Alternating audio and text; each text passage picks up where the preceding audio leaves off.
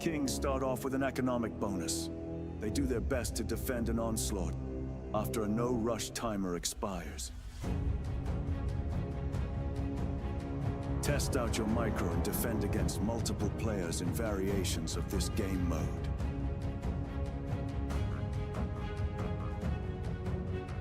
Or be part of the masses. Team up with your allies to topple the throne in a glorious victory.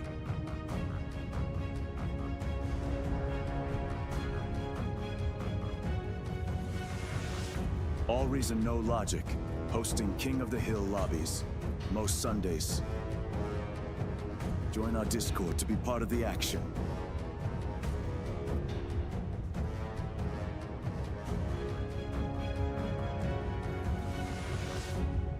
See you in game, Commanders.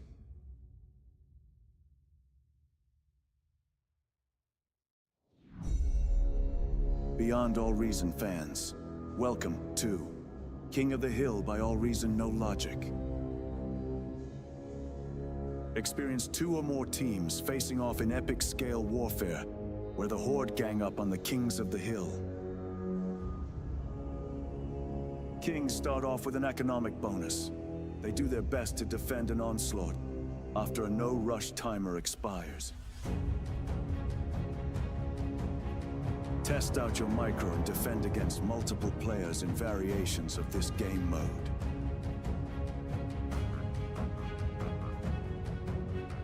Or be part of the masses. Team up with your allies to topple the throne in a glorious victory.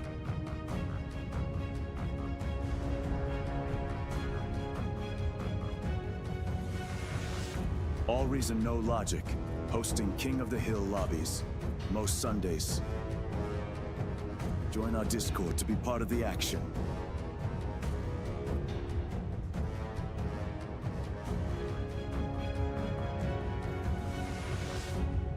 See you in game, Commanders.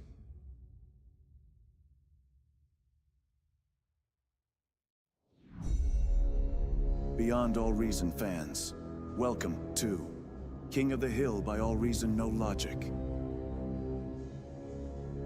Experience 2 or more teams facing off in epic scale warfare, where the Horde gang up on the Kings of the Hill. Kings start off with an economic bonus. They do their best to defend an onslaught after a no-rush timer expires. Test out your micro and defend against multiple players in variations of this game mode.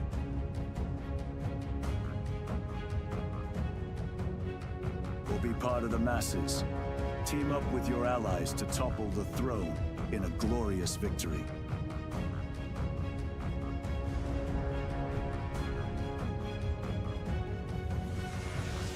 AllReasonNoLogic, hosting King of the Hill lobbies, most Sundays.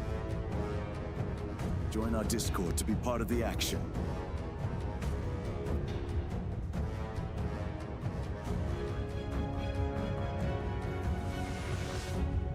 See you in game, Commanders.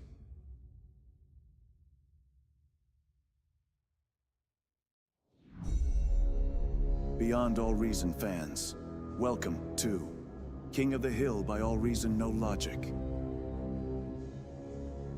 Experience 2 or more teams facing off in epic scale warfare, where the Horde gang up on the Kings of the Hill. Kings start off with an economic bonus. They do their best to defend an onslaught after a no-rush timer expires. Test out your micro and defend against multiple players in variations of this game mode.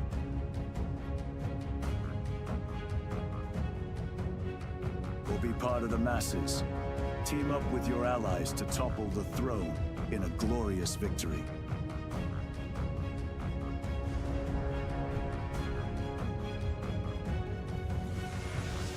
AllReasonNoLogic, hosting King of the Hill lobbies, most Sundays. Join our Discord to be part of the action.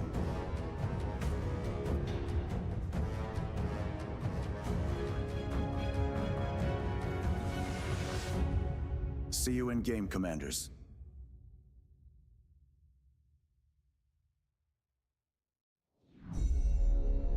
Beyond All Reason fans, welcome to King of the Hill by AllReasonNoLogic. Experience 2 or more teams facing off in epic scale warfare, where the Horde gang up on the Kings of the Hill. Kings start off with an economic bonus. They do their best to defend an onslaught after a no-rush timer expires. Test out your micro and defend against multiple players in variations of this game mode.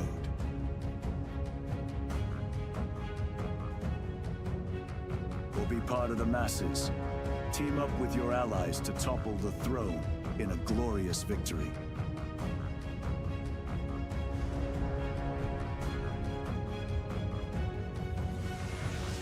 AllReasonNoLogic, hosting King of the Hill lobbies, most Sundays.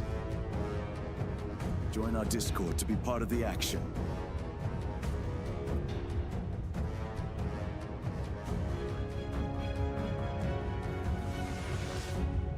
See you in game, Commanders.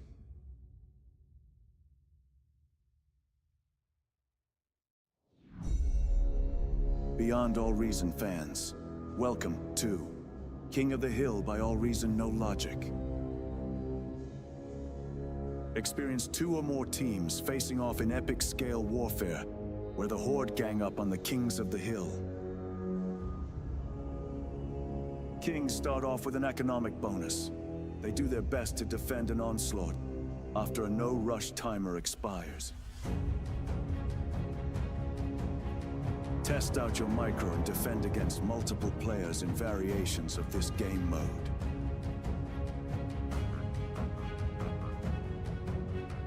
Or be part of the masses. Team up with your allies to topple the throne in a glorious victory.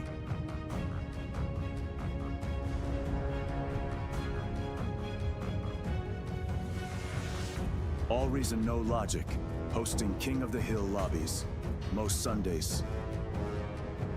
Join our Discord to be part of the action.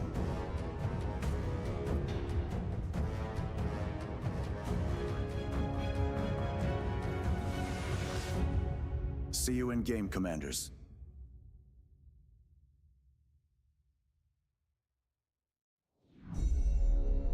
Beyond All Reason fans, welcome to King of the Hill by AllReasonNoLogic. Experience 2 or more teams facing off in epic scale warfare, where the Horde gang up on the Kings of the Hill. Kings start off with an economic bonus. They do their best to defend an onslaught after a no-rush timer expires. Test out your micro and defend against multiple players in variations of this game mode.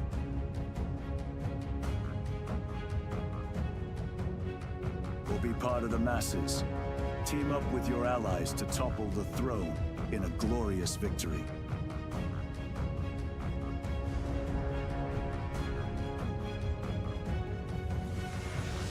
AllReasonNoLogic, hosting King of the Hill lobbies, most Sundays.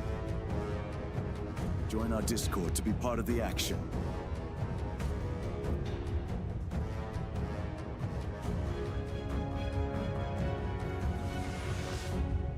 See you in game, Commanders.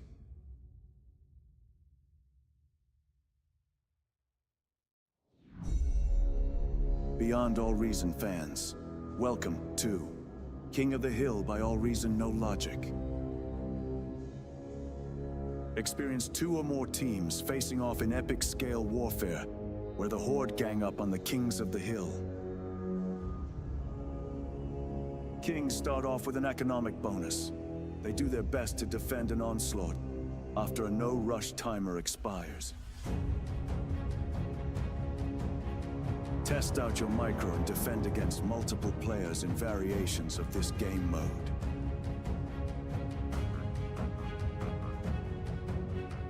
Or be part of the masses. Team up with your allies to topple the throne in a glorious victory.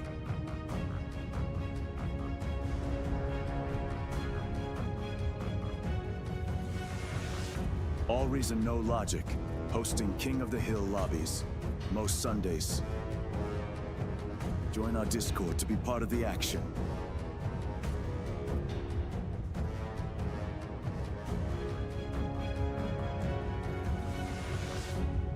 See you in game, Commanders.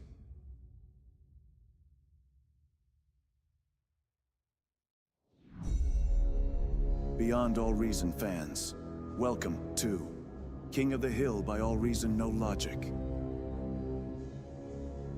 Experience 2 or more teams facing off in epic scale warfare, where the Horde gang up on the Kings of the Hill. Kings start off with an economic bonus. They do their best to defend an onslaught after a no-rush timer expires. Test out your micro and defend against multiple players in variations of this game mode.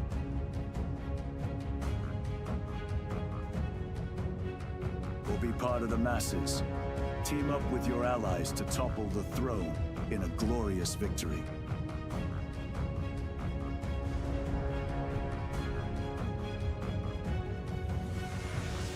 AllReasonNoLogic, hosting King of the Hill lobbies, most Sundays.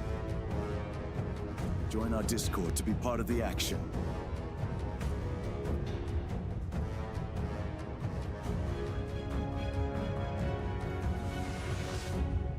See you in game, Commanders.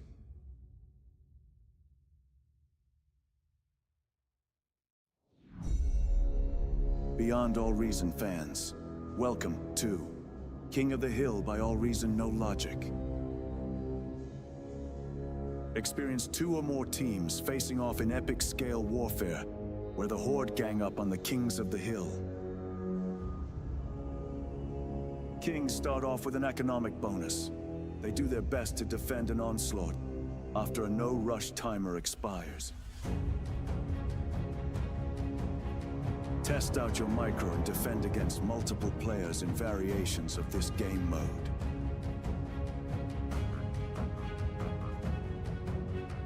We'll be part of the masses.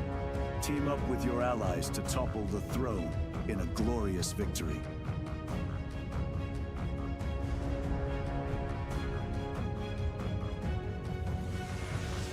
AllReasonNoLogic, hosting King of the Hill lobbies, most Sundays. Join our Discord to be part of the action.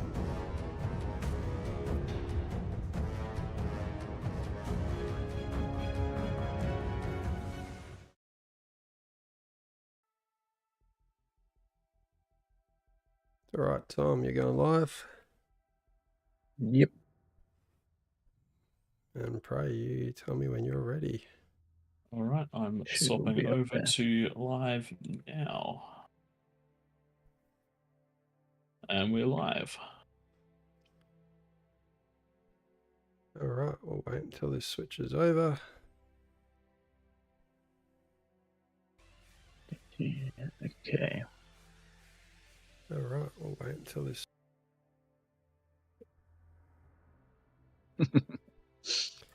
Okay, hey everyone, welcome to the official Beyond All Reason stream. I am Twig, joined by Pradeth, with special comments from Tank Tom throughout the night.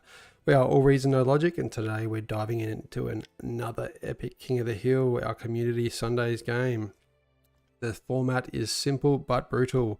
Small team of kings start on the hill, holding a central position with a bonus of resources and prime map position. They face off against a much larger group. The Horde, we call them the peasants to keep the terminology royal. There is a 10-minute no rush at the start of the games, followed by players unleashing their armies to take the hill by force. It's asymmetric, it's intense, and it's one of the most enjoyable formats in bar for us, that is. Thanks for joining us, and we'll get into the action very shortly. And straight after this stream, there's a good chance there might be a DME tournament, so stick around for that too.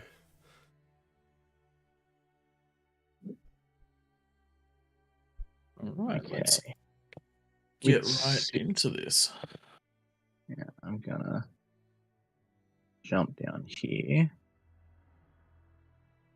Did we want to look at kind of getting going with what we've got, or We've probably got a good amount to do. Could we do Claymore with this amount? That's probably Bit of a stretch for a first Yeah. game. We probably want to put a guide out on exactly how to do Claymore Yeah. before we Actually, throw well, that one into the public eye too much. speaking of that, on the YouTube tonight, I'm releasing my old build order for Claymore. So if anyone wants to not have an excuse why not to go King, watch that when we do future Claymore maps. But We want to do for now, Throne with this amount of players. I reckon with this amount of players, Throne will work quite well. Let's give that a shot then.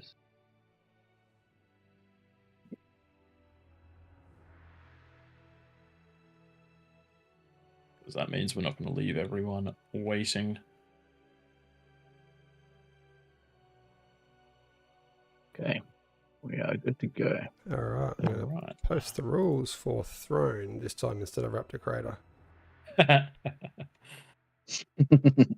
The key rule for this one that's different to all others is you cannot use those ambassadors and you cannot use the arbiters to missile strike the top of the hill, because it is so easy to win as the peasants when you got those units. Yeah, when you can blind fire and chain react most of the top, there's not much defense that can really be set up. Once everyone's ready, we'll hit go. Ollie's joining us on top of the hill. I think we started on this one last week with us as kings. Did we win that one? I think we did. 20 players. It's going to be a stretch. Are there enough spots? 20 players will be fine. It'll be fine. What's that? 7? There's 14 players around the map down the bottom. I guess they can. I guess some sea eco spots. Yeah, maybe. Yeah, it certainly is growing. We just need to give everyone a quick ring and then we'll start up. There's some big names there from the bar community. I reckon this is going to be quite the challenge. This is definitely quite the challenge. We won the first game last week, so Ollie, we know you well enough to say that we're going to blame you if we lose this one. No, it's because Twig's using grid keys and he's still getting used to it. We'll still be using the same excuse in 3 years, but it's the one we're sticking with. Yeah. Damn grid keys.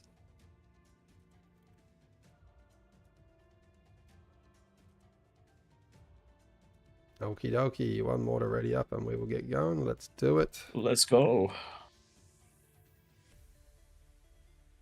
This is a 4-star, isn't it? It is. I hope air got turned off. I believe If it it did. didn't, we're going to be in for a very wicked ride. Because that's only happened in one game before. And no one noticed. I was going to say, I don't remember that. It is off. Yeah, no, we left it on in one of the games and no one noticed.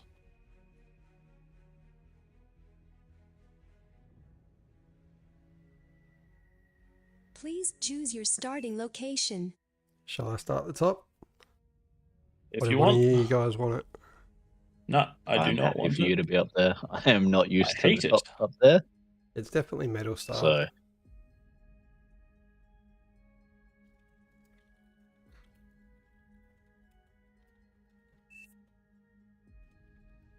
Don't forget to change scenes. I will not forget to change scenes. Legend. That's Thank not you. something that I'm capable of doing. Chronographer will hear from you at The the start of scene every game changed tonight. already. See? It just had some lag time on stream. We did Thank have you to our community for reminding me. Did have a set of auto changes, but it doesn't seem to work anymore. It was designed to do that on like a massive amount of stuff on the screen changing. So what it would do was it would change to it would change away from the lobby screen on the load screen, then it would change back to the lobby screen at the end of the load screen. Yeah. So that didn't work. All right, I've just dragged Ollie into our chat so he can hear us. His mic's off though. Very good, very good. Oh, we've shaken things up and we're not all in our regular spots this time.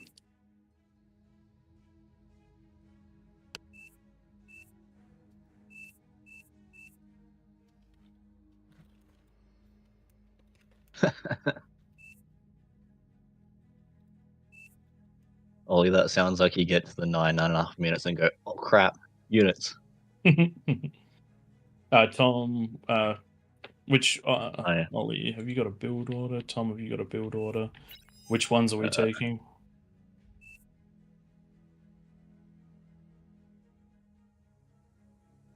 Yep, that means that I'm gonna go this way. Very good, very good.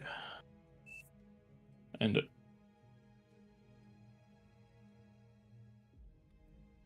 yeah.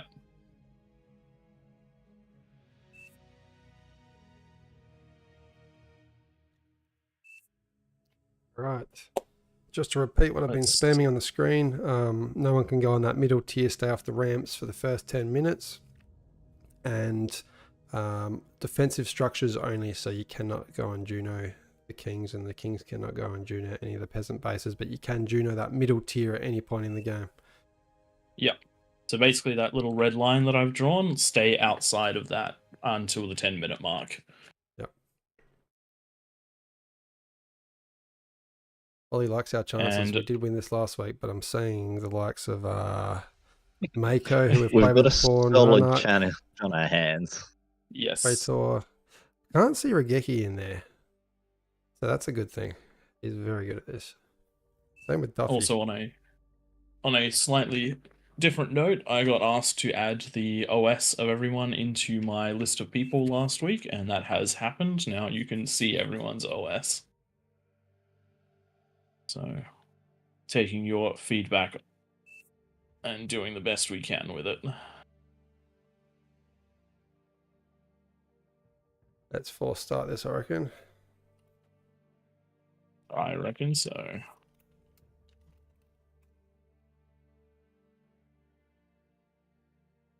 Battle started.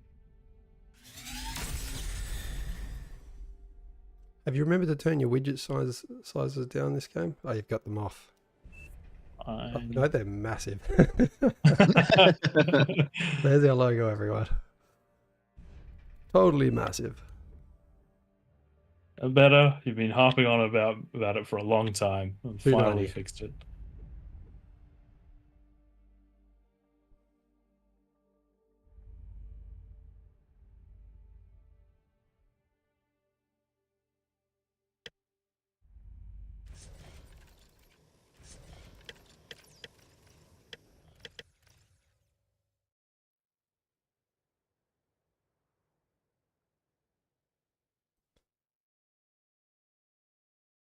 Obviously kicking this one off, people playing the game rather than casting this one live, so we'll get a little bit more vocal in future ones.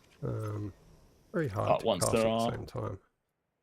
Once there are more people, we will do our best to rotate someone out to cast so that you can get a bit more of a accurate idea of what's going on, and also it means that 5 hour stalling because I'm trying to talk at the same time and I'm not very good at this. Yeah, we'll do our best to give you guys a good view, but we'll also just wait for the lobby to fill a little bit before doing that. Hopefully by the end of this game, we'll be able to swap over to Raptor Crater for some of the even bigger games. It is kind of nice starting with a slightly smaller one to begin the night. Yes. I get into the swing of things. Just start. Yes.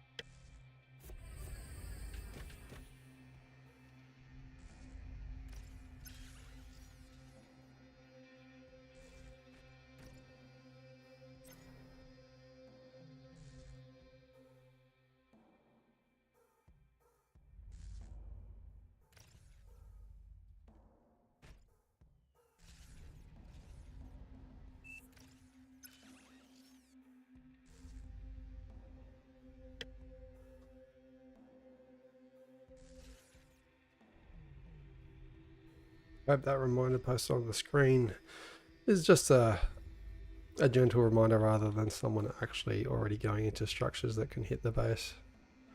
Yes. If they're going into those structures, Ready? I'm not too concerned because it means they're not building what they're supposed to. This is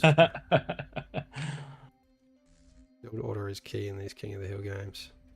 Yes, I've not done one of these in a little while, and I'm definitely stuffing it up.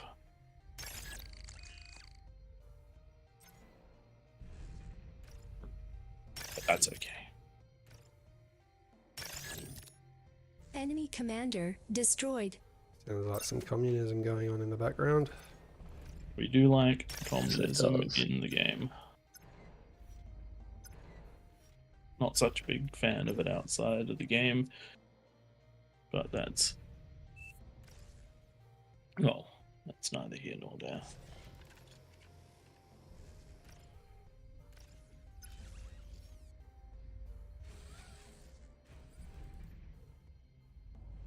I'm putting down the T2 lab now if anyone does get spare metal. Yeah. Joy. What I didn't do was build my energy storage, which I always recommend. Energy storage is good unit. Am I feeding everyone T2? Yeah.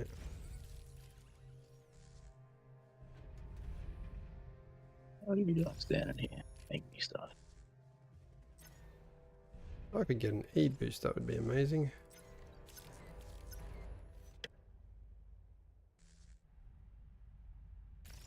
Happening first one. And that one is closest Enemy to commander Crater. destroyed. Thank you. That transfer, that didn't transfer. Spam that button. Enemy commander destroyed. Lost.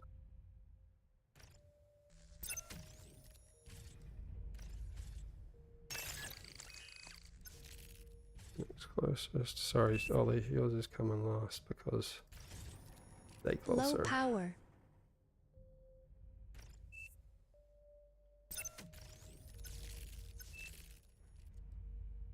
Yeah, I'll still give you this one, Ollie, because I can tap and give it to your two constructors that are on the north there.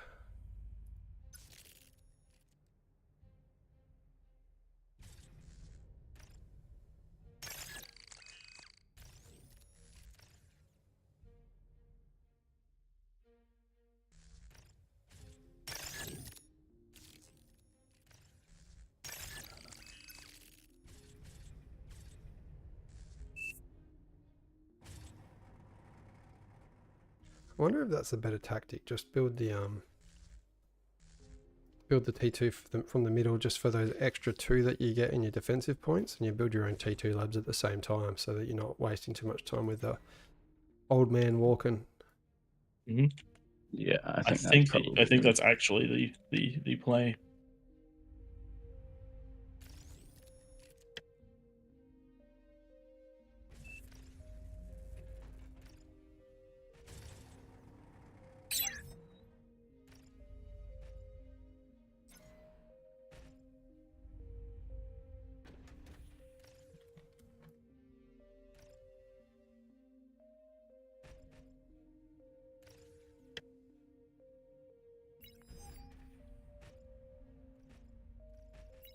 I won't forget the beamers, don't worry. He puts them up in the last 60 seconds. Yeah, any earlier than that is a bad time.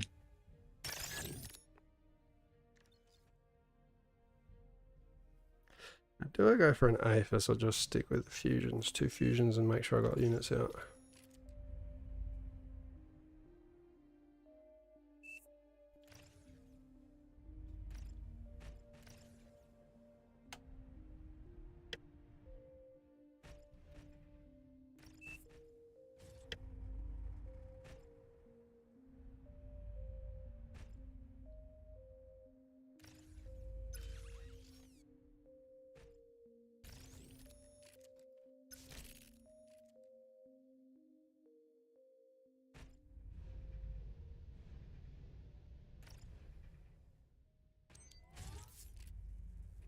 I probably do have time for an AFIS.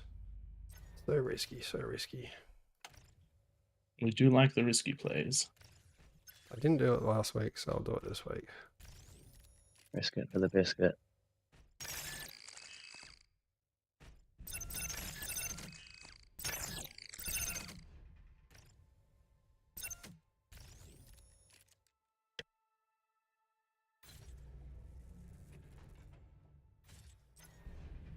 Okay, we're going to AFIS.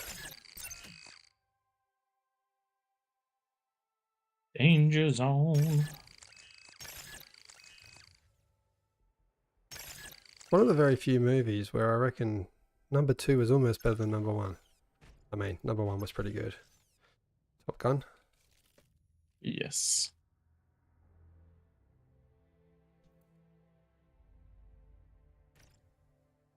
As long as it's got that 43 seconds. Yeah, we'll get done in time. I won't get T3 up in time though.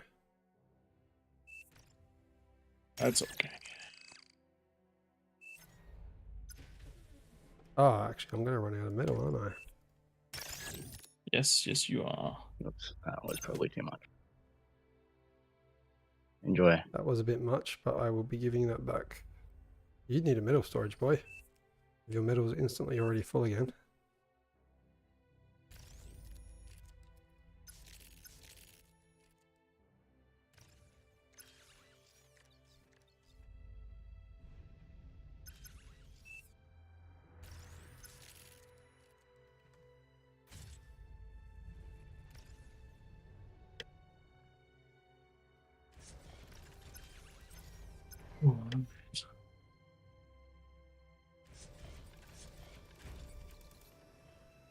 Oh shit, I have not done this right.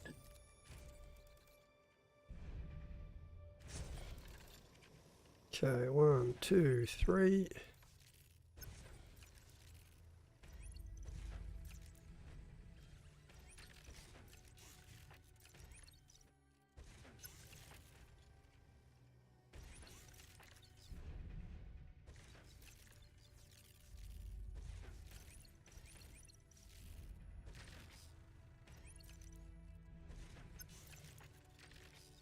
That's not right.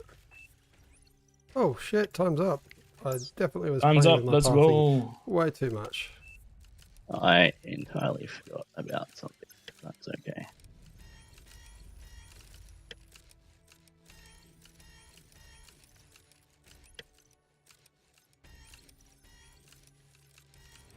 Remember about the spiders, people.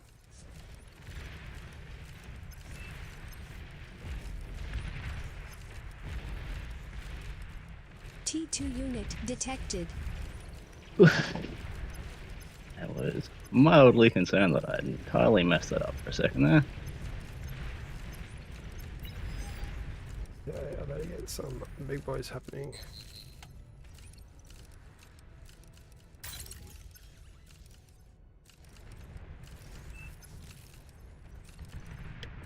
Wait, what the fuck?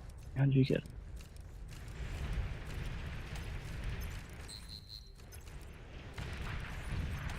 You're overflowing metal. Okay, I'm overflowing. That's not good. Not good. Okay, the spiders are coming across the back. Nice.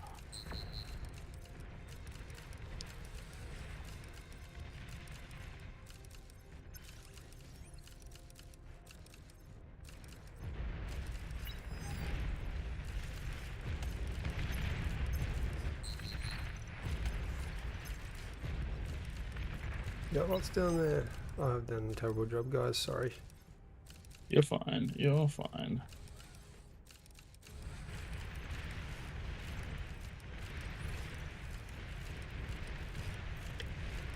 Need more. Good pass.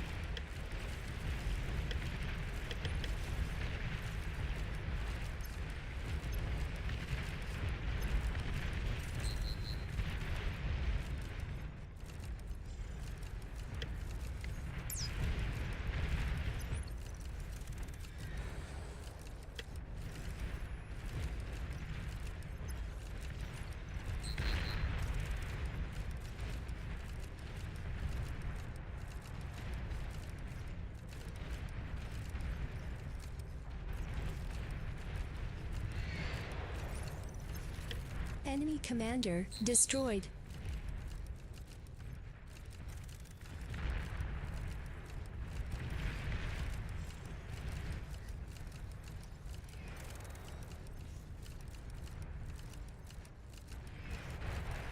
Yeah. So powerful. farm. Enemy commander Nicely destroyed. done, Ollie. Come over here. What I like to hear. And you come over here. Let's grab a...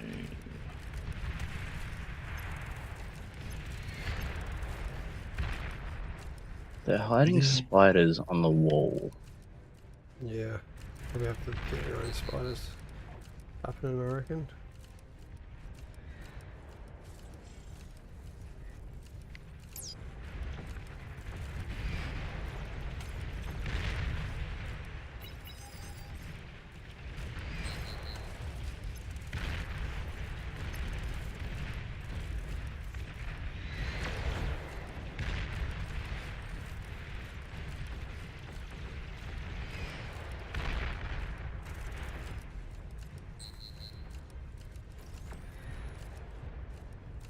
This is fun.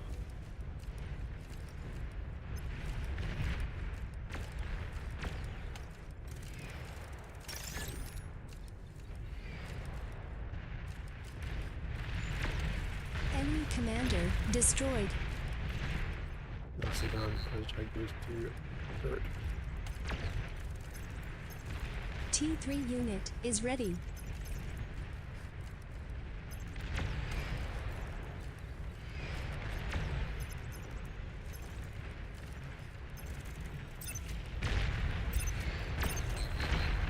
T3 unit detected. Oh, Cuggy.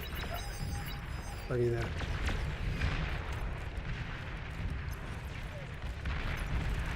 Yeah.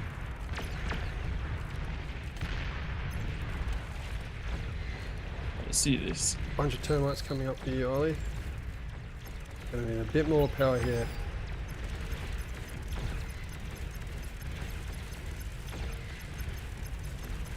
Ollie, drop down a turret, pop-up turret there with that, and boost it. Oh no. Ollie. Unlock the fence.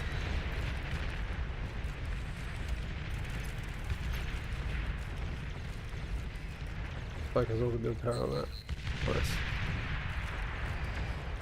With your other constructor over here, do the exact same. Get a pop-up turret.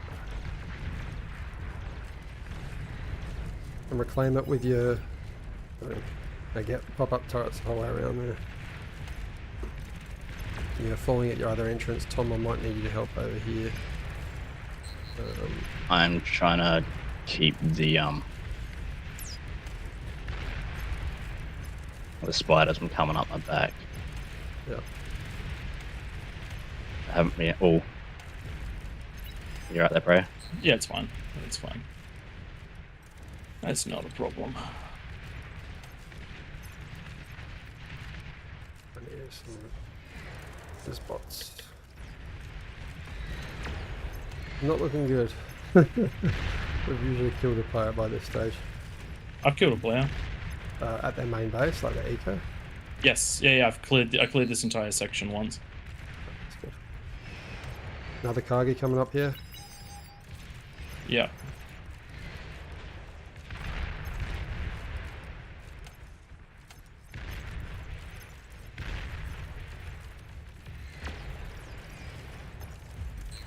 I don't like the look of this, but I can't get over there particularly to stop it.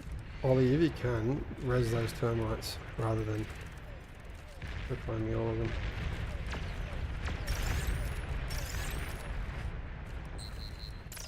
Oh god, that's a lot of spiders coming through there. Oh gosh. Yeah, that's where we're going to get hit the most. Just make sure you got stupid... Far out. Always on. Battle paused. What's up? What's happened? Someone junoed my text, like right on the top.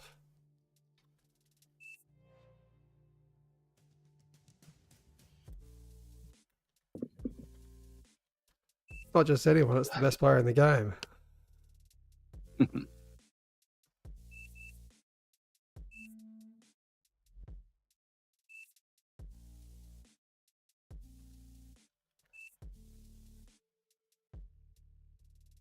Oh well, re-resuming. Yeah. It just means all the ticks are Battle started. out of action for a while.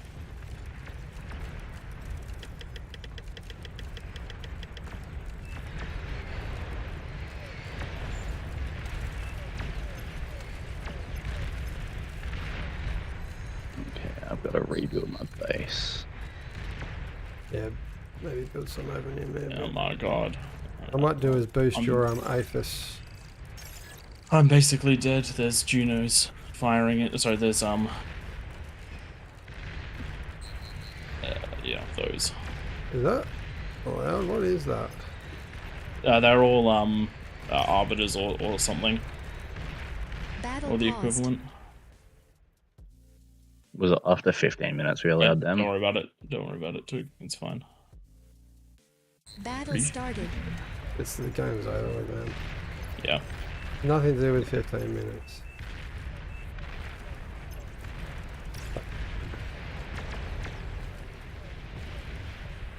I'm trying to just get enough defenses on my back wall to stop the masses of spiders because I can't fight around to deal with them.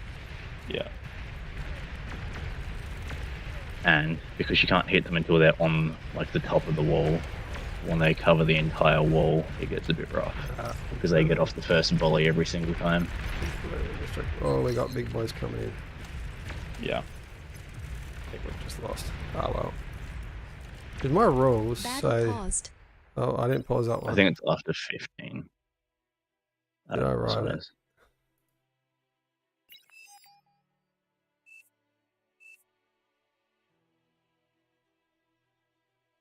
Let's pause this one. Junos. Oh, I'll pause Junos. it. Yeah. Oh well. That's right. We might as well run this one out and Battle then started. jump on to the next. Yes. I copied the wrong rules. You may have copied the wrong rules. Enemy Oh yeah, it does say. commander destroyed. Sorry. Yeah. Old rules.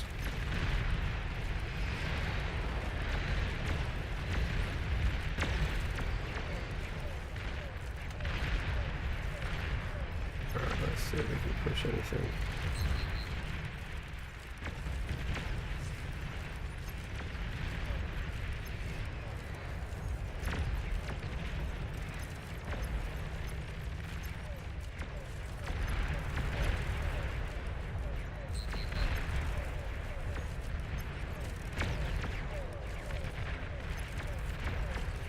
Ah, goddamn! I can't get down there to stop that now.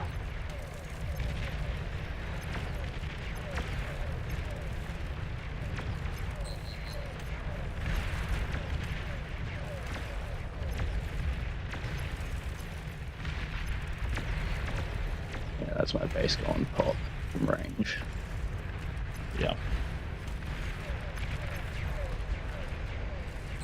I've had so many spiders come up this goddamn hill. Yeah, you gotta remember though, we're up against 20 people, not 16 Yeah. people, not the usual 13, and we've got some very good players as well. Alright. My But apologies yes, for not being posting able to the wrong defend rules. against missiles is hard. We'll get one base here. It's not so bad if you can like occupy that lower section, but An allied Hmm. commander has died. I didn't lose my ramp, but I definitely lost my base. Yeah, I'm dead. I've got Quakers firing into my base now. Yes, alright. We just lose. If you can push out down that ramp, Twig, that'll hold me. Yeah, I'm not doing that now. You've got to hit here though. Enemy commander destroyed. Battle started. Oh geez, that's not enough to stop this. Yeah. Ticks are in. Nice. Battle paused. Are we paused on now? I haven't paused. Ollie. Yeah, it just keeps Junoing. Battle started. So who's Junode? Oh, he's got Junoed again.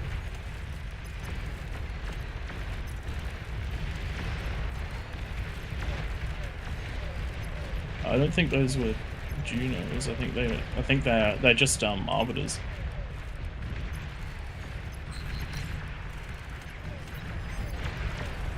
Oh, there's both? Okay. Oh, yeah, I do see the cloud. Yeah.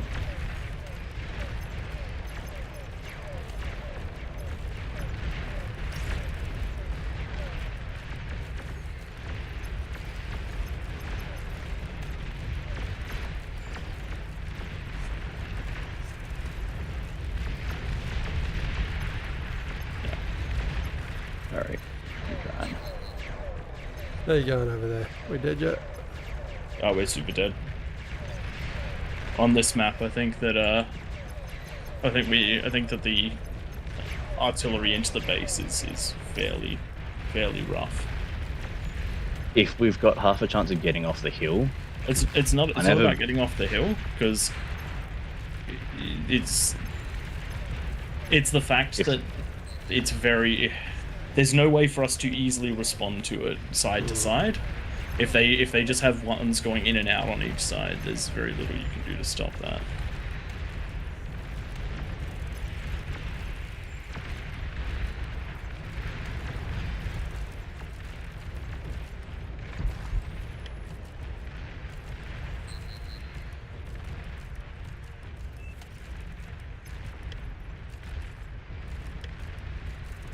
I don't think there is for EMP. Yeah, there is Okay. long-range buildings that can target bases. Enemy commander Anyway. destroyed.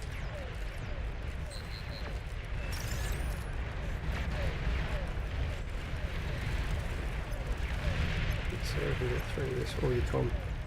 Tactical missile launcher detected. Thought they were off.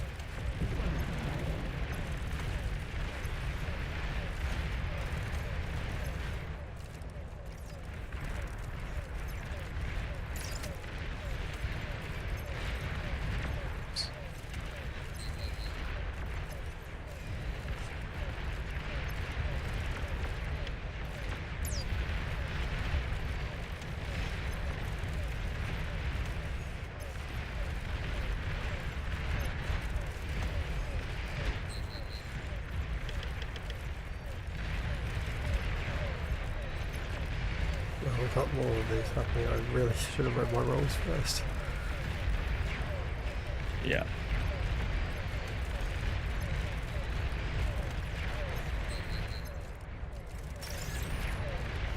Not so much. Yeah, the back half of my base is just dead.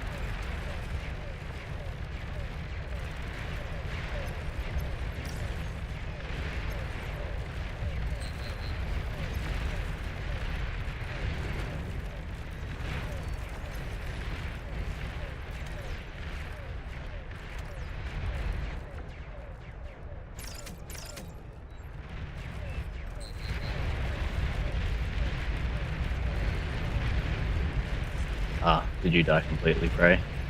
Oh yeah, I super died. I got tremored, orbited, cargonethed. There was a lot there. Oh nope, so that was just a little bit too late. Yeah, this is me dying to... I haven't been able to rebuild my defenses across the back, so this is me dying again. Yep. Yes.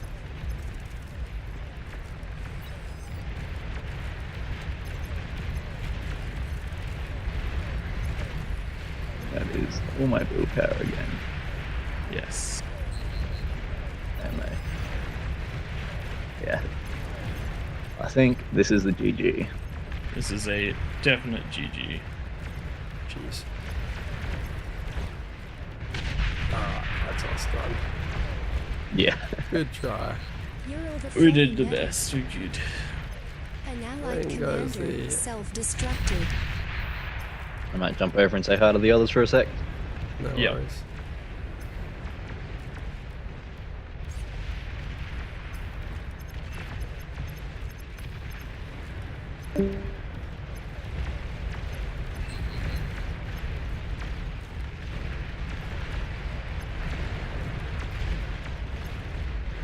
Where's our last con?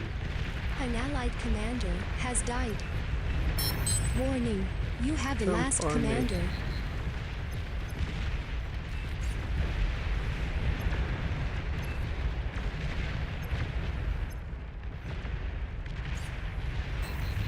An allied commander has died.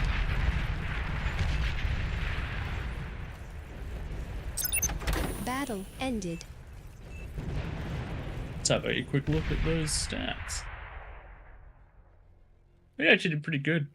Pretty equal damage dealt, which is nice. They absolutely destroyed us in metal production though, because we never quite scaled up.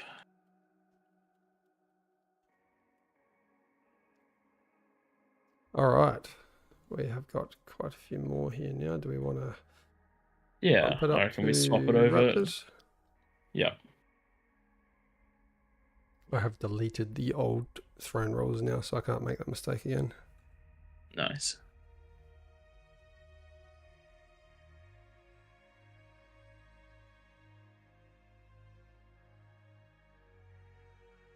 I'll jump out so that I can spectate and I can cast it.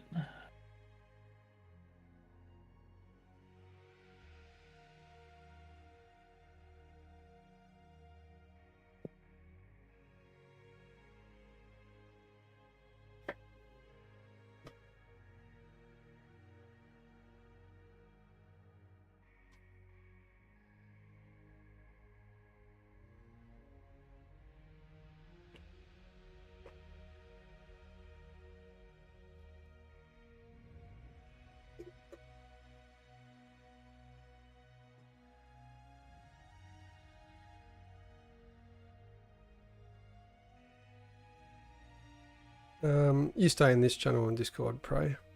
Yeah. We'll move out if we need to. Ollie got Junoed so much that game. Yeah.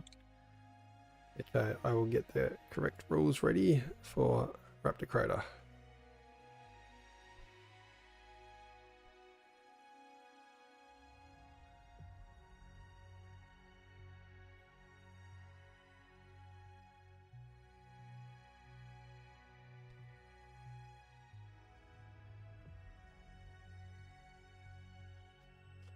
Okay, we need 8 kings.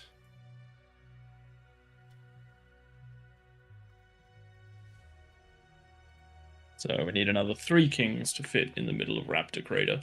For anyone who is interested.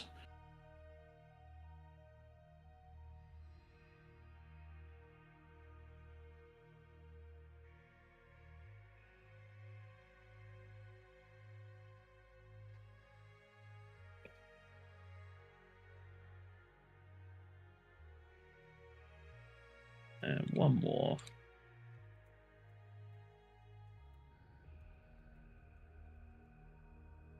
There we go.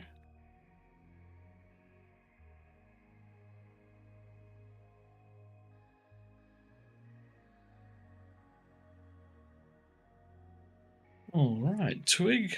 Let's get you readied up. Yep, we got 26. We want a few more peasants.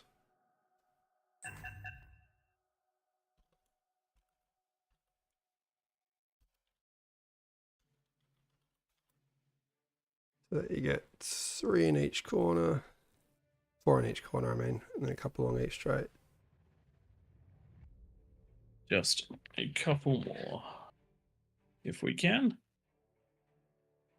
So for those just tuning in now, this is King of the Hill, where we throw a bunch of kings on a hill, or in this case, in a hole for Raptor Crater, and give them 10 minutes of no rush to build up that eco, and then get out some armies last minute, some defenses, and go for gold. G'day, Ro at Twitch. Yeah, we should be doing this for a little while. There is a tournament coming up, but if that ends up superseding us on this channel, we'll keep going for a couple hours on our own channel afterwards. All right, that's 26, and that's everyone ready to go. Force to start this one. There we go. Someone beat me to it. And I remember to do the scene. Oh, you I'm did. very proud of myself. That's a first. Very, very proud of myself. OP Praetor. All right. So that people can't get an advantage, I'm going to drop myself. No, I'm going to drop Twig out of this channel. And I will get my casting voice on.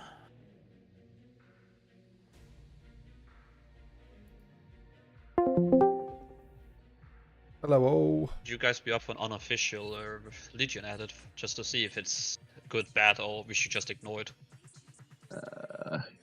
No, is next weekend Easter?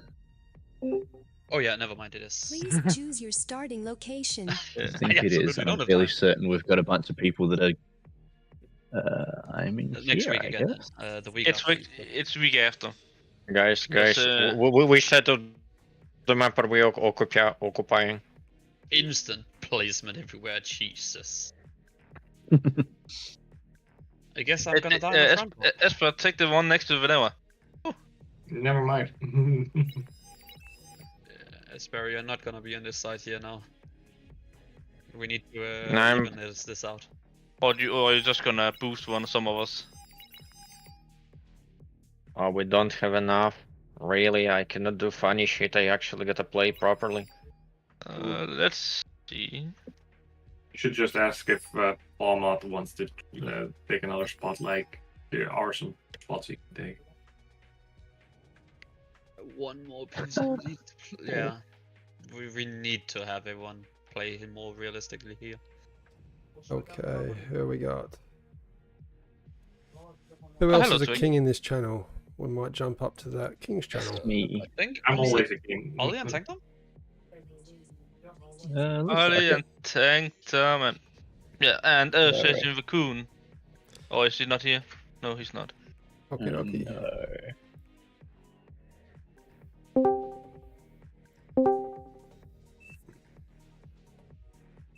I hadn't even noticed that I was still in here, if I'm being honest.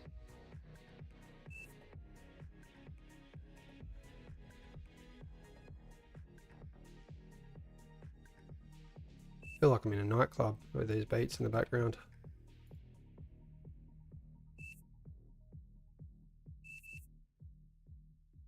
I disabled the was it the tack launchers and stuff as well, because that felt like a good idea rather than trying to enforce it. The Junos? Cool. Yeah, it's Junos and EMPs, isn't it? Yeah, it is tricky though, because then that disables the defensive use of them as well. Yeah. Based on the You last might game, need I to figured it just was write into the chat to everyone that you've disabled it, just so there's no confusion. That we will turn it on when people get a little bit more experience with this lobby.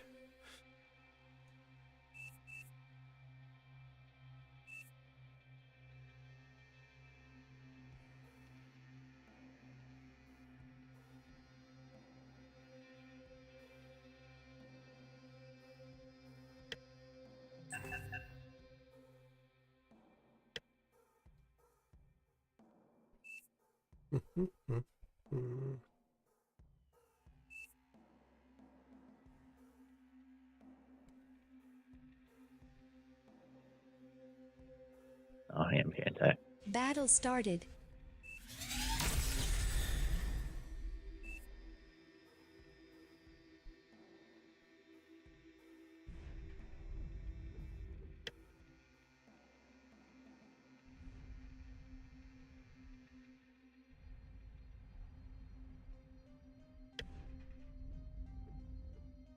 Maybe I'll try Jags this time. They seem to go well for everyone. Oh, we inverted it. Nice. It's good having the bosses Fighting around. down the hill. It helps having being on the more stable one as well. Yeah. Damn, energy's good this time around.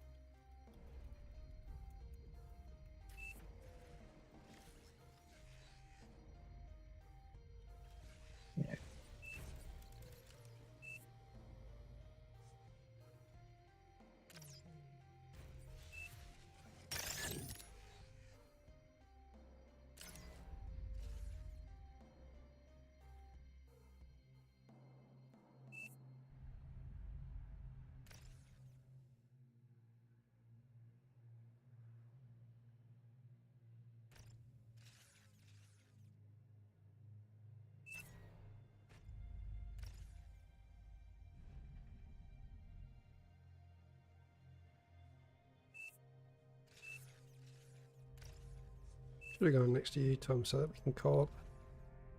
T2. It's okay.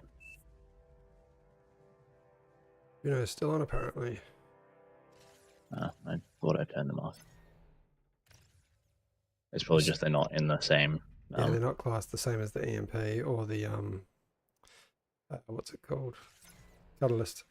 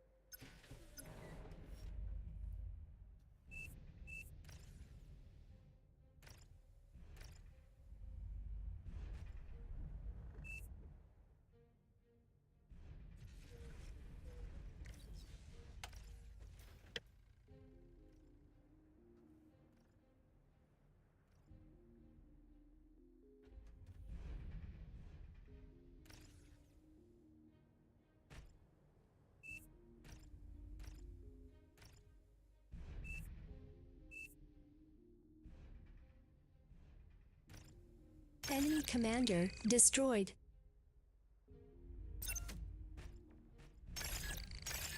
Why am I hearing shooting? Battle paused. Top left.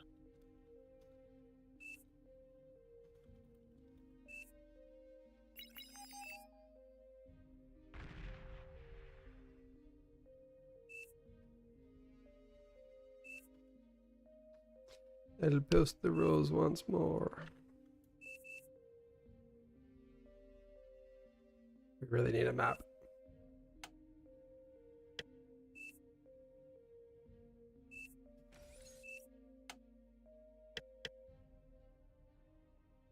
Battle started.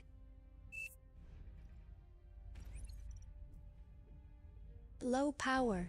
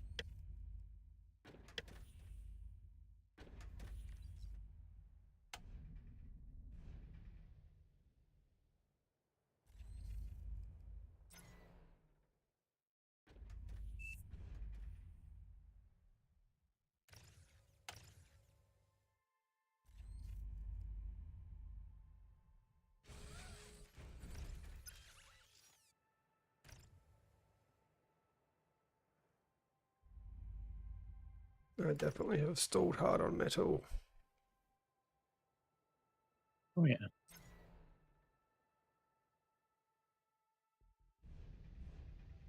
I am doing the same thing. Going to have to forego some of the stuff that I built. Enemy commander destroyed. Yeah, this is stalling hard.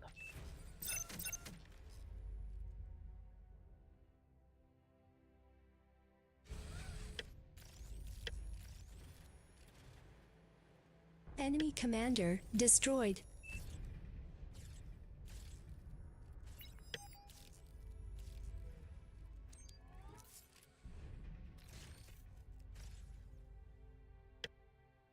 Oh no, my stuff to eat.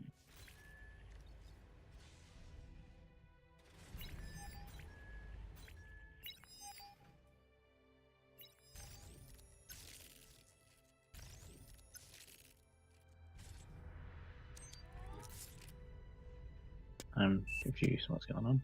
Ollie, if you could just... Actually, that's right. I say do a tap. Doesn't matter though.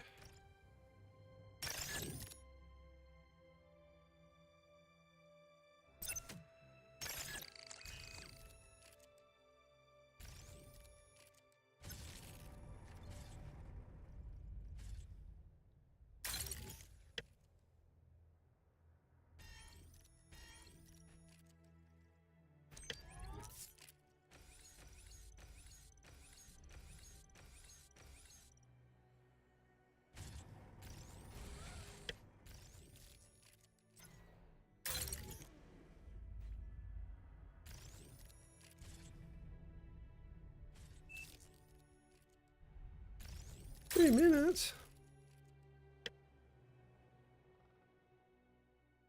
I do not feel prepared for this.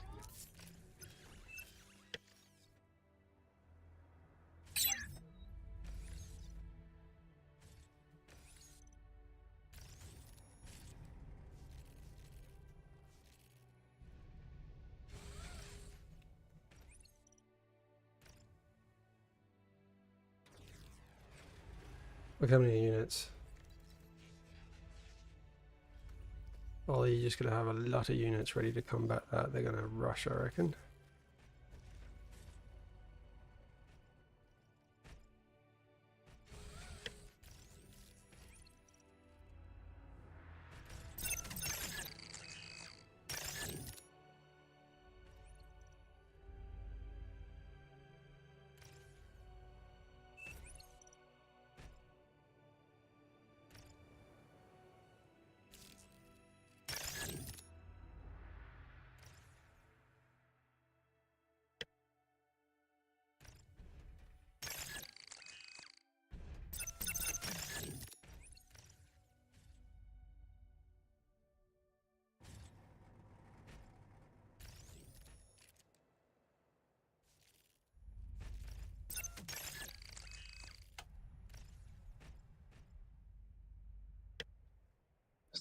And I would like 20 seconds. That's not good, not good.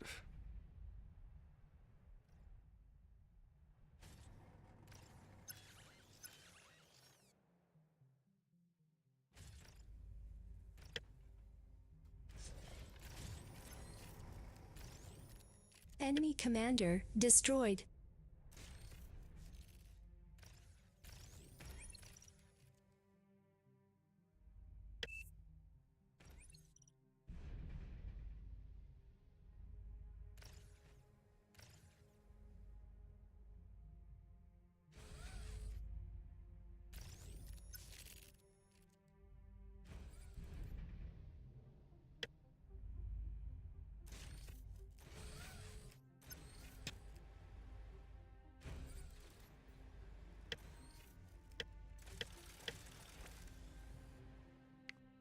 Ollie, you need a shitload of units to take that on.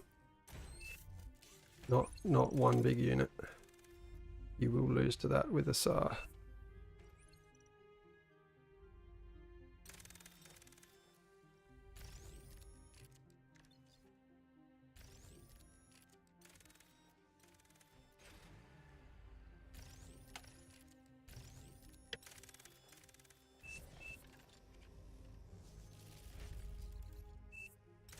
Honestly, stop. Spanish, you will lose instantly with that. I'd change that to pretty much any other unit.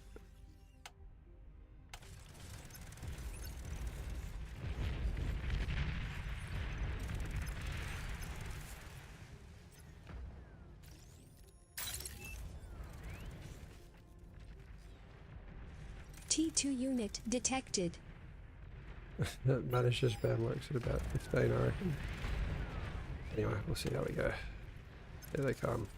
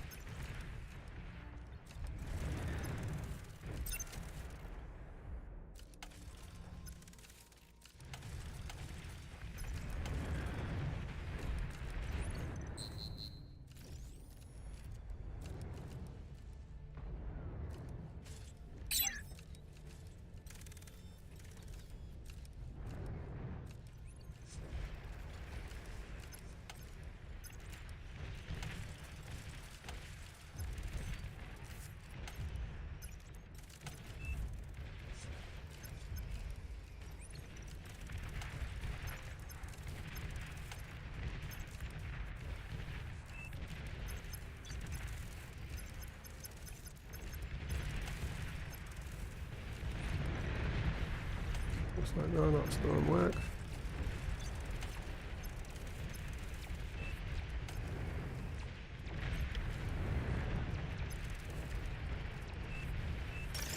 Thank you.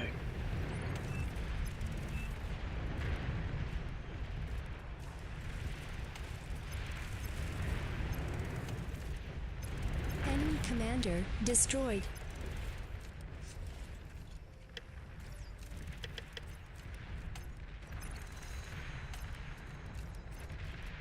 Ollie, if you can push and distract this army of thugs, that'd be swell.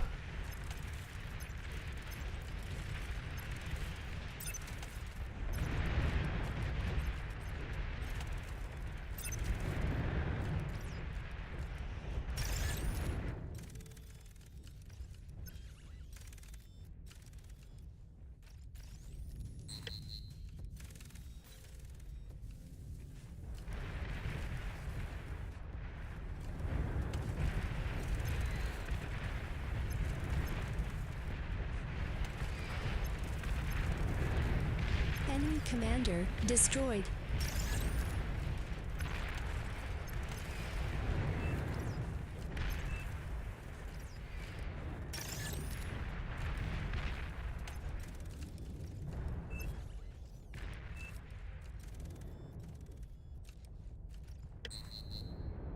Enemy commander destroyed.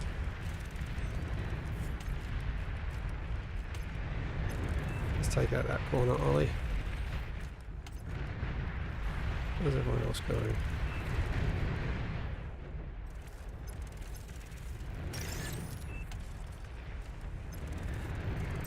You keep distracting them, I've got an army of spiders going down there now.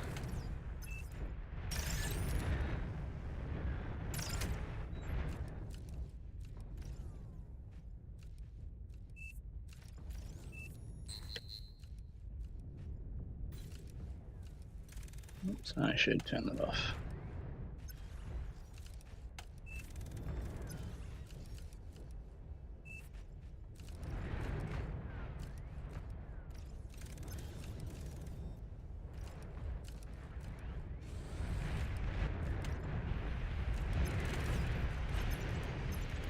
Alright, here they come.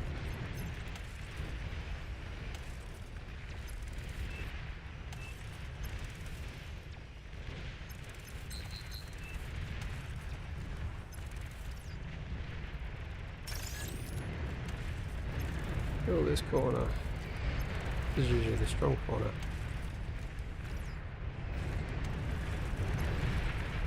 I feel like I'm lagging behind.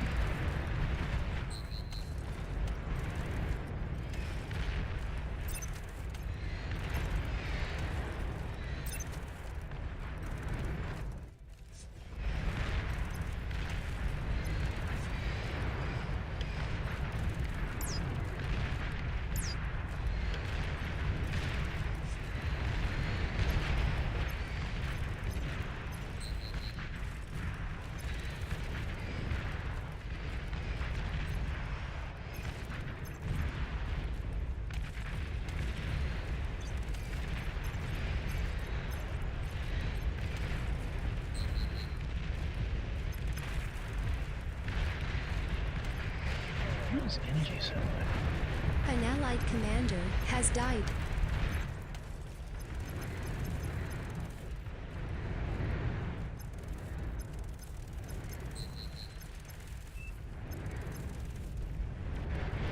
Enemy commander destroyed.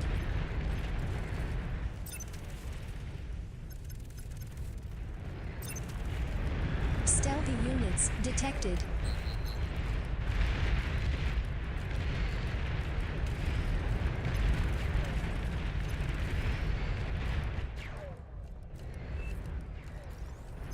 Okay, let's build T3.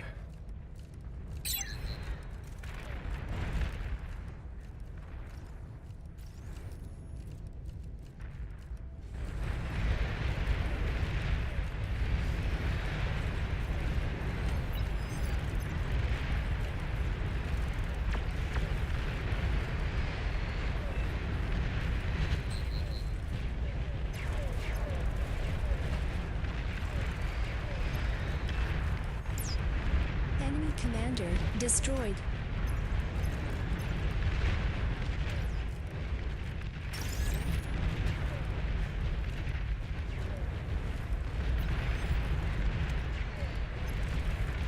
Oh shit. We're leaking. We're leaking, boys. Are they coming through? Yep. Send something over. Just take our stuff. Through the middle if you can.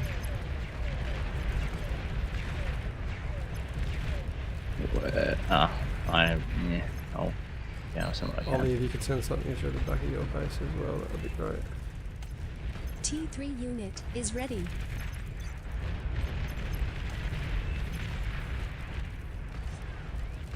Send these tips over here.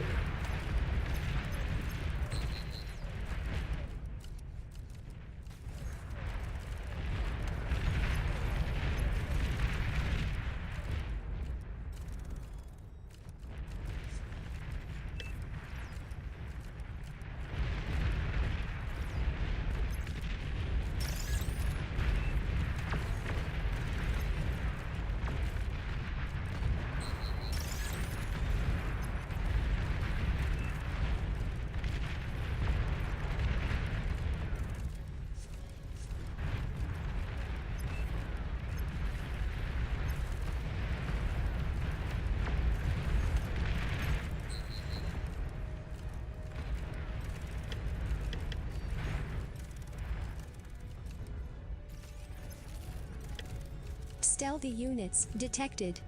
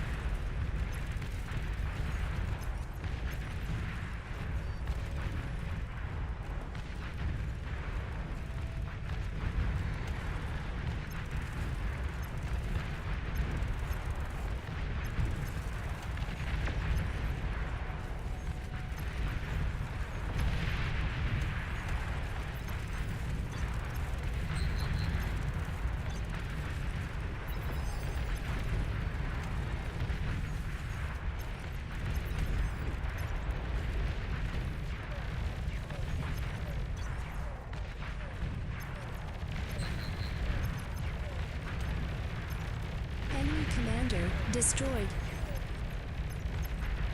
Oh, we're gonna catapult. We know, yeah, catapult down here. Nasty.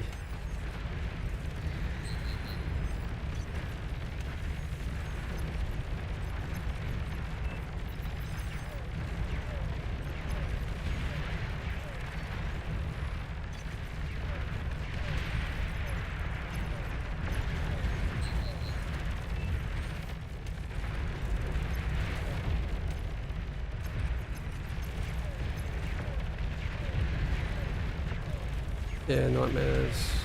Very good idea.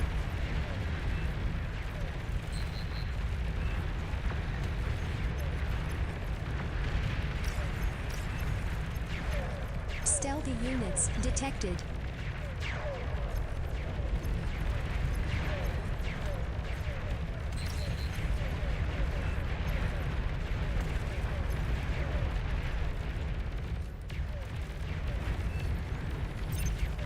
Enemy commander destroyed.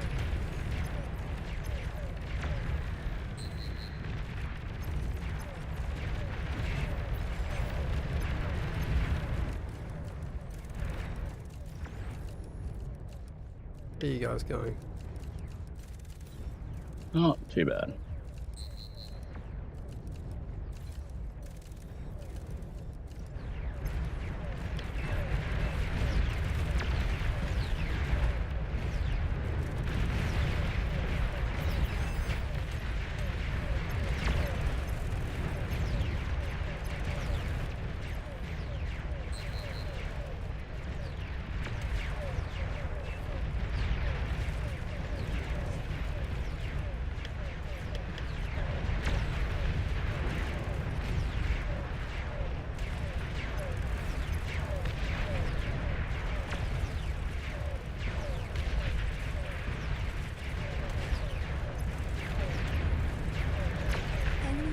commander destroyed.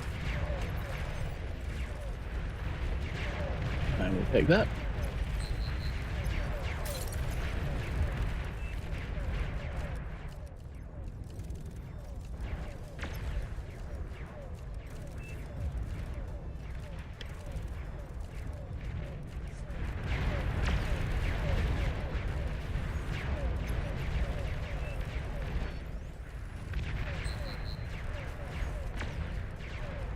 Enemy commander destroyed. Stealthy units detected. T3 unit detected. Hey Ollie, did you beat that base there?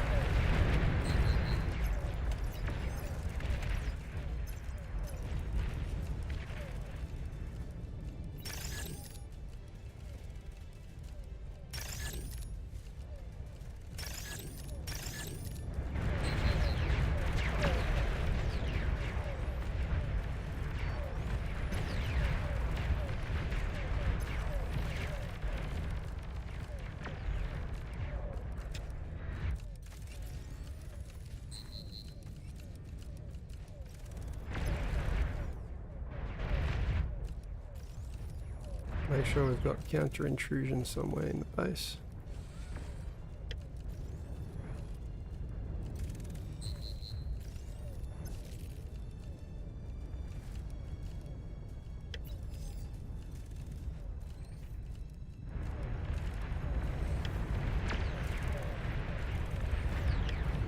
Enemy commander destroyed.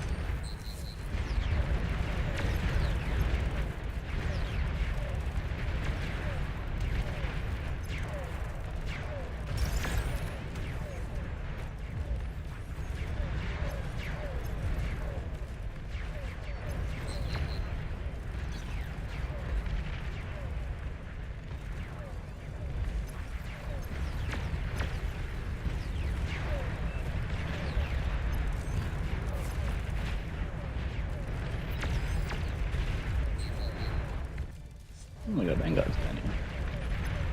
It's got triple the amount of come out.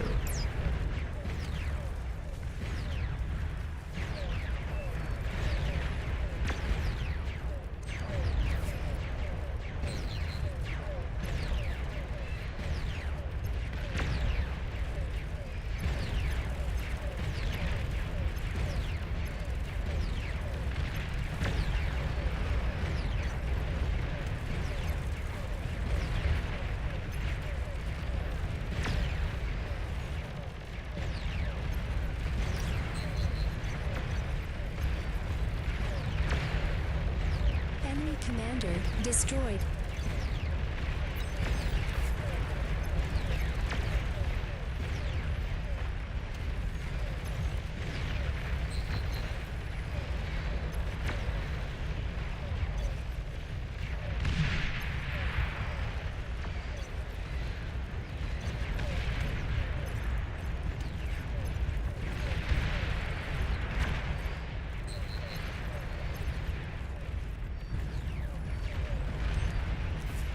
Enemy commander destroyed.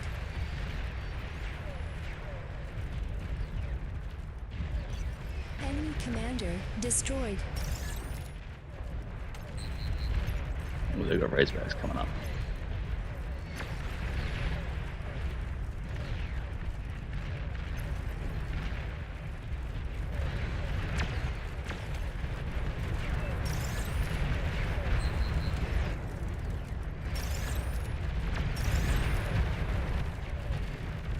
There's not really any good artillery options, is there, for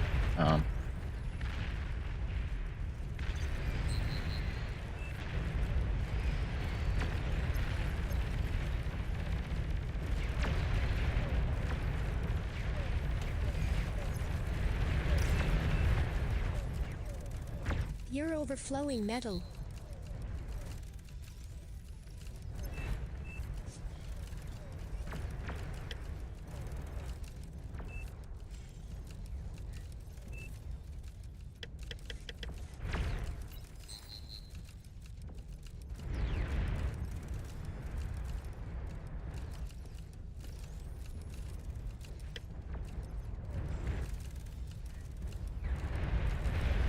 But Ollie, have you finished beating that corner over there? I didn't see the message.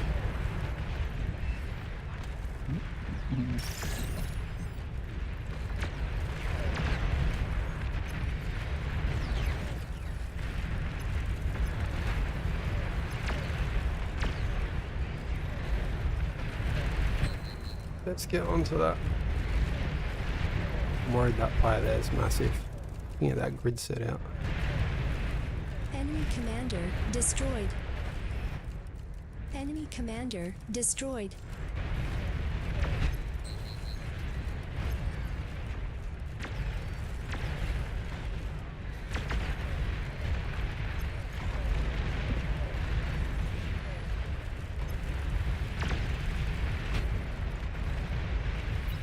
You're overflowing metal.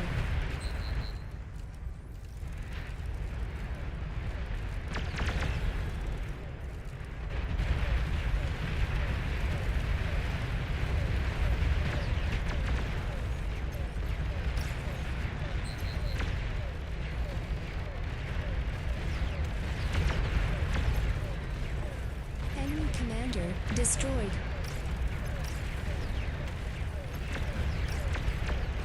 Enemy commander destroyed.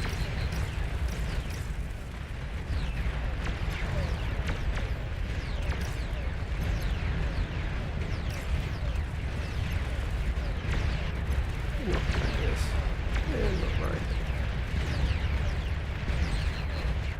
I'm finding fat boys with ticks streaming past is kind of fun. I don't actually spend my metal. Need build more spaces to build more space.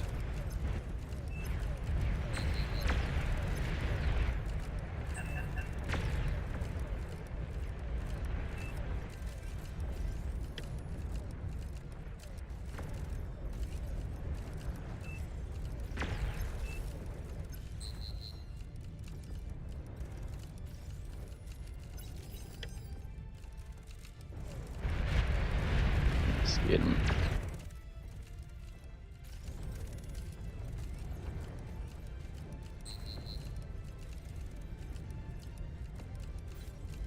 Ah, the glory of the tick.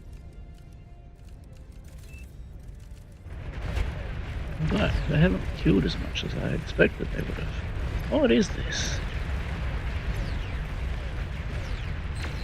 You're overflowing metal.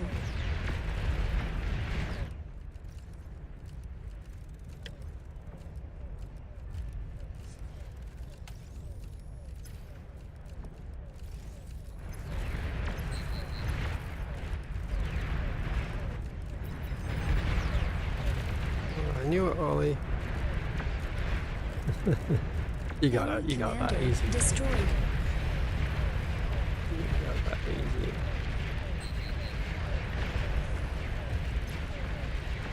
This one. Great. Down.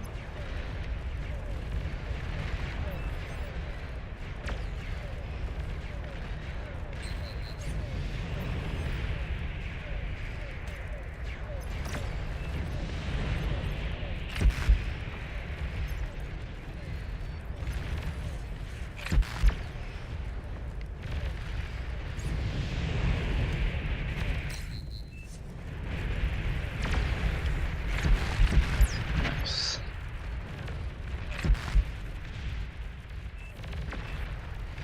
Enemy commander destroyed.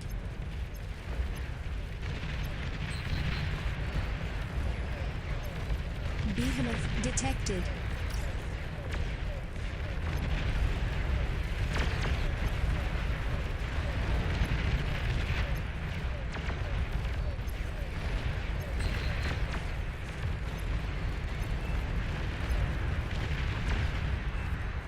Oh, okay. I just get in. Well, there we go.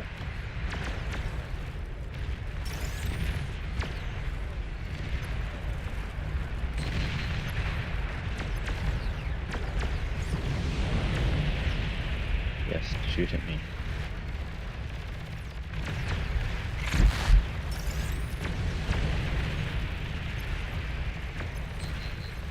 All together now.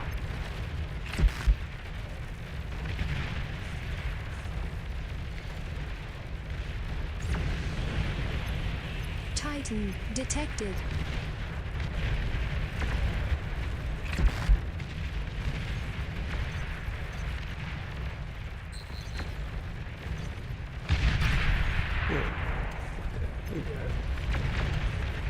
Very good defense out of Trilos.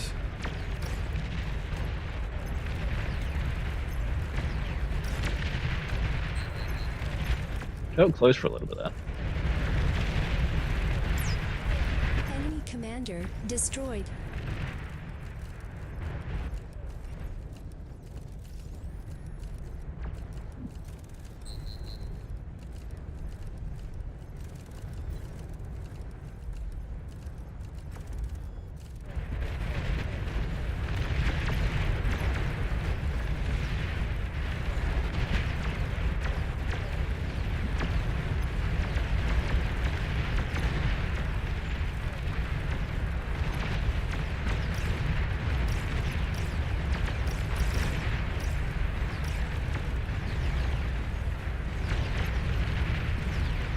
Oh well, yeah, this down there.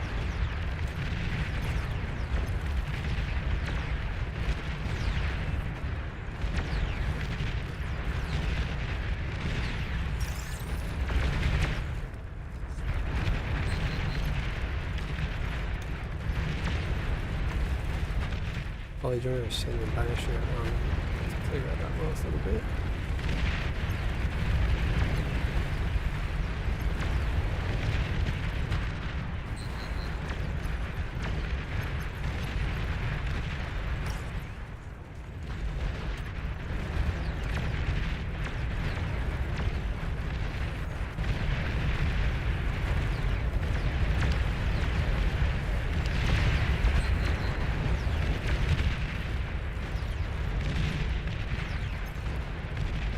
You're overflowing metal.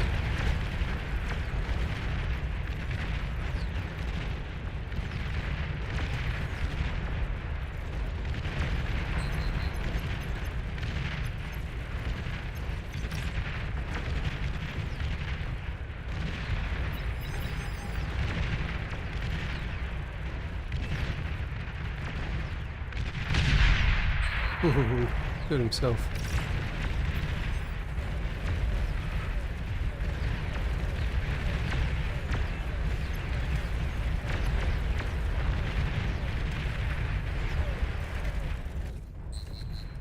Hit unit cap. Oopsie. Enemy commander destroyed. That takes a lot of units.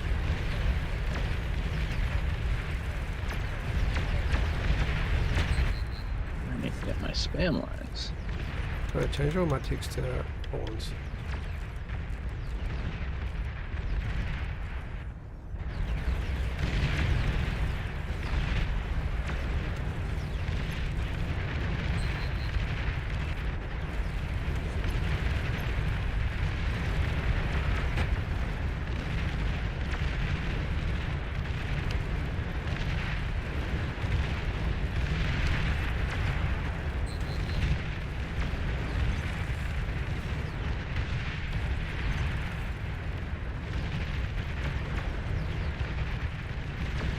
This is going to be a big pain.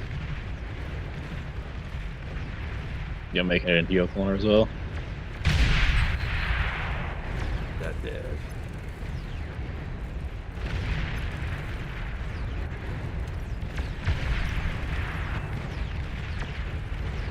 Enemy commander We got Maker destroyed. running in the corner here. Last game. Big one.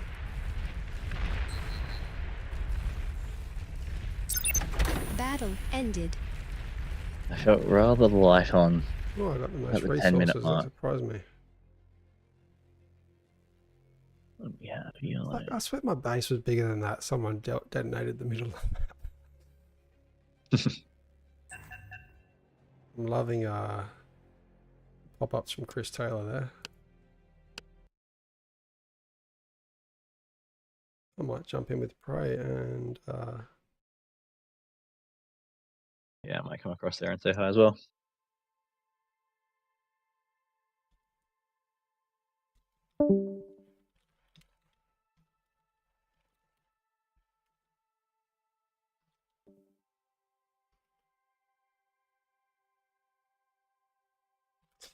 Yeah, Sully, you're right.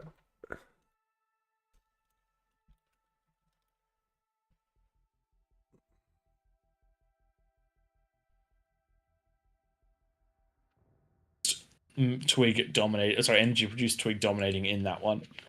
Same with metal, but we did have quite a few peasants that managed to do very, very well on that eco, but unfortunately weren't able to clutch the win. Thanks everyone for watching this one. We're going to jump back into the lobby. We're going to jump back into a slightly more open channel, and we're going to get set up for the next one.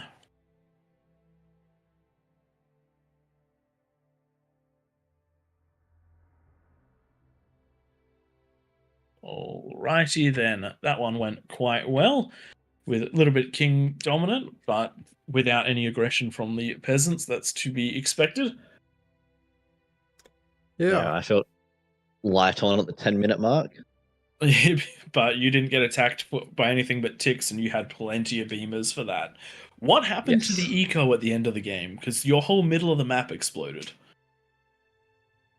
I have no idea. Yeah, right in the last like 20 seconds, I looked back and the entire middle of your map was gone.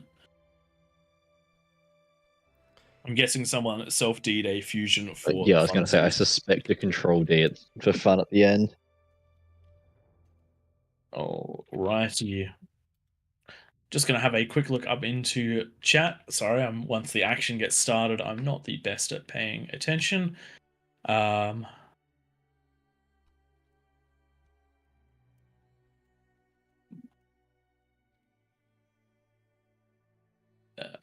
Twig and Tank Tom, you want to jump on in while I rest my voice for a moment? All right, sorry, just trying to set things up.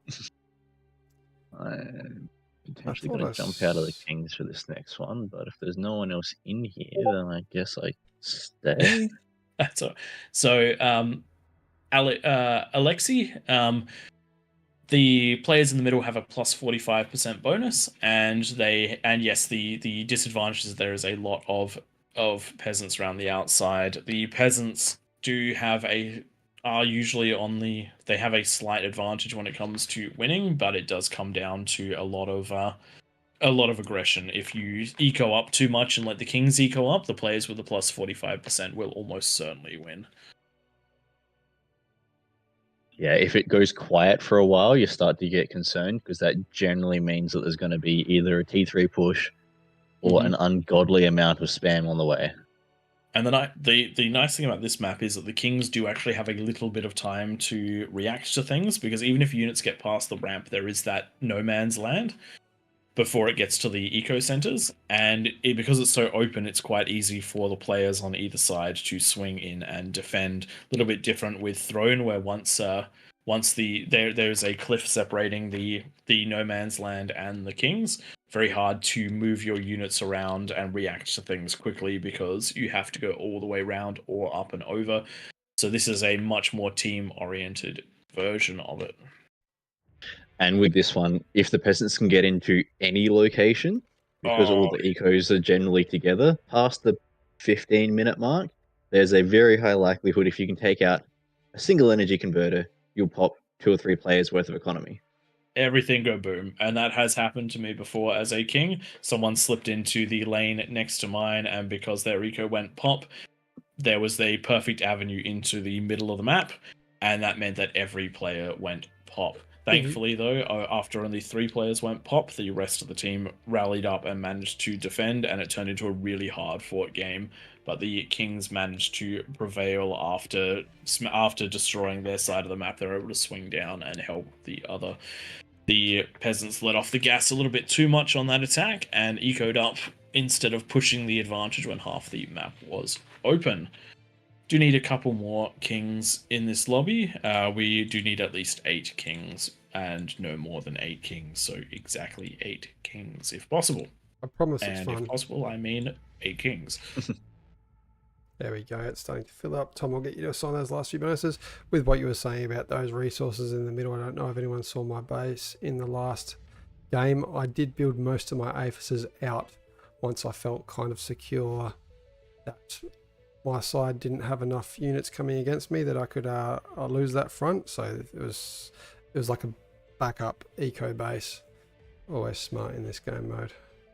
Yes, do need to separate your stuff, and also once you get into that sort of high economy part of the game as kings, just litter defenses through everything. Just put pop-up turrets everywhere, even just LLTs, because we have seen this game won and lost because of a single damn tick.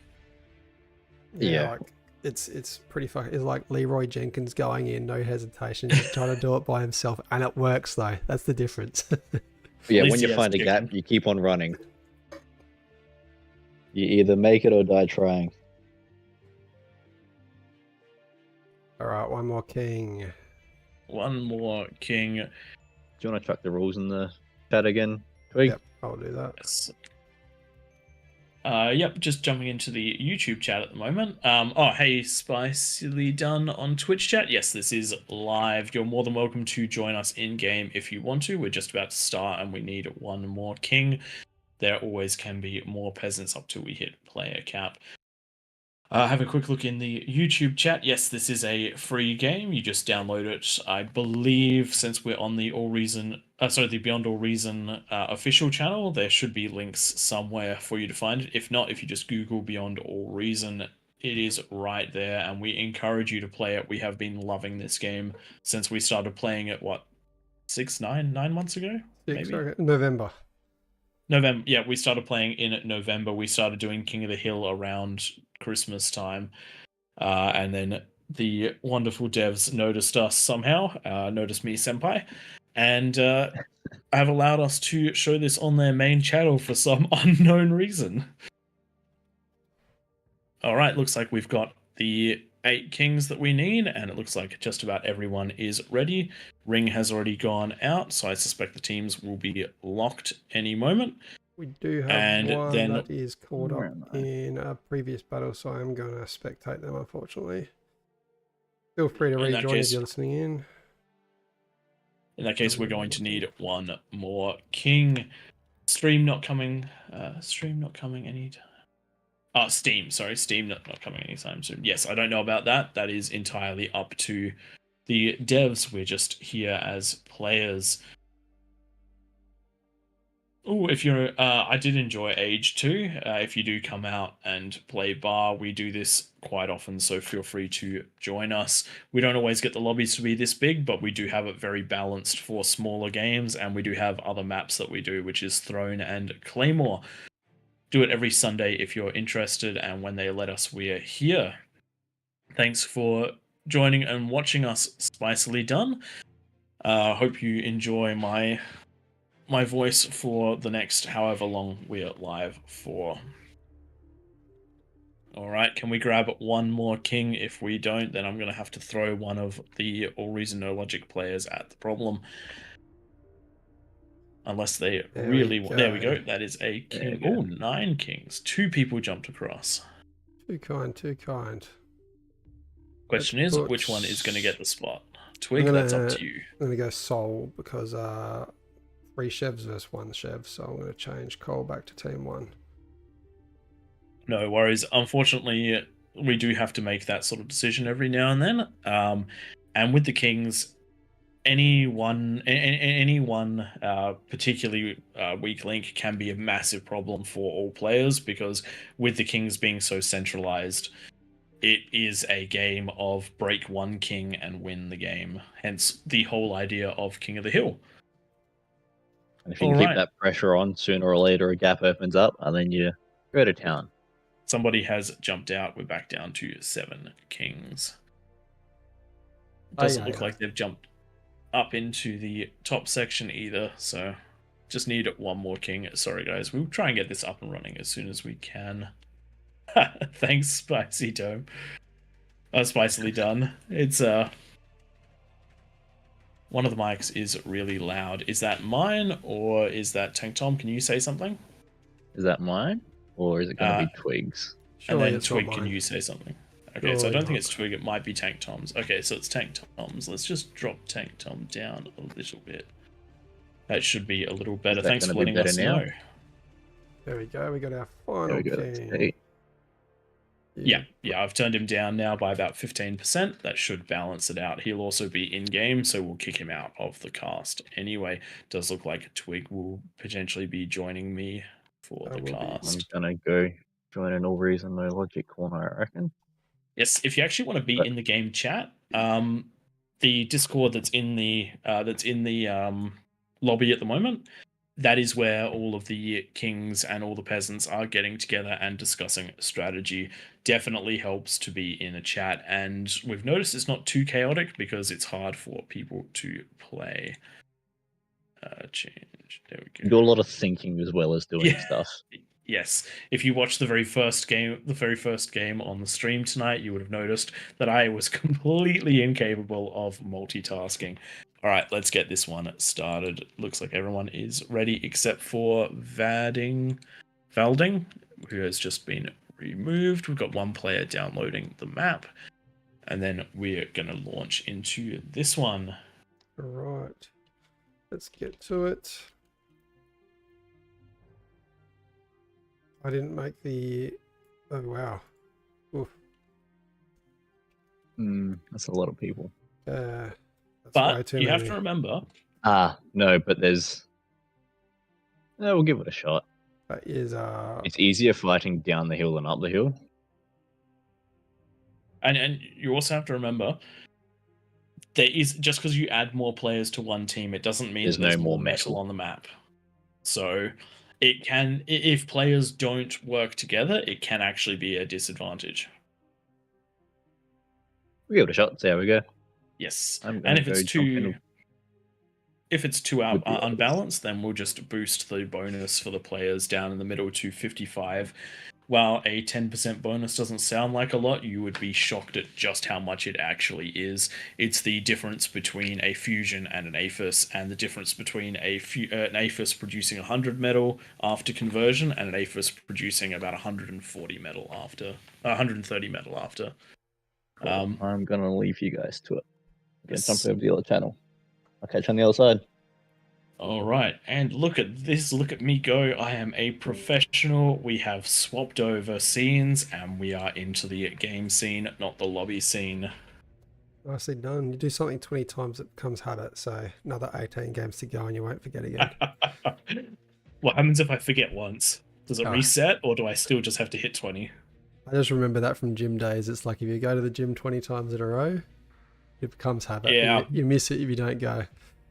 Yeah, it's definitely true. I hurt my back earlier this year and had to break that habit, and it was very hard. And now that I'm getting back into it, it's hard to form that habit again. My wife had a baby, so I'm never getting back into that habit. You need a home gym. In fact, you and I live pretty close together. We could probably organize a home gym together. That'd be nice. At yours. Are you saying you need to get away from the wife sometimes? Those are dangerous words. I have an amazing wife. And I wouldn't be making those jokes if you didn't. All right, let's have a quick overview of the rules for those that are new in chat. So this is King of the Hill. We put 8 players into the middle of the map, and then we spread the rest around. The 8 players in the middle of the map are our kings, and thank you for the devs for helping us set this one up. We couldn't have a lobby this big without them, and we would not have a game at all without them.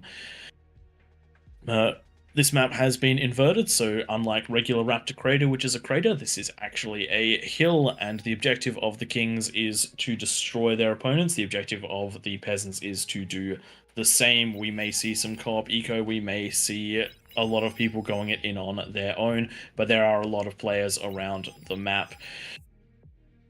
Rules are for this one, the kings have a plus 45% bonus, and that allows them to scale up much, much harder, and the peasants just have numbers on their side. There are no offensive structures, so if you're planning offensive structures used offensively, sorry, that probably didn't make a lot of sense. You are allowed to build defensive structures, but do not use them offensively, aka no using them to attack buildings or deny areas like the big round space just above the ramps.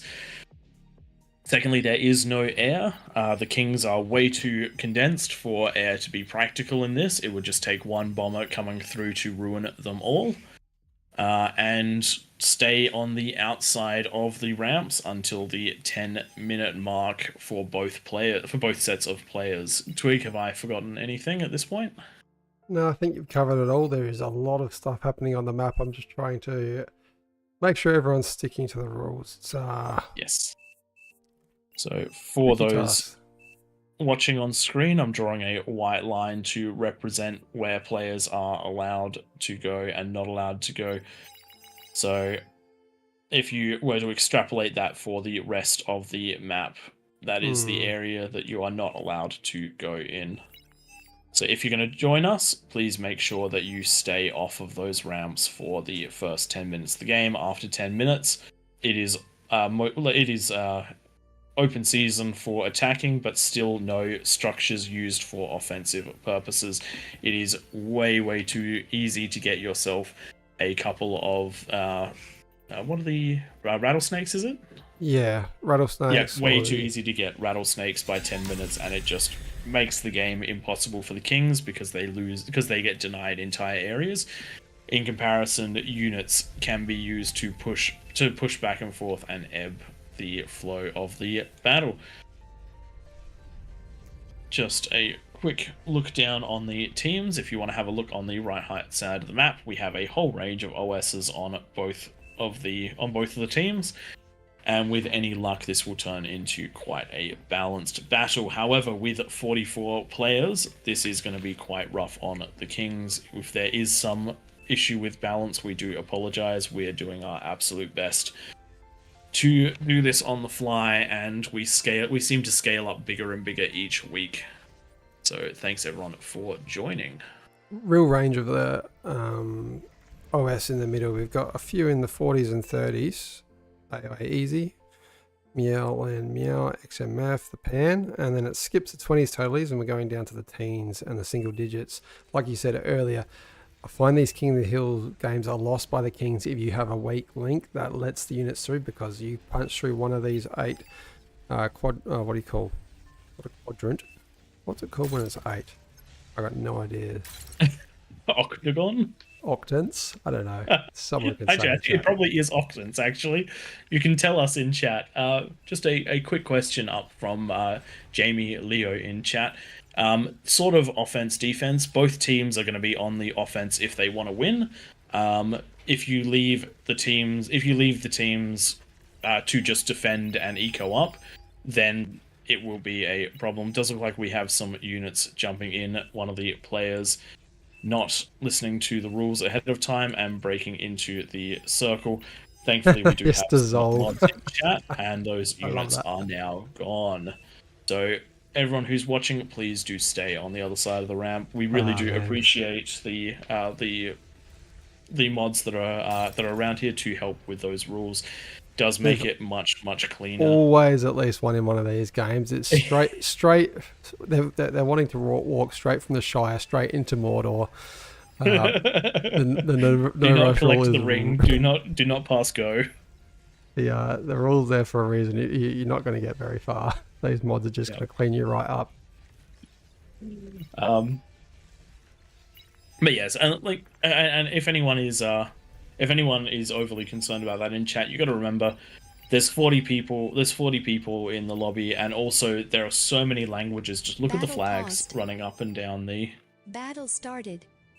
Running up and down the side of the map. It is very trying to communicate the rules to absolutely everyone can be quite a challenge. Now, let's jump into what's actually going on. So from the Kings, we want to see some quick scaling into T2 so they can get the most out of their 45% bonuses. Lots of wind required and lots of mexes, around 7 per player. One of the things which is interesting, not all the players are collecting their crystals. Would highly recommend getting yourself a Lazarus. That really helps in the early game balance out your eco. We are getting some explosions to get that T2 a little bit faster. I hope we see some of those get handed out. Looking around the map, you have different positions and different play styles for each of those positions. Typically, if you are right in front of one of these ramps, you want to try to have units ready to go in by that 10-minute mark. Potentially some defenses, but if you can get your offenses going, units work pretty much as well. If you're in one of the corners, one of the 3 players in the corners, always recommend to do your best to work together to get that T2 lab, distribute T2, help your friends on the front line get their T2 up and running, and try your best to get as much eco down and to get T2 ready by that 10-minute mark. You want to be able to fight the middle of the map's T2 as soon as it presents, and you want to help assist the players around the map.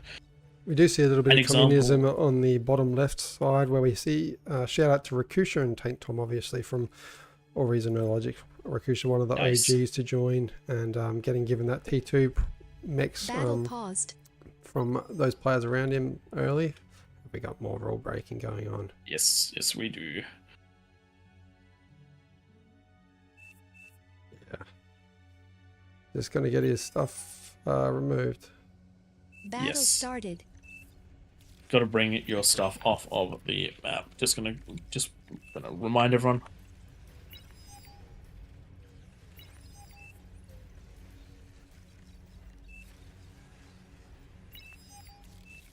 There we go. Just a reminder in chat not to go up or down the ramps before 10 minutes.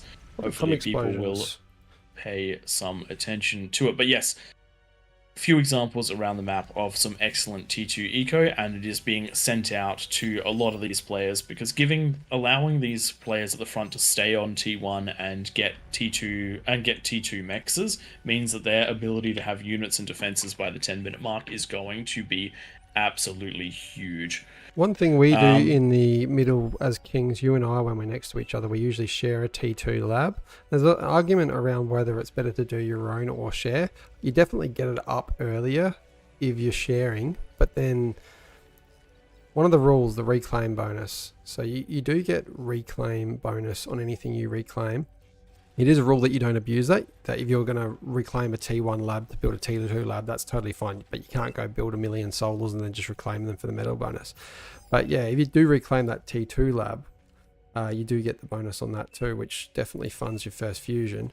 So what do you reckon? Is the kind of meta for kings to share your T2 If you can share with the person directly next to you, it's beneficial. Getting the T2 out much faster is very helpful. But if you are not able to share with someone that can get you the T2 very early, it's not so good. If you do not have the T2 builder, building your first Nexus by the 4-minute mark, it is not worth it. That's my cutoff. I could be wrong. If someone wants to prove me wrong, then you're good to go. Good phenomenon 995. Yes, this is a live cast of the King of the Hills. We were asked to come back and do it again, so we have. And we'll probably be here again in the future. Very fun to be on the official bar Discord. It is. Our audience is much bigger here. So, all right, jumping down. This is someone I actually want to have a good look at over here. Chrono and Pro worked together to get their T2 eco, and they already have a fusion by 7 minutes, and they're going for a risky second fusion. Not a lot of metal in the bank to do it, but if they can get away with this, they're going to have a super strong economy to start with. So good on them for working through this. They've got their T2 mexes up. That's classic as well. Classic. Yeah. Oh, classic highest as well. OS, second highest OS in the peasant team. Yep. Hexu. Haven't heard of Hexu before. Yes, lots of T2 being handed out around the map, which is very different to what we had last game, where a lot of the players got their own T2 labs. And I think that with the additional players around here, that might make all of the difference. It could be very, very difficult for...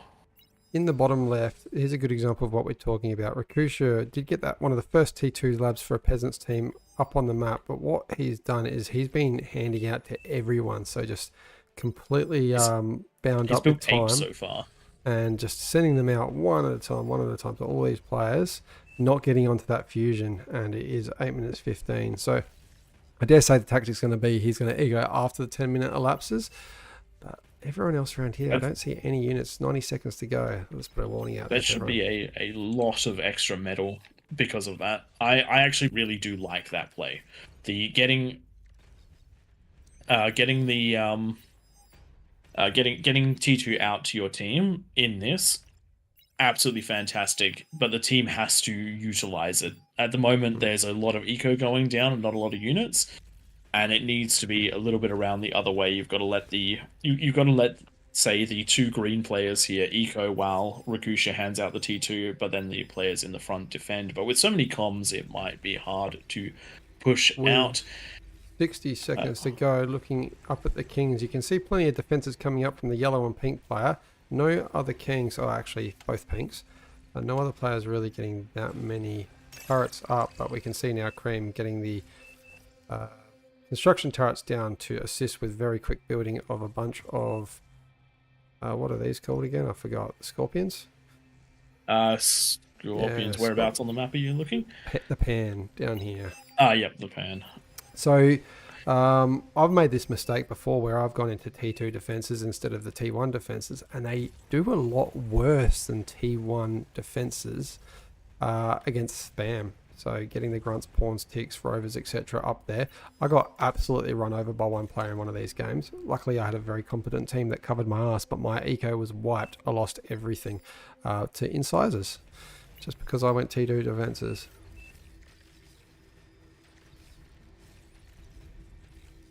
I am not loving all these chain react potential wind farms that I'm seeing around the map.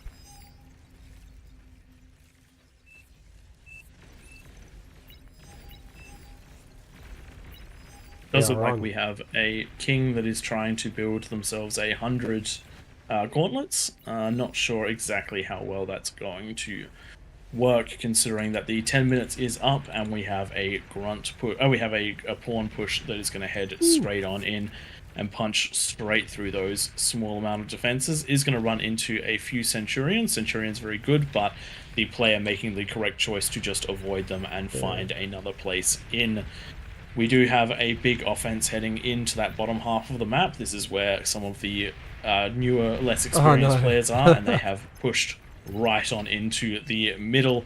This is what happens when you do not have enough defenses, and it does look like the Kings are going to be breached from both sides. This is essentially going to be a GG unless this gets cleaned up with minimal damage, but it doesn't look like that's going to happen. So a lot of people are going to say it's because there's 40 peasants out there, but the difference between this game and next... No, this is not many units to deal with. This is the Kings did not build units, so Red had a few T2s up. What was quite amusing is the dark brown player Shantagan accidentally degunned a bunch of the Pan's units thinking that they were attacking him, but they were coming over to defend. Oh dear. Well, this is a problem. And yes, even with 40 players, the total offensive power heading into the middle of the map is not particularly great. It was a group of pawns. It was 2 groups of pawns, some ticks. None of this stuff, all of this stuff would have been quite well stopped by a couple of Jags or Fiends, some Beamers, something along those lines. Does look like the Kings are getting a little bit of a boost right now, as the mods are trying to keep this game from falling over straight away. I would ignore the income at the moment, as currently it is plus 14,000. Sorry, plus 1.45 million metal income for the Kings, but they do not have much in the way of build power to fight this, and we do have a huge amount of offense coming in at this top section. We've got Mausers punching through with Jags, some spam lines, and many other units. We even have some Twitches on the high ground taking these T2 medals that they've been allowed to take. Oh wow, we're definitely getting those leaks. And so where's the small units that are sneaking in? Yes. And even though we've got some fat boys defending up in this top section, so many of those shots were being fired into just a single tick. It is amazing just how efficient those units can be when utilized correctly. King's doing the absolute best they can to defend. If they can get the build power up, and if they can get the vehicles and bots up, they may still be able to defend this. The pot's still doing well in his lane defending. XMF managing to hold their lane. Mellow Land Meow is pushing out and defending as hard as they possibly can, and the other players just doing their best to hold the gaps. Kill by ticks once again. The units that aren't meant to be there. It's like that T-Rex in Jurassic Park in the museum. I don't think you're meant to be here. But yes, very, very hard. Very hard to come back from this spot from the Kings, even though they do have just that infinite amount of resources. The players may or may not have noticed, and they may or may not have the ability to deal with it. I do like what the red player XMF is doing, and going straight into T3 and spamming out as many of these Shivas as possible. If you don't get on the offensive and start clearing out some of the peasants, this will just turn into a unwinnable situation. That's a lot of SARs. We've got 20 SARs out by the orange player, seeing that those resources are in their advantage at the moment. But what we don't have over here is build power from Minestrello. Yes. And we also don't have defenses at all quarters at the moment, so we do still have units that are trying to slip in, and they are potentially going to take out a T2 lab, but thankfully cleaned up by that fat boy. But continuously streaming in, it is going to be rough positioning. Shiva's doing work, but they're not great against ticks. No, they are not. But King's doing absolutely phenomenally in this position. They are right up against the ropes from the get-go, but they are managing to hold just the infinite resources helping. But if all the peasants come online right now and just attack, there will be nothing that the Kings can do. Really do want to see some of these players getting into the fight a little bit more. They're just some sides just ecoing up at the moment. These additional units will help a lot. Grunts breaking through to the middle near consistently now from the left side, and only so much can be done about it. Oof, conversion goes down as well. I wouldn't actually be building that at the moment. I'd be concentrating purely on units right now with that infinite eco. Just a heads up if you're just joining us in. The infinite eco is not normal. When the game goes very badly, sometimes the mods step in so that it doesn't become a complete 11-minute whitewash. What the Kings did lack here at the 10-minute mark was small units, the spam, and then also they just did not have many turrets to defend their base. And when you've got 48 players against you, there's a lot of APM up against you as well. So some of these units being microed very well. Picking on these eco units, you can see them just continuously moving and looking for those juicy targets.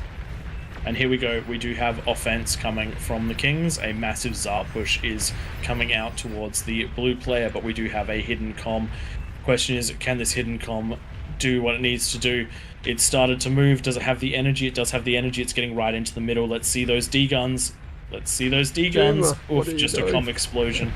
So not quite enough to clear that out. But we do have the big offensive power. And on the other side, similar story. But there is so many grunts pushing down this. They're actually keeping the T2 at bay.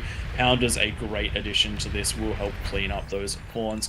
But we do have more and more grunts pushing into the middle, trying to be held off by the salamanders.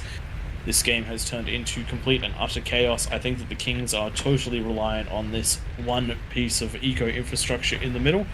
And if that falls, it's going to be game over. And if they try and take their foot off of the pedal to try and get themselves some additional eco, then they're going to be in a terrible spot. Good D-guns out of Viking Child trying to clear up these Zars. One does survive, but it is going to have to fight another Zar going into there.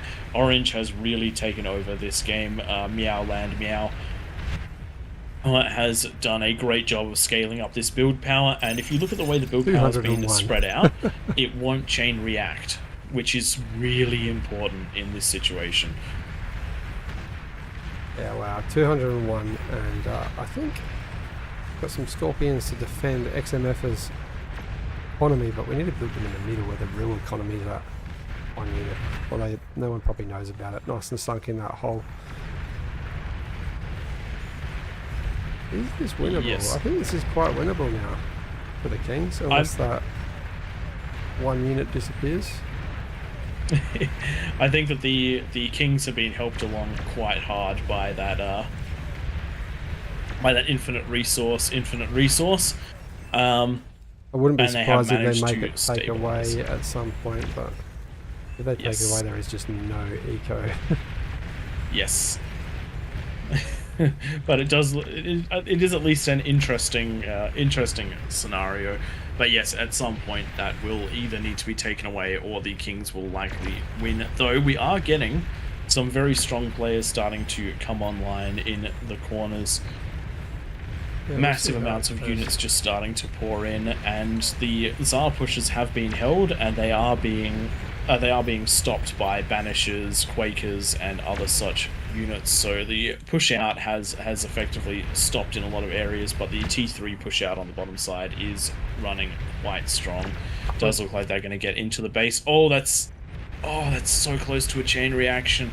All of that wind only got the one shot on, so it didn't quite chain react. If one more goes into that wind, if one of those wind explode, yes, there we go. There's the chain reaction we love. All of the winds popping off into each other. If you are interested in seeing how to stop that from happening, there is a short on YouTube I can recommend you.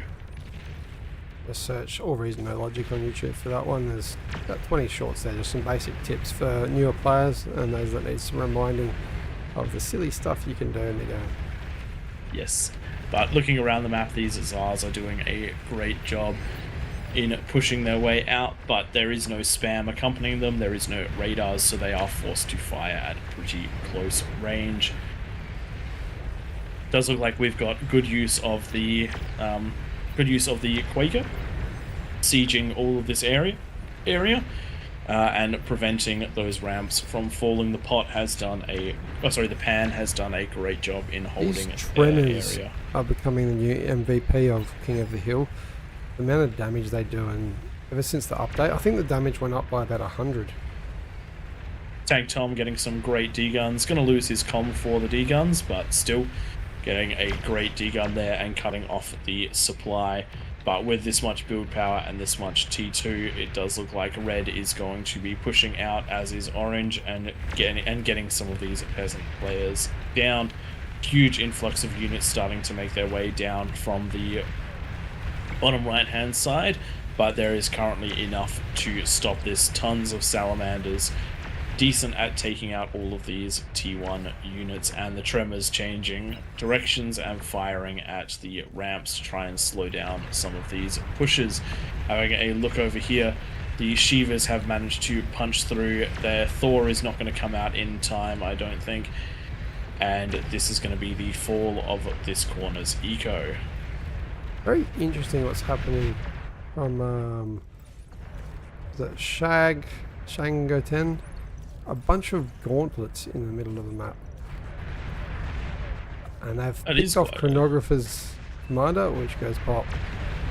Yes. I cannot the see infinite resources are gone from the center of the map, by the way, so the Kings are back to running under their own steam, and they do not have the energy to do this. So what is left? So if the peasants can beat what is left, this should stabilize into a much more even build, and it does look like the ticks coming out from the shared eco up the top here that managed to of Classic have pushed their way are pushing their way in. There are some defenses to contend with, but I think there will be plenty of holes, so the peasants just need to hold on and survive just a little longer. This is good that it's been taken away. The army value is very much in the favour still of the red team, so they need to play a little bit defensively with what they've got left though. Red probably could send a bunch of resbots to reclaim an absolute bucket load of metal down the bottom of the map. We've got over 30,000 down there. And the Pan, wow, just absolutely annihilating everything with those 26. I heard you like the rain. Oh, wow. Oh dear. Still, it looks like the Tsar push on the right-hand side isn't going to be able to punch through. It's only the red here that is getting slowed down and stopped, and the orange up in this top side. There are some snipers coming out to try and deal with these. I think there is enough to clear this out, but huge damage has been done. I think we'll see a little bit of a change in direction of where this is going. The economy is slowly coming back online. Red now going into a bunch of aphists, and orange doing the same thing. Probably be an idea to reclaim some of these T2 labs to fund it, or just get those res bots out, actually. Yes. Oh man. There's The an players aphist down in the corner as well that can be rezzed. The players in the bottom of the bottom right of the or bottom middle of the map, they need to get some units on these tremors. That is so much firepower that's raining down on them. But if they can just get in close to them, they should be able to take them out. But need to be able to get there to do it. Classic with 16 starlights coming up, supported by spam. So those 3 players, the co-op eco is potentially going to pay off here. And it's going to be a matter just of a few nice chain reactions through all this build power, and all we need to do is get to those 3 aphists that orange has. But as I mentioned before, all the build power is decently well separated, so it will not entirely chain react, which I really do like seeing that. And if you're newer to the game, or if you don't play like this, if you look at the structure of how this was done, the labs are spread out, the build power is spread out, and things shouldn't overly chain react. Really like seeing that. I think the starlights are the answers to this. What is the response? But the tremors are coming out to stop the starlights. Ooh. Yeah. And tremors do outrange the starlights, I'm pretty sure. And starlights, they aren't bunched up at least, because they starlights, you got to remember, if you have starlights in a pack, they will chain react to each other and do a lot of damage. A few of them being pulled back there. An entire line of gauntlets trying to defend the left side as well. But yes, the peasants have swung back into this to quite a hard degree. They managed to survive the massive push out, or some of them did, and now they are making their way back in. This is going to be orange against orange and red against the world. Sorry, orange, red, and cream against the world. Though looking at Schangotten, they have, sorry if I'm butchering German, my apologies.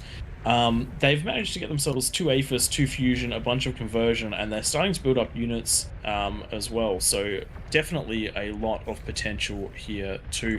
But they're going to have to compete with the mega power, which is this blue corner, that is pushing their way in with snipers, starlights, and anything they've got left. Though it does look like a lot of those starlights were cleaned up.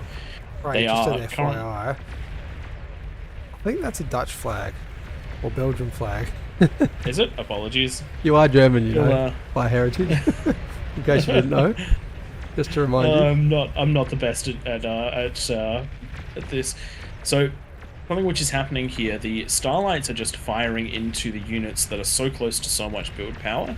They're not concentrating their fire, and they're not actually able to put enough damage in that it isn't completely repaired before their next shot.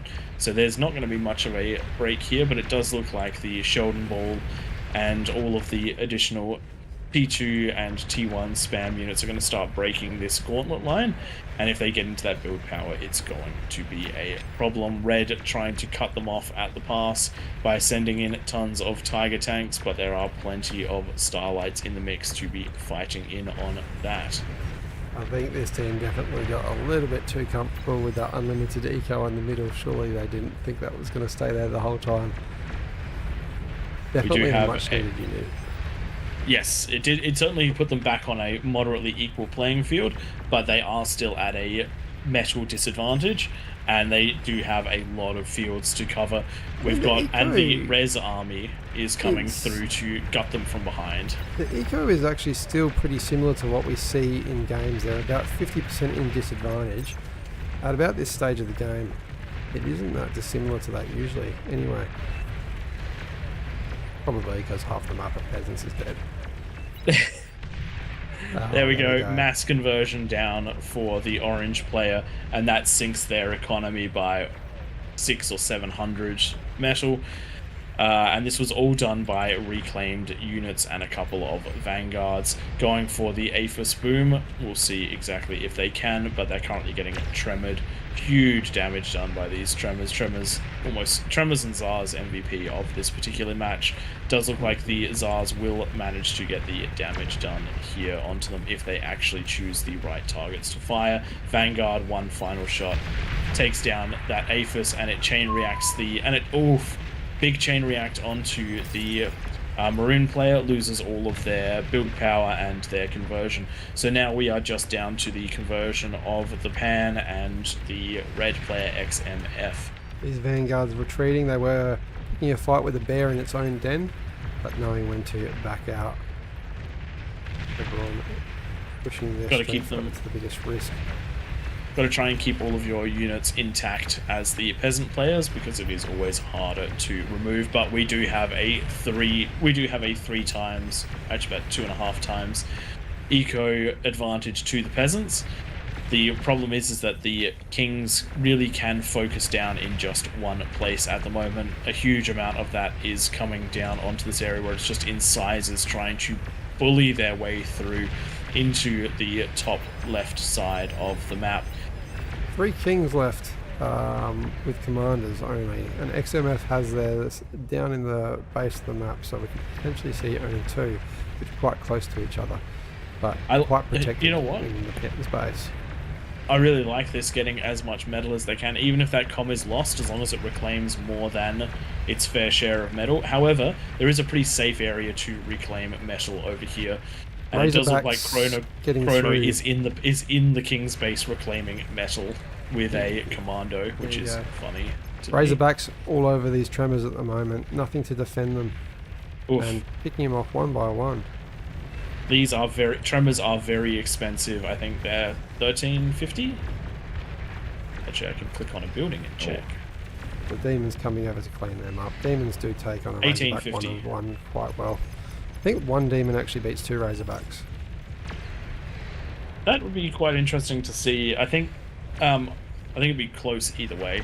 But yes, that the huge amount of tremor defense has been cleaned up, and it does look like the kings are back on their last ropes, because the tremor offense from the peasants is now here.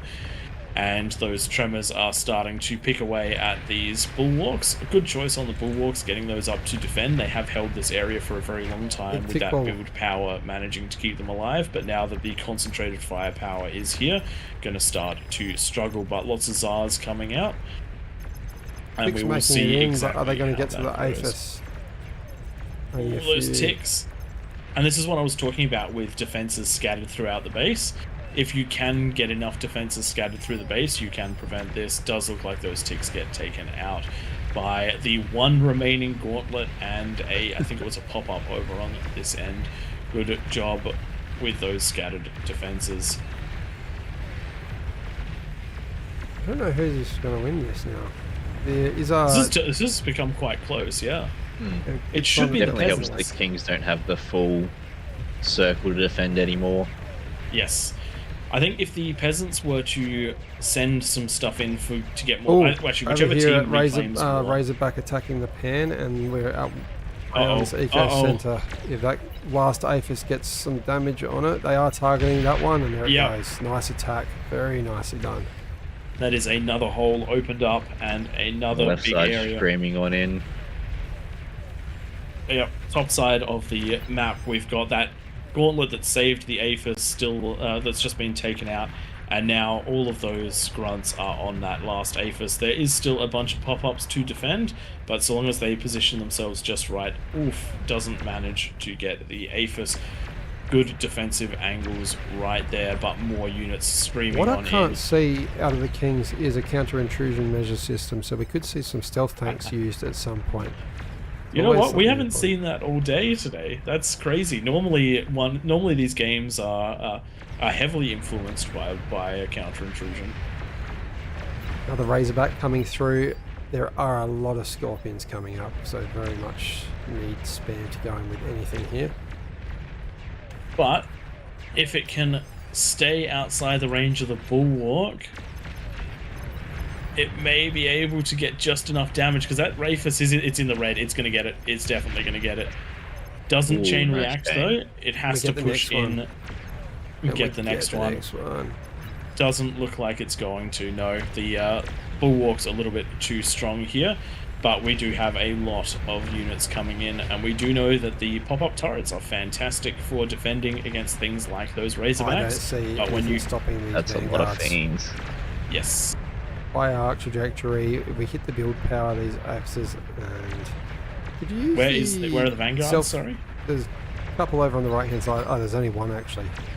Yep. Two. Yeah, I do see those vanguards. These are the two that escaped earlier. They're not helping at the moment. It is a rezzed one that is coming up to take on an advanced fusion. Is there enough healing to outdo the damage with the tremor? With the additional firepower, I don't think so. But the demons are coming in to clean this one up. So it does look like those will live to fight another day. And they defenses definitely know where it is. Yes. Defenses are being moved to try and deal with this. Some Demons Zars coming are through being the pan sent to space. close the gap. We're about to see another Acres pop. There goes the Pan's base. That was probably one of the most valuable players we've seen tonight, with those demons being very defensive early with the Salamanders. Salamanders did a lot of work early. They do more damage. Oh, there we go. We've got the resign. That is a resign out of the red team. Absolutely great. They did a great job with what they had. Unfortunately, not enough defenses at that 10-minute mark. A big thanks to the mods for chucking that infinite resource generator into the middle just to keep it interesting. But phenomenal work from the Kings to recover that, but even better work from the Peasants for not letting it overwhelm them and managing to scrape out the win anyway. You can see on those damage dealt graphs and just those three key players, they're doing all the work for the Kings. Very nicely done to XMF, the Pan, and I forgot who the other player was. Meowcat Meow. Yes. Unfortunately, we won't be able to use much of the metal produced graph because the infinite resources kind of skews that one just a little bit. If we have a quick look at the damage dealt, though, you can definitely see the players that utilized those resources and got in, but you can also see the power of the Peasants co-oping around the outside and getting so much damage into the middle. Metal produced does not show anything, same with energy, because of all of the amount that was poured in. All right, let's jump on out of this one and let's move on to the next round and see what has happened. I think we've had a lobby crash. We do have a lobby crash. So we'll just wait and see if one of these guys is going to get us EU7. That's our favorite server. And while that's going on, I'm just going to have a quick look through the chat, see if there's anything I can do there. Yes, red and orange definitely doing their fair work carrying, but I also think the Pan did fantastic because his zone was impenetrable that whole time. How do you queue multiple buildings? Shift click. When you select your builder, just hold shift and you can place down multiple buildings. If you want to place them in a grid, it's control shift? Alt shift. I don't know. I do it, but I just. It's the muscle memory button. Yes, it's the muscle memory buttons. But yes, it's either Control Shift or Alt Shift. Someone, please do tell me because I sound really dumb considering how long I've played this game and not know that. Yes, click and drag for selecting units. Blueprints are a thing that you can use to map your base out much more easily. We have a short on blueprints if you're interested. AllReasonNoLogic with that as YouTube well, channel. We've also got on our Discord a few of the blueprints we've used in the past that you can just copy the file and use them yourself. I didn't know that, but you learn new things every day. Yes, probably not a bad idea for a minimum rank for the Kings, but unfortunately a lot more people want to play Peasants than Kings, so it's very hard to fill out those King spots. If you're interested though, we would love to have you in to play King. My biggest recommendation is, for this particular build, is to get one fusion and some defenses. and try and get yourself T2 offensive units backed up by spam. Get on in there at the 10-minute mark and do what you can. Why EU7? EU7 is the most stable of all of the servers. Don't ask us, ask the devs. That is why. We are Thanks for all of testing the... out EU8 on this one now. Apparently it's been upgraded recently, so let's see if that's right. So this basically means we're running their stress tests. We are. By the sounds of that. If you don't love versus people, one of the reasons we like one of the reasons we do like this game mode is because it doesn't feel like it. But if you don't at all, on Wednesday nights on the AllReasonNoLogic Twitch and YouTube, we do a versus co-op night. So if that's your jam, would love to see you there. Having a quick look in the YouTube chat, you guys have been quite active. Appreciate you watching over on YouTube. Got a combined total of 150 viewers tonight, so we really appreciate that one. Yes, do need faster lobbies. That's always a thing, but when you're on the right lobbies over here, it all works. But we're also forcing people mostly either onto EU7 or onto the Australian servers, because that's where we are. Yes, if you're interested, there is a link to the Discord that pops up on the main screen. It is also in the bar Discord's announcement for tonight's event. There's a link to the Discord which has the teams, the Kings and the Peasants channels ready for you to join. Yes. Definitely it helps you coordinate if you're in one of those channels. So if you're part of the Beyond All Reason official Discord and you find that post, that is how you can get to our Discord where all of this is run. Yes, we do need more people playing this game because it is a very good game, and we are glad that we have so many people watching our unique take on it. Definitely not the standard way of doing this, but we're glad that people are enjoying it. Okay, we're just going to wait a little while for this to refill up. Yes. Do apologise for the lobby crash. Apparently we're blaming Nightmare for it, I read. Not really. He does a lot for us, so that's a joke. Big thanks to Nightmare for all this coordination as well.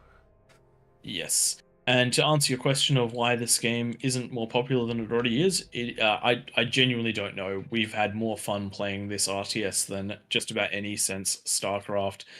And this is like completely different style of game, just by the way, if anyone's got a question me on that one. Very much about the micro. Obviously the macro is really important too, but the things that you can do with these units in this game just make it quite fun, and you can get very tactical and Beyond All Reason versus a lot of previous RTSs with the placement of units and where you can put them.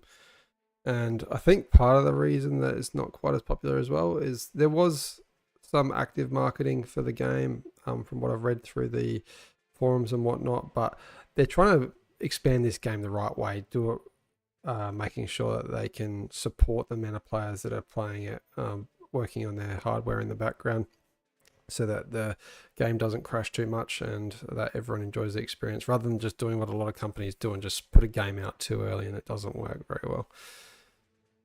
One of the things that we're really hoping for is that if there is a Steam release in the future, it becomes wildly popular, and then if we can get tens of thousands of people wanting to play King of the Hill, we can strong arm the devs into giving us our own game mode. But no, we actually just want the game to succeed because we want to be able to keep playing it for quite a long time. It's why we started this YouTube channel, well, not this one, you're watching it on the Beyond All Reason one, but we started ours just because we were having fun playing it, and we thought, hey, what if we could build a community around it and have a nice group of people to play with? And then that evolved into what it is now. Someone was asking about whether we've done Navy maps. We've tried a couple of times to do Navy, but the balance on it is these very much work based on the physical map, the way that you can defend areas. And Raptor Crater works so well because those ramps kind of create a buffer zone and a lot of choke points that are able to be defended. Throne works as well, quite well as well, but just not for this many players. And we do have a really fun take on Claymore where we've got 5 lanes of 2 versus 1, and you have to defeat your lane before you can move on to the next. Obviously, at that one only works with about 15, 16 players, though. And yes, Bar does feel like a passion project. I think it's one of the reasons why we like it so much. When there is so much attention to detail and so much when you play the game, it feels like it was made by people who wanted to have a good game, not just a product. And that I'm not the fanciest person when it comes to explaining this, but you can just tell that this is a game that is good. If that makes any sense to anyone listening. I really shouldn't be a caster. I ramble on like no one's business.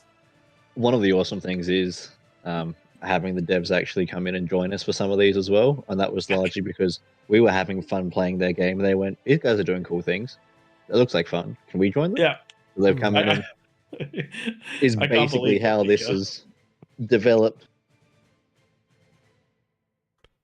But yes, Bearman, I do think that as they want to, as the Beyond All Reason team want to grow this, streamers and YouTubers are part of the key to it, because if there's a lot of positive traction out there, it will grow, hopefully exponentially, or at least as quickly as they are capable of servicing it.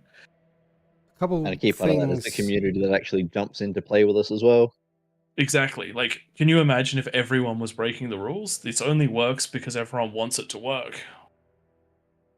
No doubt. We would love to set up some constraints, which honestly we just don't have time for at the moment, to make this run without having to moderate the whole game. But what's happening at the moment is working quite well. We've only got about 10 more players to join. If you're listening and you're not playing, get in there, and we can get the next one going. One thing I have seen in the comments a few times tonight is Legion isn't enabled. We usually tend to leave Legion off just because they do have that napalm, which works a little bit too well on all the ramps, but we might try it out in a game later on. We are planning on probably doing a bit of a test run with some of our AllReasonNoLogic community. Yes. And just see how it plays before we kind of throw it to the masses. Exactly. Just going to step away for a moment to grab a drink and rest my voice. I've been chatting almost non-stop for 2 hours. Props to Pradith for doing that. I'm definitely not good at just talking ad hoc. Not my forte, but I definitely enjoy playing the game. Tom, you're in the middle this time. Again? You're going to try anything different? Happen to be here. Undecided. I was going to say I can probably jump out and join Prey for this next one if you wanted to jump in there yourself. That's all right. I'll stick with specking for probably the rest of it until the end of tonight. How many have we got here? A lot more players in their 20s now in the Peasants teams, so a little bit lower OS on both sides than the previous game. And we'll get one more king, and then we've probably got enough to get going. 32 is the ideal amount. 32 versus 8. Yes, it is. Though we do need at least one more. Well, we need exactly one more king. Okay. What the F Thanks is for this? joining us, Bearman. We'll hopefully catch you again in the future. So it's been asked. Can we full screen the lobby? Sure thing.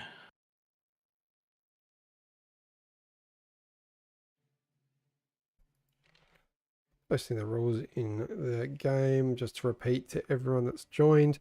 There's a 10-minute no rush, airs off, no structures that can hit the enemy's economy. You can build defensive structures though. We like to keep off the ramps for the 10-minute no rush.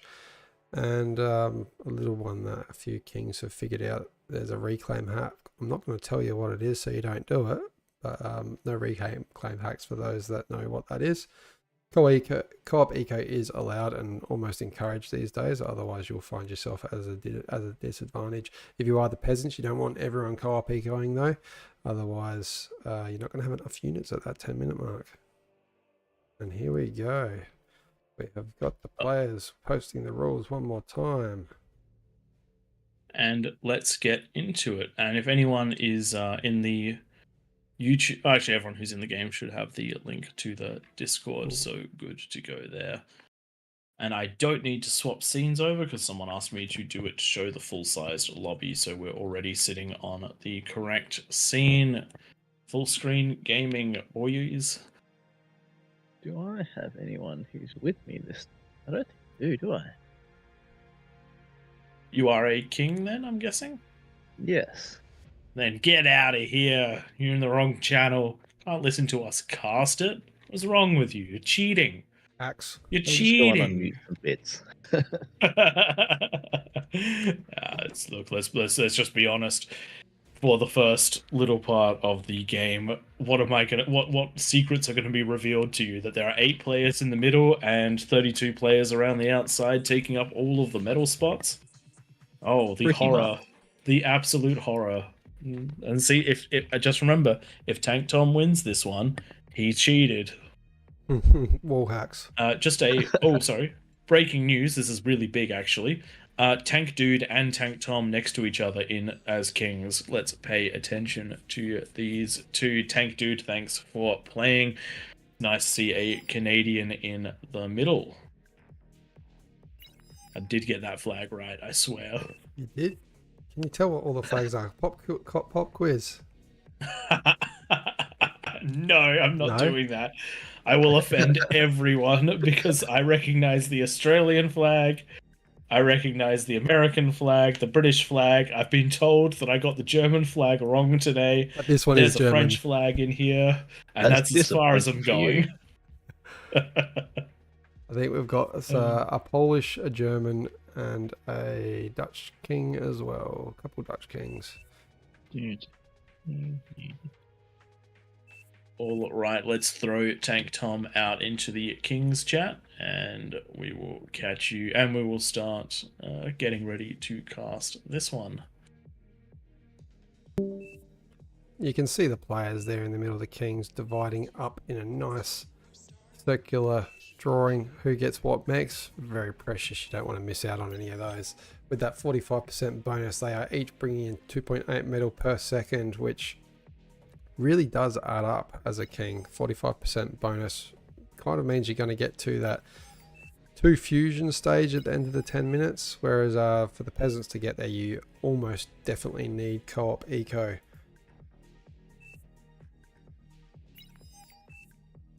I mean, look, I would say that historically having more than one Dutch king could be a problem, yes. But thankfully, this isn't historically, this is now. They're going to work together, and we're going to see a king's victory led by the Dutch.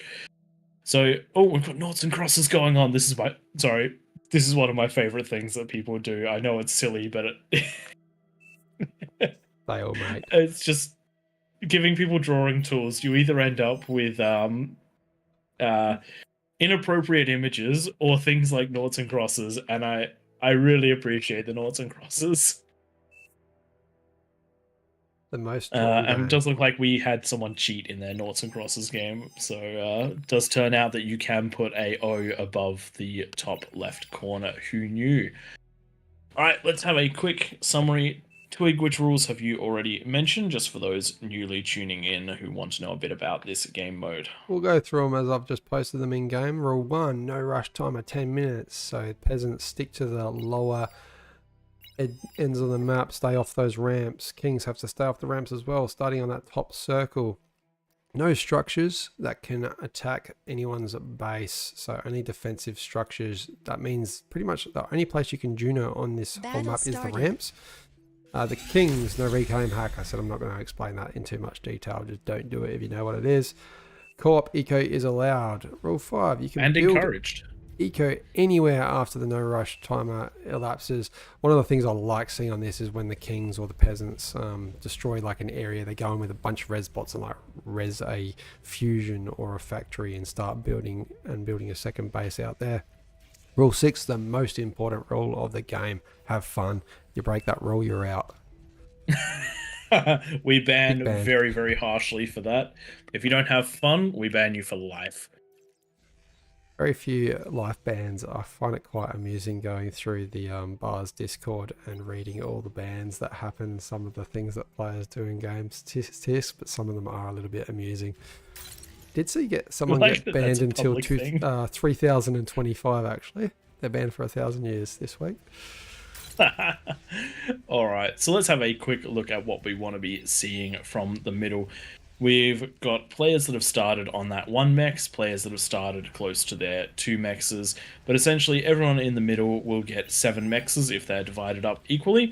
And we want to see a quick rush into T2 and and then into a fusion. A good amount of wind to do that transition is anywhere between 30 and 70. The wind is still useful even after the transition to T2 economy, but the speed at which you get those T2 constructors out can be quite vital. If you have a look at Tank Tom's build over here, one of the first things he does with the 2 builders that he has available to him is to send those out and down those streams so that they can collect those juicy 2.8s that are all over the place, and soon he'll hopefully send one up to the top mechs. Would like to see a Lazarus or a Grave Robber out of him so that he can collect some of these crystals. They do help to stabilize the first part of the game. Going away quickly nicely. to the other kings, though, to the kings reclaiming all of those very quickly. As a peasant, there are a few trees on this map around the corners and in the middle, top and bottom. It does really help to get a Lazarus or a Grave Robber out just to get the energy pumped up for the first couple minutes of the game until you get enough wind or solar power happening. We've got an invasion, somebody who did not listen to the rules. Happens Battle started. every game. It's alright. Accidents happen. By accidents, people just ignoring the rules. Alright, what else is happening around the map? We've got 1 king win and 1 peasant win on this map so far. Who do you reckon is going to win this one? Or who are you going for, I should say, Prey? I always go for the kings because it's the position I want to play, but it's very hard to tell before that 10-minute mark. I reckon I'm going to root for the peasants this game, mostly because Plum's up there and he's my friend, so I want to see him lose. I mean, and to be fair, he's also purple, so if the kings don't win, I'm going to be very disappointed. The colours are doing that thing again. It's blue on my screen. Funky, whenever you press a different player, it changes colour. We did a replay a while ago where the one, I can't remember what the mode was, but every colour shifted, so it made it very hard to tell what was going on through the whole cast, because a player that started red would become pink and then yellow, and it was a good time. People, we try and call you by your names, but about 50% of them are impossible to pronounce. Probably the hardest thing to do as a caster. I remember way back when, in old Xbox days, my name was like XX something something clan tag, then like one random word misspelled because it wasn't available, and then the whole thing repeated over and over again. So I don't judge you for it. But we do get some very good ones in there. Every now and then we've seen some absolute riots, though I'm waiting to see a John Cena, though I don't think I ever will. Fiddler with some good macro there, putting the Lazarus on wait commands during the reclaim, making sure that he's never overflowing or fully reclaiming that commander so he can take it back again. 1% left on that. I definitely would have accidentally misclicked and had no commander for the rest of the game. Yes. You got to be a little bit careful though, because if you build power too close to this, it will be a problem. A couple of the kings forgetting to build the last max. Purple got 2 left. That's not purple. It's let's call him by the name. Tank Dude. Tank Tom's friend. Tank Dude. Not building the last 2 maxes. Skip the Master also missing 1, and Death Killer missing 1, but may go over to it eventually. And while we have Death Killer going straight into grunts 5 minutes into the game, so might be going just for the mass amount of units. I haven't seen that out of a king in the King of the Hill. Usually we see that out of at least 1 or 2 peasants every game. Someone just building a ton of units and then attacking after a while. I am worried that they maybe will attack too early, so I'm just going to put a reminder into the chat. one of the things we have seen before was someone went all the way into ticks from about the 3-minute mark. I can tell you from a mathematical perspective, don't do that. You can get more ticks by going into that T2 and getting those T2 mexes, then starting to build your ticks at the 7-minute mark. You will get significantly more ticks. But yes, we do want to see aggression. The team that is most aggressive is usually the team that wins. Having a quick look at one of these corners just to talk about the strategies for the peasants, for those that aren't particularly used to it. If you are on the front lines, aka one of these positions here, we want to see you. We want to see you trying to get a decent amount of eco and some units and/or defenses. We prefer units, but we know that people like defenses, and we're not going to tell you how to play. But if you can hold that ramp for as long as possible to allow for the T2 to come in from the people behind you, that is the best thing. From the people behind you, co-op eco is the absolute jam.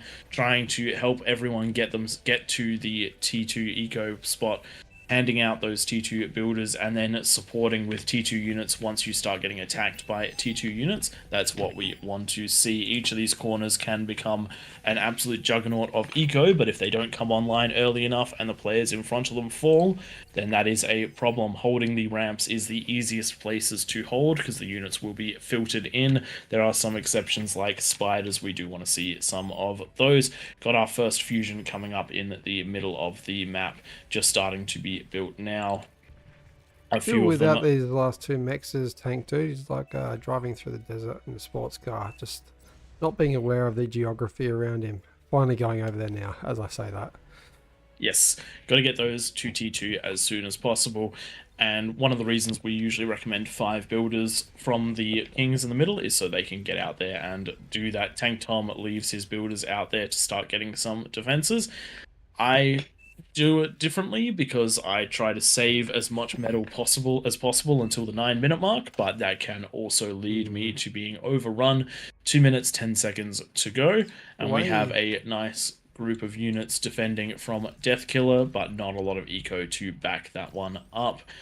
And the way then we've got I do this is I'll build 4 T2 constructors. I'll send my first 2 out to go and retrace those 4 mexes that lead towards the outside of the ring, and once they get to the end one, I'll get the T1 constructor to assist them along the way. Then I'll finally build the defenses at about the 9-minute mark, getting a couple beamer turrets up and maybe some LLTs. It is really important to get LLTs or twin guards of your Cortex, just so that you can stop spam, but you don't want to go quite as early as Tom has with these beamers, because what are they? That's 950 metal that he spent so far on those. That's, yes, yeah, quarter of the way to a fusion. And one of the I differ slightly. I go with just the 2. I go with just the two T2 builders. I'm much more conservative with that. One of them builds the 2 inside the base and the 1 behind while dropping a fusion down before leaving, and the other one builds the 4 in front, and I attach my commander to him so that he has the build power to do it.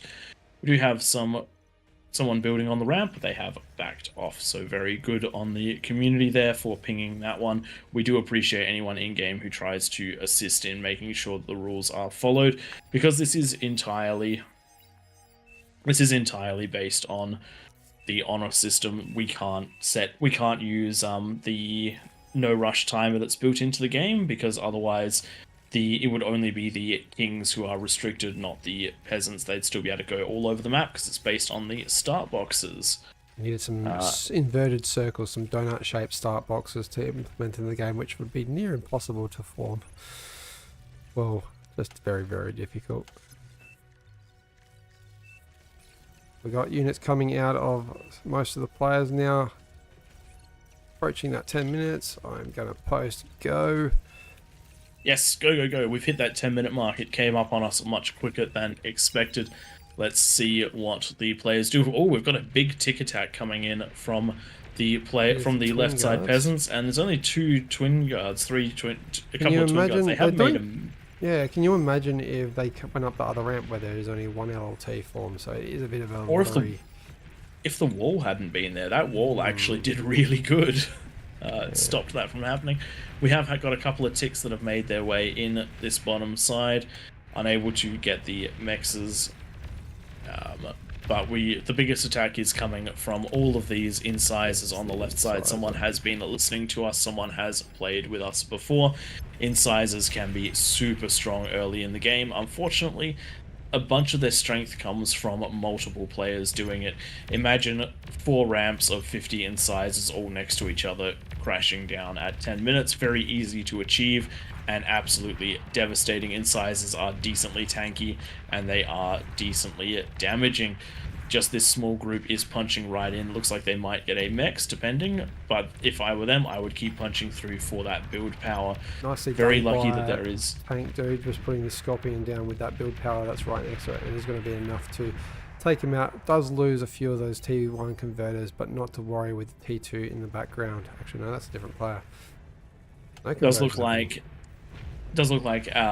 Alexis has managed to find an undefended ramp and is going to take well and true advantage of that and push through. Actually, based on some craters, it was lightly defended, but this player going into T2 with only a handful of mexes, not quite enough to get themselves when up and you running. Do start on these sides, the left and right hand side of the map, you do need to stick with that T1 and just make sure you're defending for a bit longer. If you do greed, you are going to be the weakest link. So I do like, if I'm a king, to go in either the position that Skip the Master or Alexis has, because you're only against 2 players if you just stick to your 2 ramps.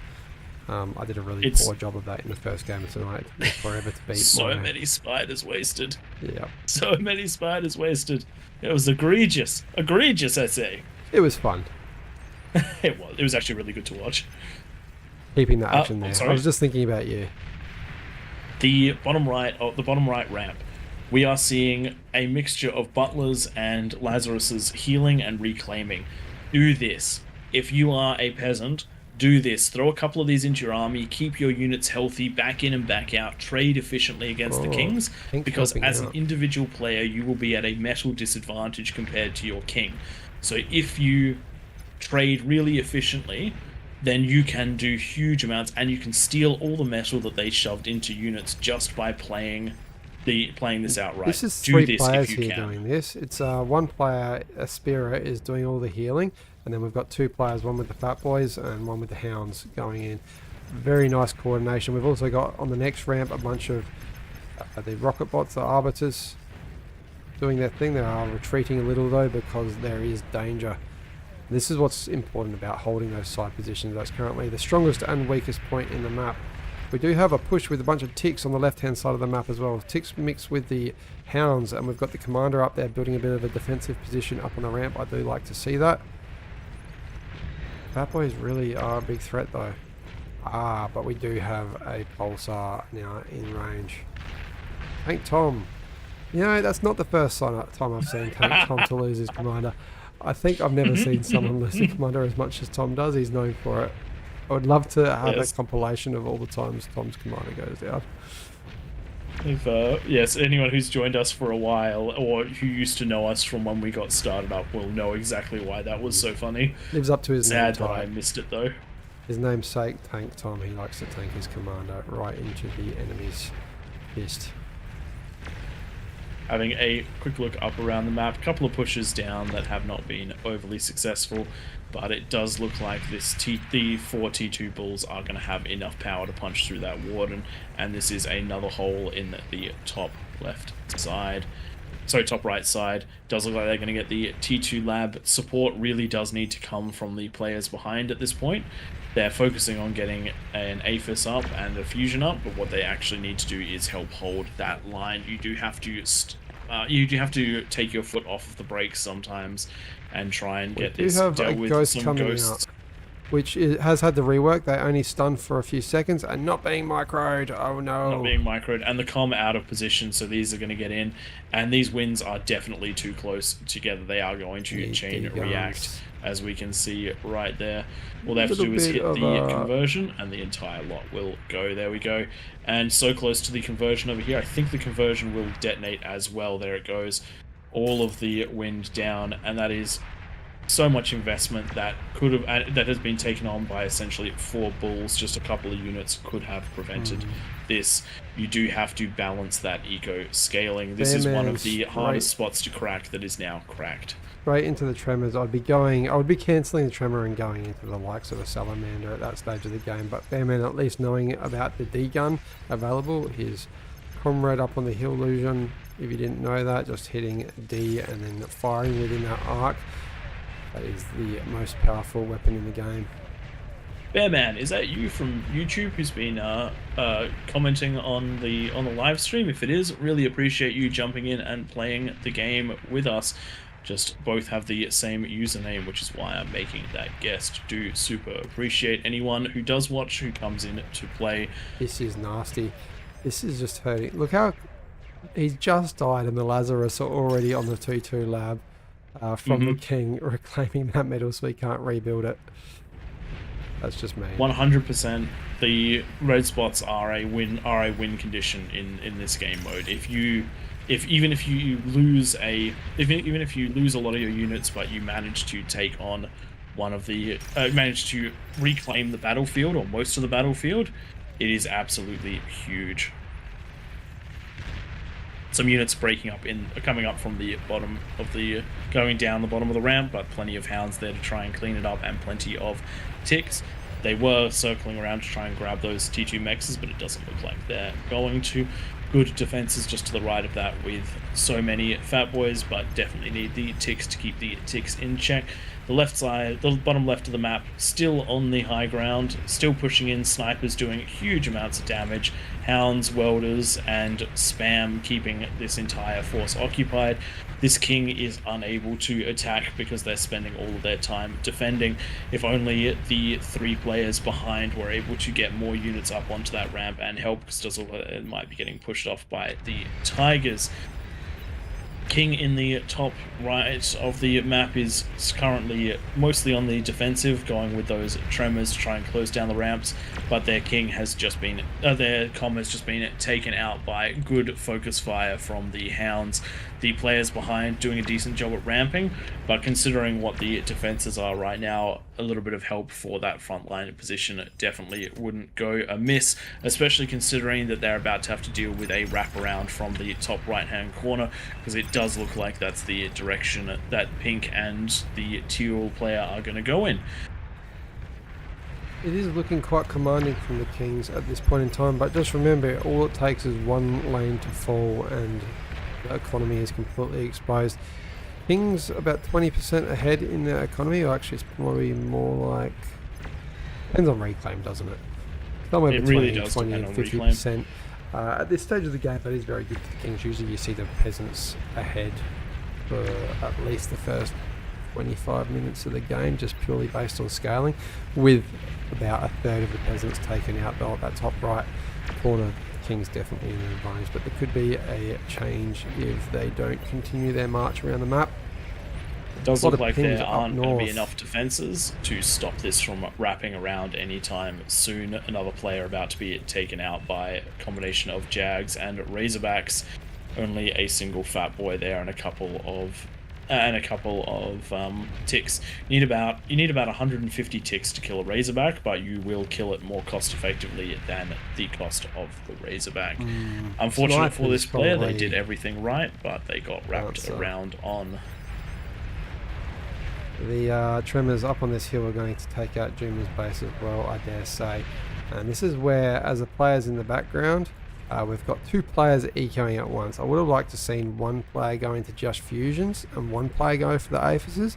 Once that first player gets the fusions up, you want to get those T2 units really in numbers that can defend most things. You want to have spam, and you want to have something like Starlights or Snipers or a Sheldon wall just ready to defend against the big stuff. Great D-guns from Hexu. He has just destroyed a entire invasion of tigers with the comm. The comm does go down for it, but what a phenomenal play out of Hexu. I want this guy on my team in the future. Managed to take the high ground and hold it for so long. 57 OS, I'm pretty sure everyone wants him on your team, on that team. It's not just the OS. It's how they played. got onto the high ground and held it basically without support for 10 minutes. That's phenomenally good against someone who has 45% bonus, and behind that 4 fusions. Like, seriously, that's some plays right there. That's absolutely some plays right there. It's really like a big game of rock, paper, scissors, just knowing which unit defeats what. As soon as he's seen those Sheldon balls and the ticks coming, he's gone into welders instantly, and they just eat up the chain reactions that are happening between all the units and take out all those Sheldons. Now the blue If player you can trying to get counter to the those Sheldons. with the SARS. A few of the longer ranged. Actually, no, it's just SARS. And getting the tick surrounds, getting the welders in. But even with all of the power that's been pushed down onto his lane, still holding strong, getting some support now from the red player. Realise the eco down here out of rage. Wow. Bottom of the map, bottom middle of the map, we've got 7 Aphis up. What? That's crazy. Insane. And yeah, welders Off really of 2 doing mechs. work. Are we going to get the commander degunning straight through them? Yes, we are. Thank goodness. Thank goodness. That was nearly really bad. But Rage is now online, and so are the players on the right are coming online too. So this could be a big pushback from the peasants. Even though the top side has been massive struggle zone, the bottom side hasn't really managed to get a lot done, and now all the eco players are coming online. This could be a lot. Tank Dude doesn't really have the right composition for... Oh, we do have a couple Scorpions.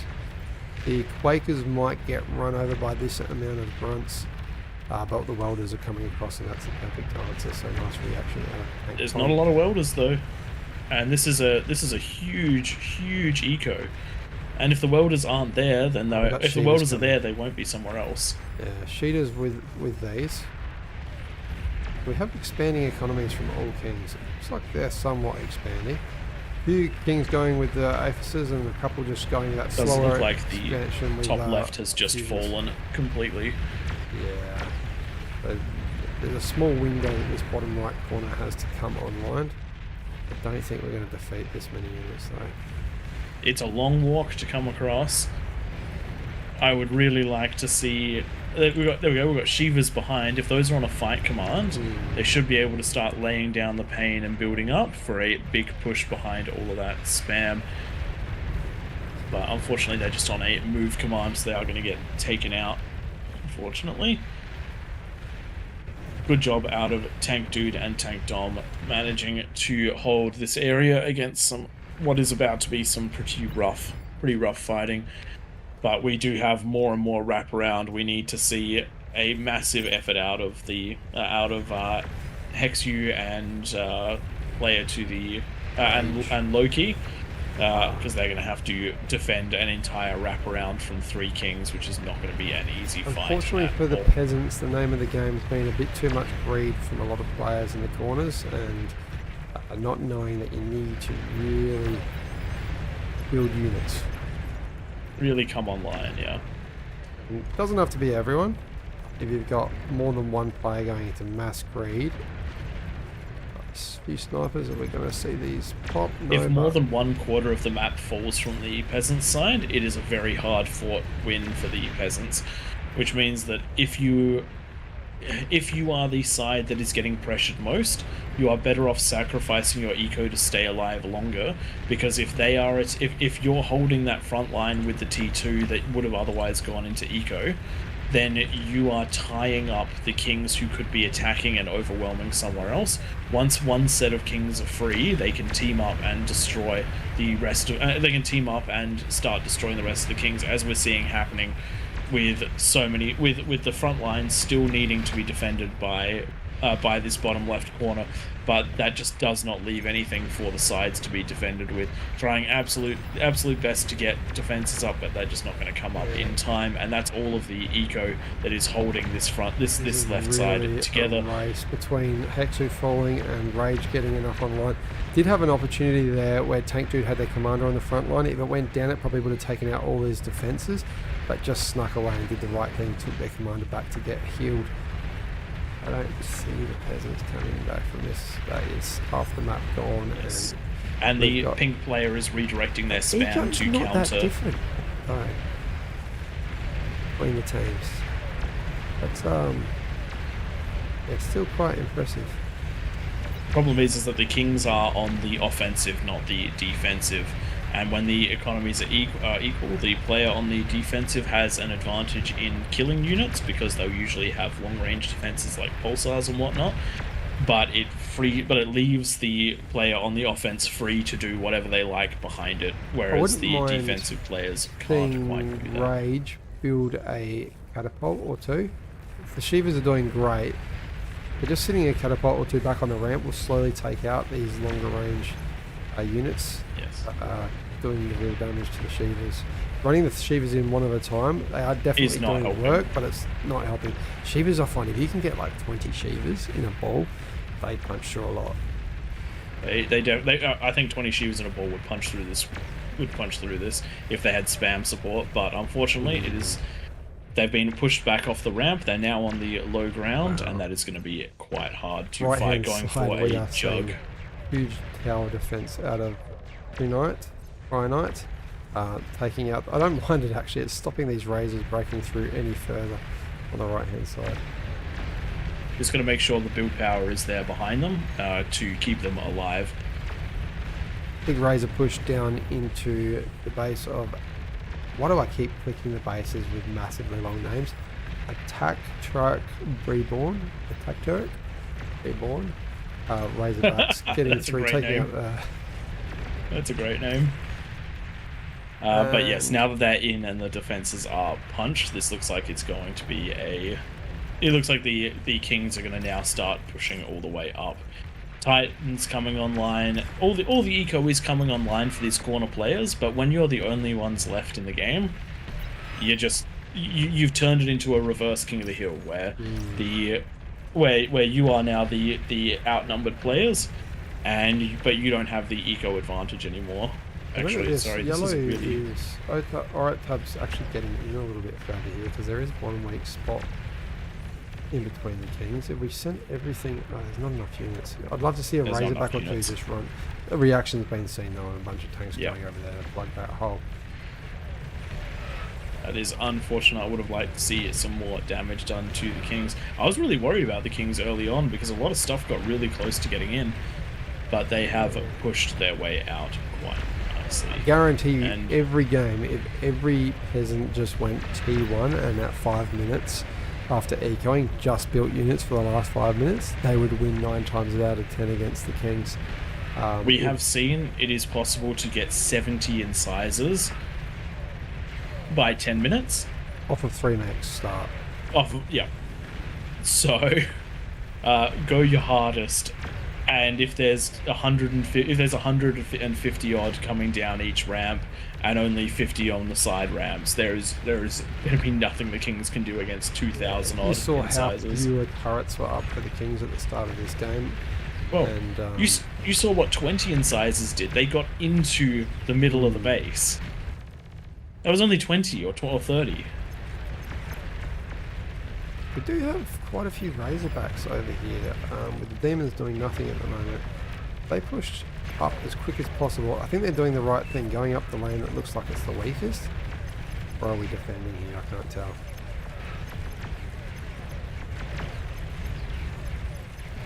I've just had someone in chat who thinks Tom might have been cheating at the during the early stage of the game. I'm almost going to guarantee that isn't the case. Tank Tom is one of the 3 casters, one of the 3 regular casters and members of AllReasonNoLogic. If he did cheat, that'd be a very, very dumb idea. Because we want this game mode to succeed more than anything else. So I don't see that happening, but appreciate you checking it out and having a look. We do take that sort of stuff reasonably seriously because there is commander about to go down to just massive amount of grunts and kind of like a Raptor's Crater defense at the moment. Like a Raptors game, sorry, just turrets with a bunch of walls and a commander in the middle. This commander doesn't have those special lasers coming over. Oh, he got so many kills though, so many kills, held that line very nicely. All right, we got No, 3 you're all jugs. good. You're all good, mate. I don't know. We do appreciate people trying to find the cheating, and it is very hard to get context from chat. So appreciate you interacting and joking around. We will make sure to give him shit afterwards because he can't hear us right now. So we're going to make it out as though he was cheating. Hope you enjoy that one. I reckon these yeah, 3 couple jugs, of if they're jugs. supported just by a bunch of grunts, like huge amounts of spams, these could potentially get in. It is kind of last minute. The doomsday clock is almost up for the peasants. But they have held this bottom of the map quite a lot longer than I expected. Big economy though. It's now at the advantage of the peasants. Am I reading that right? I think it is. No, you're definitely not. It's 4,000 to the kings and 2,000 to the peasants. Yeah, wrong way around. Funky colours happening. And there's the demons popping in the right hand side, sorry, the left hand side of the map, taking out Jeron's base. And similarly, we've got a bunch of T2 and T1. Or is it all, oh wow, it's all T1. That's the thing, like, as a king, when you can produce that much T1, it's sort of gonna punch through eventually anyway.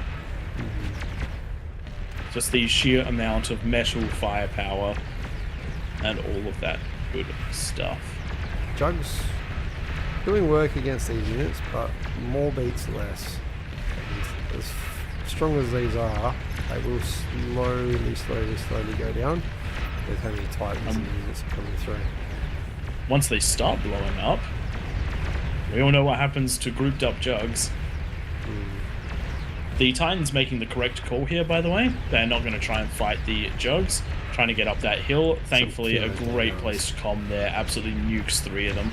Good job from Koi. And we've still got Chaos Defense on the right-hand side, or the top right-hand side, taking out all the Razorbacks. How many Razorback wreckages are there? You'd think Alexis is feeding them one by one, and not one of them got through by the looks. That is crazy.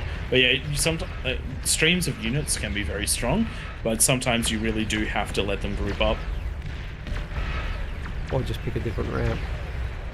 Did nearly have the Aphis core blow up, but not quite. Well defended by the comm from just some guy, making sure to keep that area alive just a little bit longer.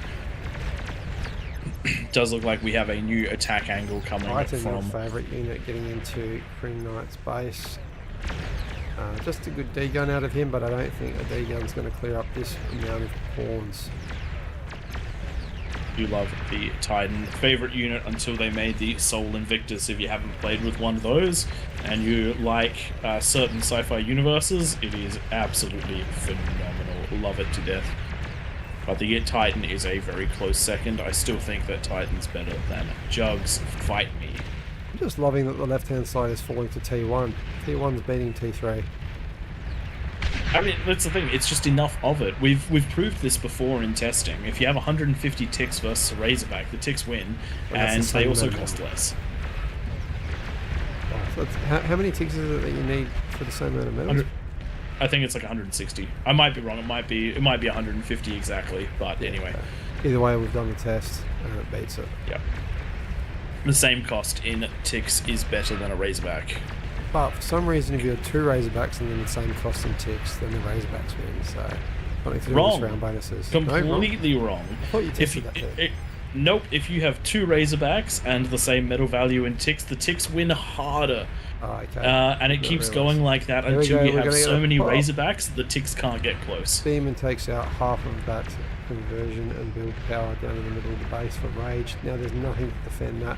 And are we going to get another T1 unit taking that out slowly? We've got a brute getting through, and now a bunch of rovers. Oh, come on. Come on. From the high ground, the comm doing so much damage. Are the rovers going to get it? The rovers are going to get it. And there we go. Mad explosion. Love all of the grouped up Aphis.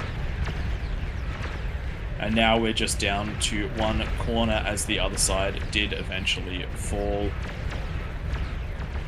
A couple of frogs in a hole right now left in this game. They've got very strong ecos, these two players. We've got a counter-attack coming. Coming up the ramp.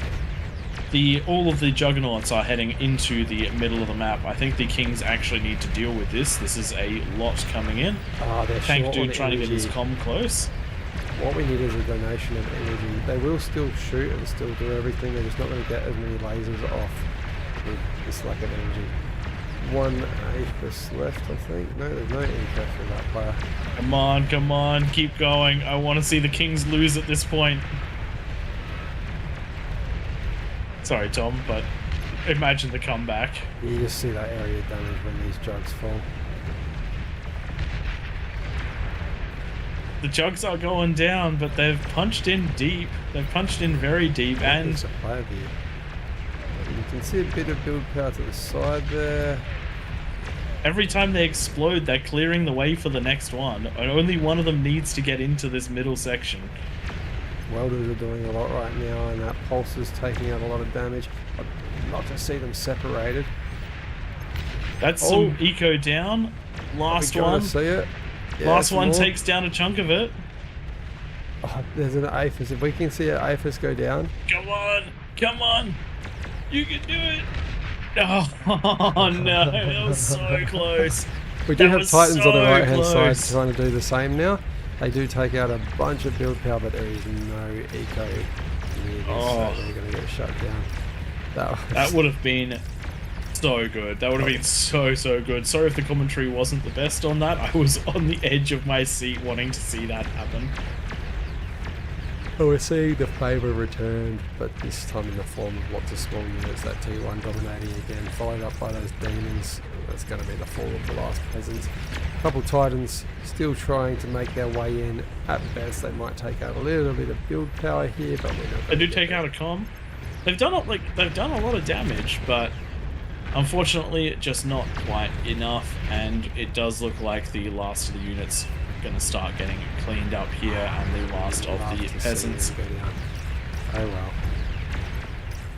Very well played out of the Kings, and the peasants. And the peasants have done quite well in the end game, considering what they have. But we definitely need to see more aggression out of these players and more focus on defenses from the areas that are completely isolated. Over time, hopefully, we will start to make some videos about guides for each of the locations, so that if anyone is interested, they can start to look at those and see, okay, if I'm in this position, this is a easy way to play. Just a quick look at the eco in the middle of the map. The Kings have absolutely rocketed through 17. So we have 35 APHIS powering the Kings into victory for this one. Good scaling on the back end, but really good aggression out of the Kings. Taking out half of the map by the 20 or so minute mark is just phenomenal work out of the Kings. And we see, now it's just going to come down to the vanguards. Keep kind of doing what I was the saying last before. area. Once you know you're safe, you build an economy outside of the middle, just in case something does go down. You've still got a decent economy there. There is one king hidden back up that side of the map. Can the peasants see that? But they can't see it. I would look, but I want to see the economy explode. I do love seeing the final economy explode. Build towers eating the grunts that are getting in. Oh, sorry, the pawns that are getting in. Question is, yep, there we go. There we go. And now it is just some low health advanced fusions. One Marauder targeting it down. Can he get him? And that is the last of it. Just two comms left for the peasant players. Twig, you were saying that one of them is in the top of the map. Yeah, on the left hand side. In the there's corner a over red there. bomb. I don't know where the other one is. Oh, on the left. Rezzing everything. Alright.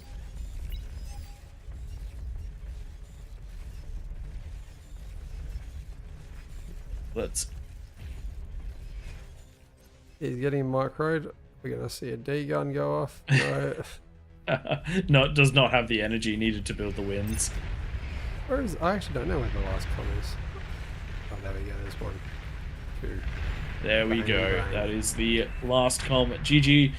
great play out of the Kings. Let's have a quick look at those stats. Damage actually higher for the Peasants. The Peasants, for the first time in a loss, have out-damaged the Kings. So really, really good job there. Looking at the metal produced, 5 million for the Kings and 3 for the Peasants. This is what happens when half of the map falls early and the Kings are allowed to focus on their eco and build up. Looking at the stats, the graphs. Let's have a quick look into the metal production. The pink player absolutely dominating that. Fiddler at OS 54, you would expect their eco to be superb, and it was. Tank Tom and Tank Dude just focusing more on the actual fight. They were in the area that was in the thickest, look at the that line longest. from Rage for the metal produced and energy produced. I know, a right? Peasant coming in first and second for that eco. I'm going to be watching the replay of this to see exactly how they did that, because 9 APHIS by 20 minutes with 2 mechs start is pretty bloody impressive. That's all been fed, surely. Yeah, that was a solid corner to try and crack. Yep. And you didn't even crack it with cheating, Tom. Oh, man. Oh, yeah. Actually, yeah, we were going to ask you about that. Heard that there was some cheating going on in that in your little spot. Was there? No, just teasing. I was aware.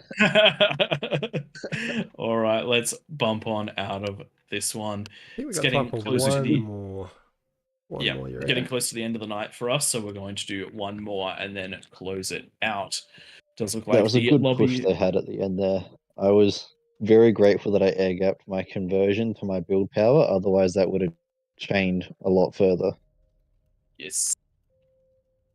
All right, let's have a quick look in chat and see what we missed during the game.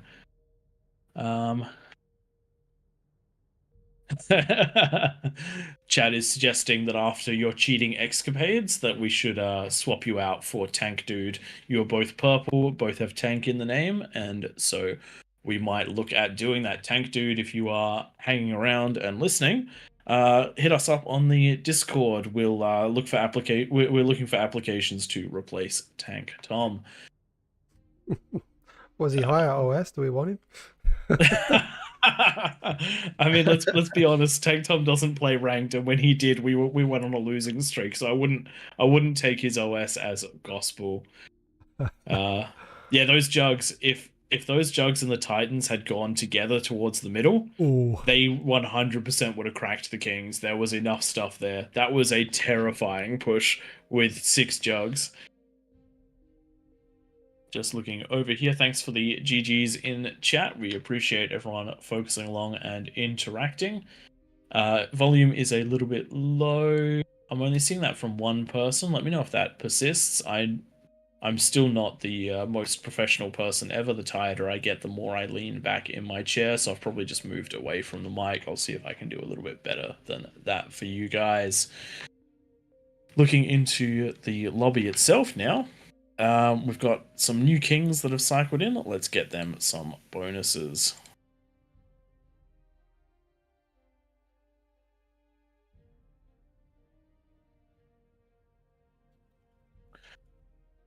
So we're aiming Good for A 8 on Kings Spy. and 32 Peasants.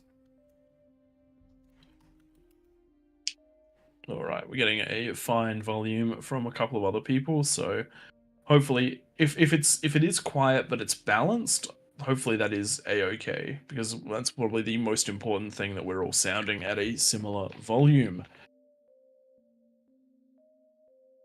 All right, one more King, people.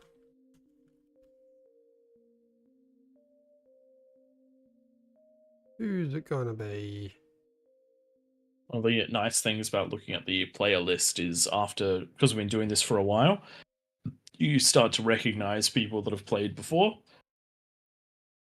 It means that the game mode has been fun enough for them to jump on through and try again. So really appreciate everyone who has come back and is playing this again.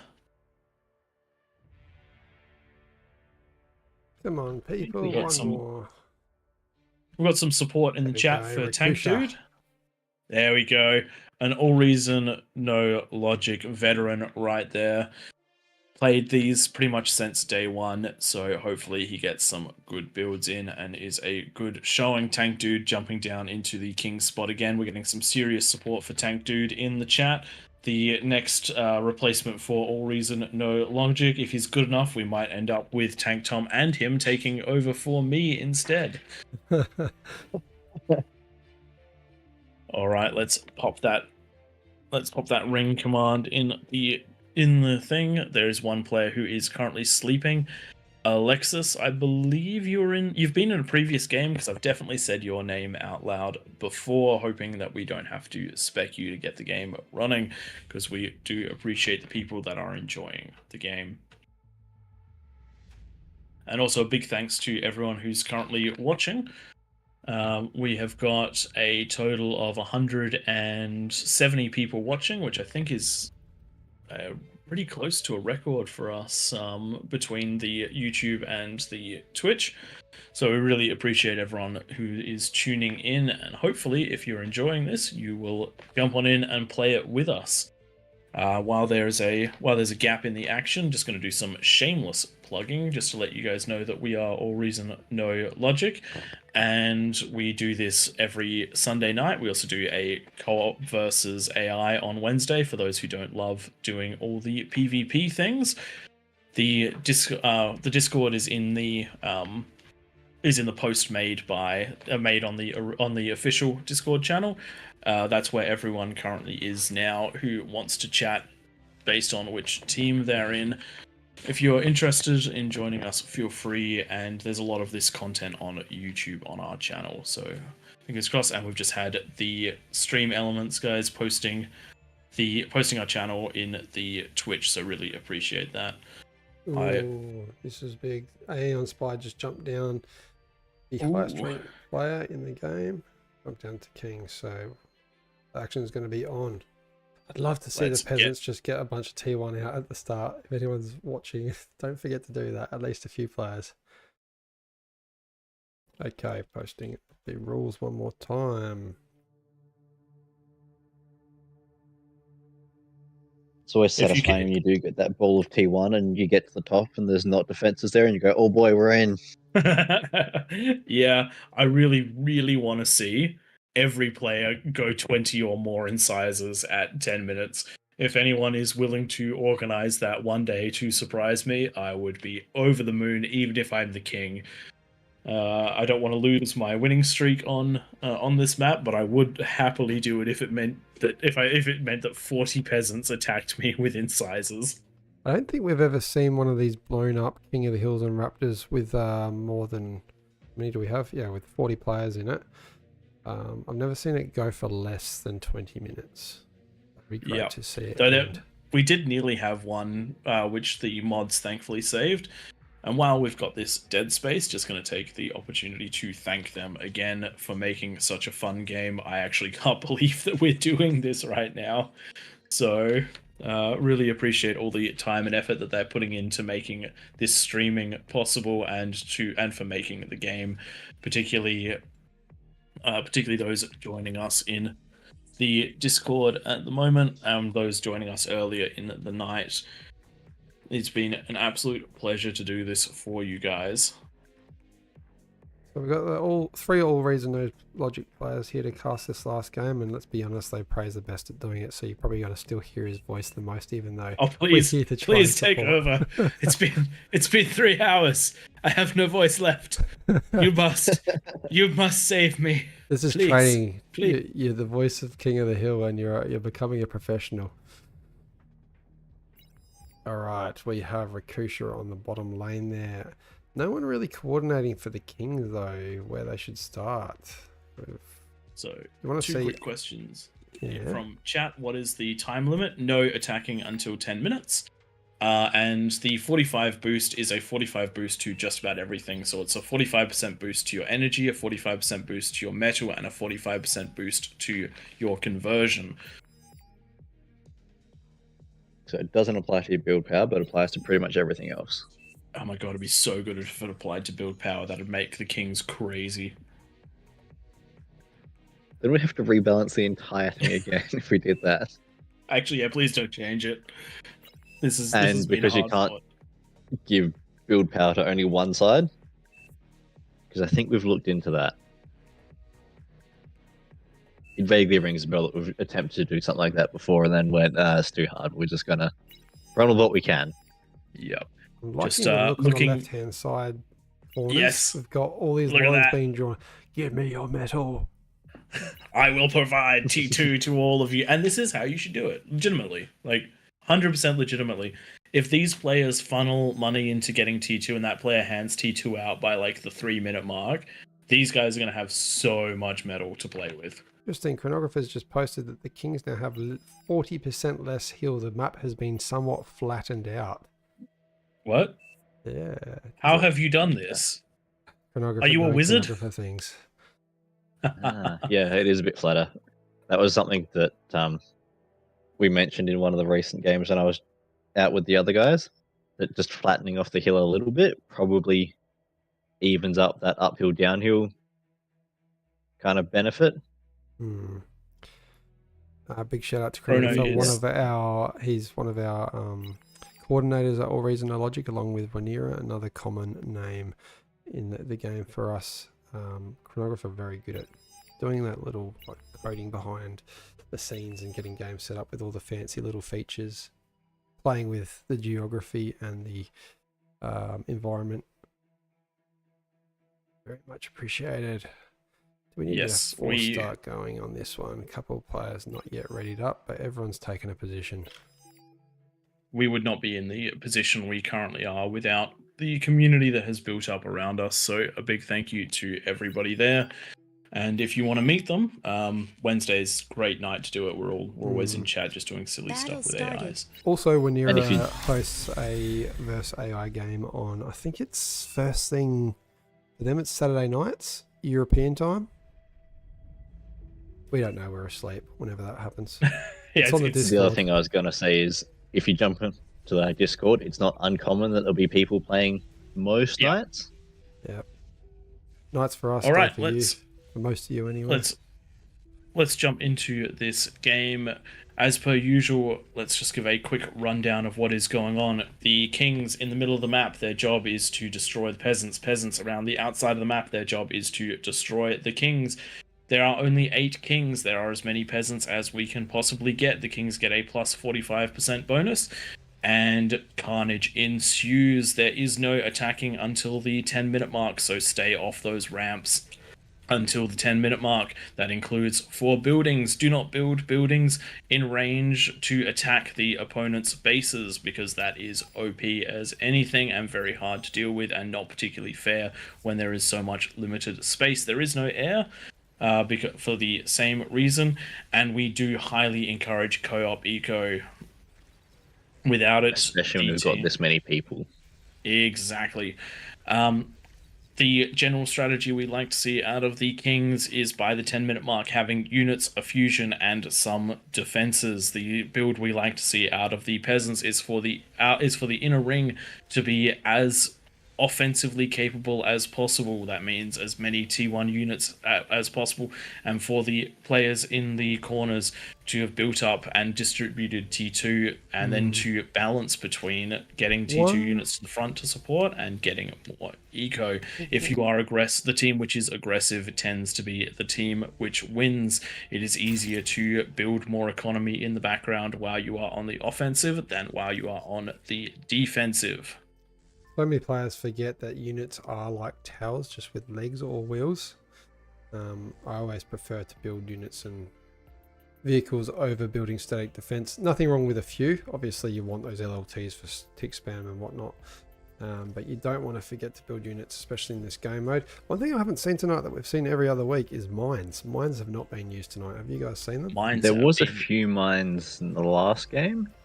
At least heard mines detected. Yeah. At some what point. I'd like to do if I'm one of Couldn't these tell you where they players were, around but- the outside of the ring, the inner ring of the peasants, is to get a couple of mine layer trucks just to stop that push down the hill at the initial 10 minutes. So every now and then, playing against people like Praetor and Tank Tom, you'll get a bunch of fiends run at you at about the 10-minute 30 mark, and those mines do shut them down pretty quick. Just had a question in chat if we can go over the game a little bit. And I think this is actually a great opportunity to do that.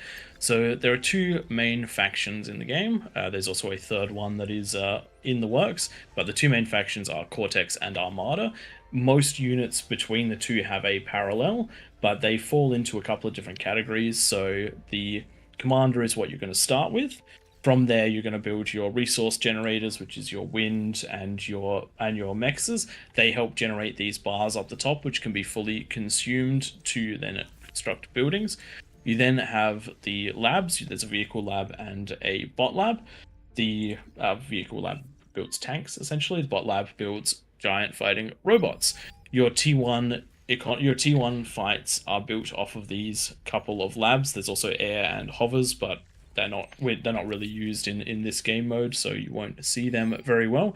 But the bread and butter of the T1 units for the bots are the Grunt, the Aggravator, and the Thug, or their equivalents for Armada.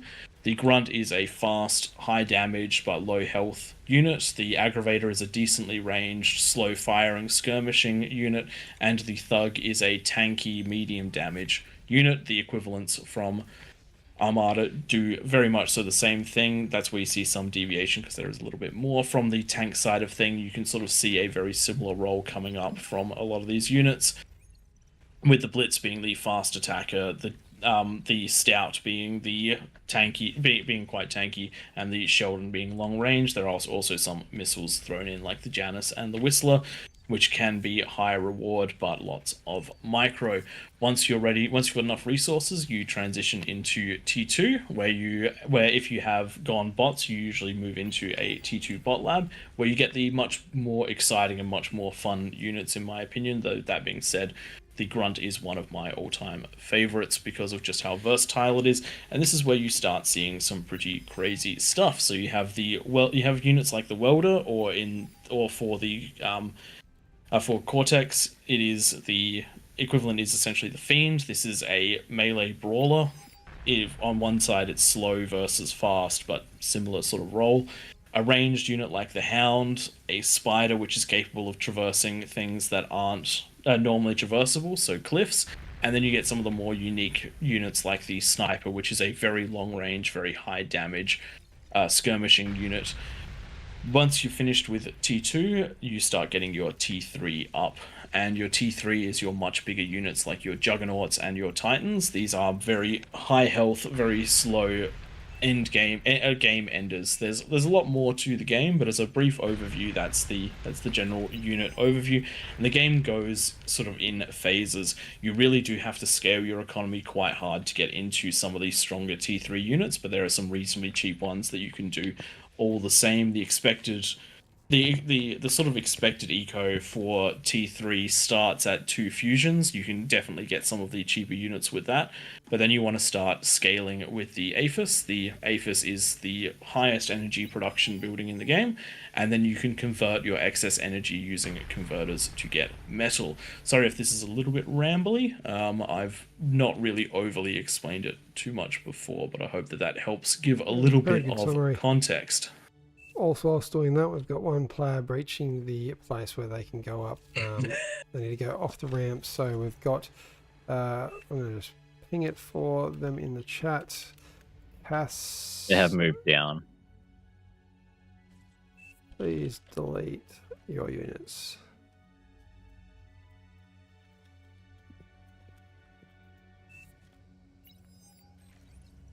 This is this game mode.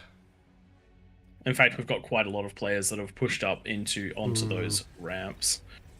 And we just need a quick pause if somebody in game can hit that. On the ramps, I'm not as concerned by it, but definitely up on the hill isn't okay. Yes, we do not have a player in game to do that pause at the moment.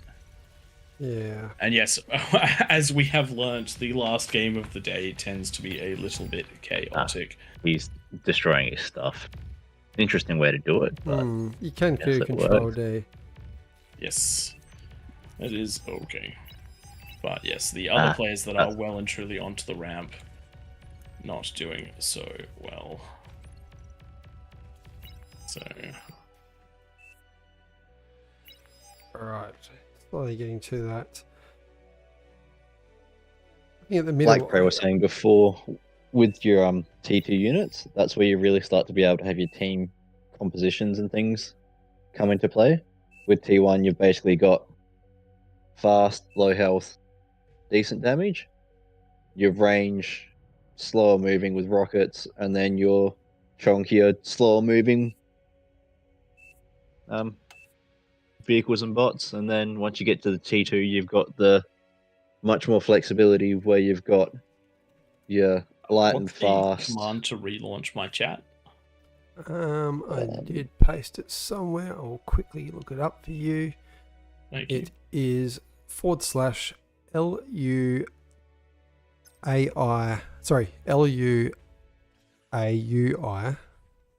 space reload. This will just look weird for a second. And now I should be able to... There we go.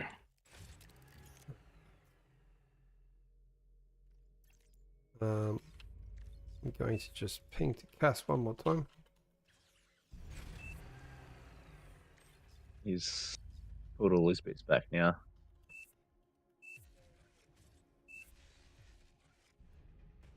How are we going with building it?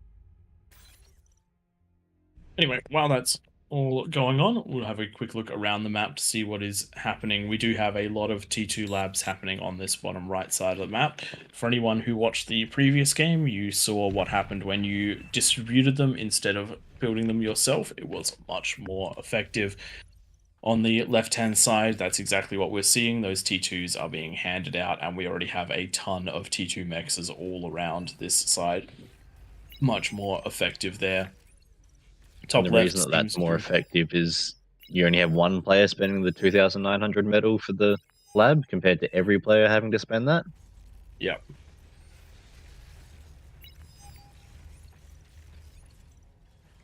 And then on the top left is sharing and top right is not. And we've got a fusion coming down there on the eco centers. Does look like we might have a bit more defenses on the left and right side this time compared to normal.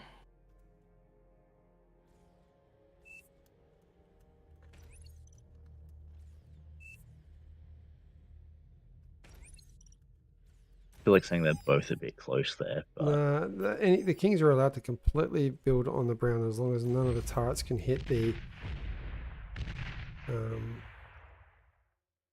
Yeah, everything off that ramp should really be deleted. Oh well. Yes, everything on the ramp should be deleted. Once those pop-ups start. 10-minute mark is up, so it is good to go, and we're getting our first big attack here. And this shows exactly what you can do with just a couple of units. Do you want to separate them up a little bit more? Yes, they are taking some area damage, but they have broken through. Yeah. And that was just 2 players worth. Straight towards the com. And, oh no, not into the don't die to the com. Get into the eco, yes. And here we go, just one set of aggression. 2 players worth of aggression pushing up one ramp, and that is straight into the base. I love lamp. Oh dear. It makes a huge difference when you can get a massive unit in, because then you start getting the surround bonuses too. Which amplifies the damage you deal. Yeah, once you get into the base, just spread them up. Keep going, that's gonna be big. From the build power. Come on, eat it. Oh, thank God. Oh, that was nearly really bad. One player. And on the other side, same thing. Incisors coming straight in. They're getting stopped by the welders, but look how deep they've all gotten. That's only 2 players doing that. Yep. And now we have. The thing is, that then opens up that lane for a while until they can recover. Red getting in as well. Look how much is happening around the map. Just grunts. Just a handful of grunts have got the Kings on the back foot. And this is what you have to be able to defend against this as Kings, and that's why we recommend Twin Guards and Twin Guards and Beamers are a great defense, but even more than that, units that can move around and get in the fight. Super important, especially for the Kings up on the hill. Just you're fighting downhill, so there's nothing wrong with going vehicles. The Jaguar does a lot in King of the Hill. You get a massive Jaguars, they just fly down the ramps and tear apart bases with those chain reactions. A lot of the towers are built very close to each other, so they will go down very quickly as well. Shuriken now going in with all those units, but not pushing too hard, and I think the T2 is going to come across and clean them up quite nicely. His commander probably has to watch out there. A little payback for breaking the rules at the start of the game, maybe. Welders getting around them, and then we've got some long-range Sheldons. We're going to see him going just laying down the fire. Does look like we've got our first big push out from the Kings. Some spiders heading down to the bottom middle of the map. This is a great place for the spiders to push out. They can get so much damage done, and they can walk straight down into that low player if they want to. Does look like they're backing up to recoup for more units. Get ready for a bigger push. This is Rikusha, the one and only. Does love his spiders. Oh, well, look at this. With the change in geography, the welder was actually able to walk the whole way down, so maybe the ramps aren't the only ramps in this game. Oh dear. You can go up anywhere. To make some minor... Look, this, the Fiend, is he going to get it? Yeah, can they get all the way down or just mostly? Oh, wow. They've figured out they can go up anywhere. Broke the map. Okay, so the change to topography has not worked as intended. It's close. So it doesn't look like the Kings have managed to close this area back off, but it's now almost 14 minutes in, and the Kings' only successful attacks have been a couple of spiders. That is a really big deal because the peasants have had an extra 4 minutes to get their defenses up, to be in position, and to get ready their big attacks. It doesn't look like there's many big attacks coming, but you can see just a handful of players getting in have shut down an entire segment of the map from being on the offensive. That's huge. That's absolutely huge. I think we're seeing a lack of spam out of the Kings now. There's definitely enough eco from a lot of players, at least 1 or 2 fusions and 1 or 2 Aphyses for most of them. You want to get that really cheap spam happening at this point of the game just to stop these pushes out of the Hounds, out of the Sheldons like you see on the bottom of the map.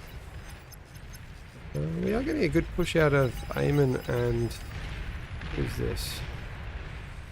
Pico on the right hand sides.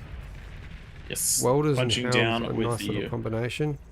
Hounds with a little bit more range, Welders taking the damage, and we're going to see a bit of economy taken out here. You've got to keep these units moving though, run them away from all those incisors. Nice reaction out of the neighbour. Protect thy neighbour. But we are going to get a lot of this in. I would be making sure that at least one shot gets down on that conversion, because it will detonate a lot of that wind. In groups, and they're going to go down. There we go, chain reactions, super chain reactions, and that is most of that player destroyed for a relatively small cost. One thing that you really do need to do though, while this was happening, keep that ramp slightly defended and get all of these butlers down and reclaiming. There's 9.8 thousand metal there, which for a king is 15,000 metal. Get that into your system. That's an entire Aphis or an army, your choice. Nice teamwork by the peasants around that position. It does look like we have a Sheldon ball in the. Does look like we have a Sheldon ball in the top right that's starting to punch its way in. There are some mines defending, but the hole in the defenses is mine free, and the comm is one getting well up the top side as well. There are a bunch of grunts here, and instead of going in, they're taking them into a different direction. I wouldn't mind seeing them defend. Here we go. They've come now. Oh, they're sprinters. Sprinters and grunts. Bit of everything. Ooh. We might see a bit of a surround. Unfortunately, the defense is working against them, and they funnel straight into that fire. Doesn't look like they're going. Oh, actually, they're still going to get in and clean up, I think. Not quite. It was close, though. Moving them. You gotta just keep the micro moving so that you don't get the area of effect. Eamon doing work. We have Hounds and Welders once again. A couple snipers in this mix. A little bit too grouped up for my liking. What I like to do is put all my meaty units in front, then the longer ranges and the what do you call them? The radar, I guess, and the anti-radar. Looks like Tank Dude is in trouble. a bunch of sprinters heading straight into his base. Thankfully, there's a whole series of dragon That wars com to goes try and down. clear. It actually was perfect. That was That great. saves the base. That was when great. you get into those situations where your com's going to die, you throw them into the army and do the most damage you possibly can, because there's a good chance you might save yourself. That was a huge expense. That was like that many sprinters was several thousand worth of metal, all taken out here and giving him a chance get as many back up there as quick as possible to abuse that hole that's been created.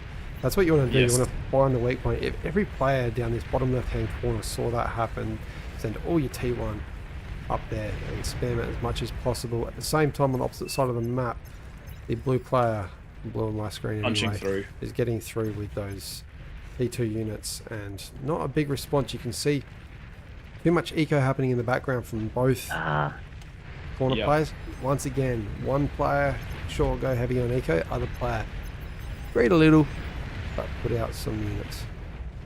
While that is happening, something I just want to point out, the red player that was almost eliminated on the far right side, just a couple of red spots is getting this entire setup back up and running.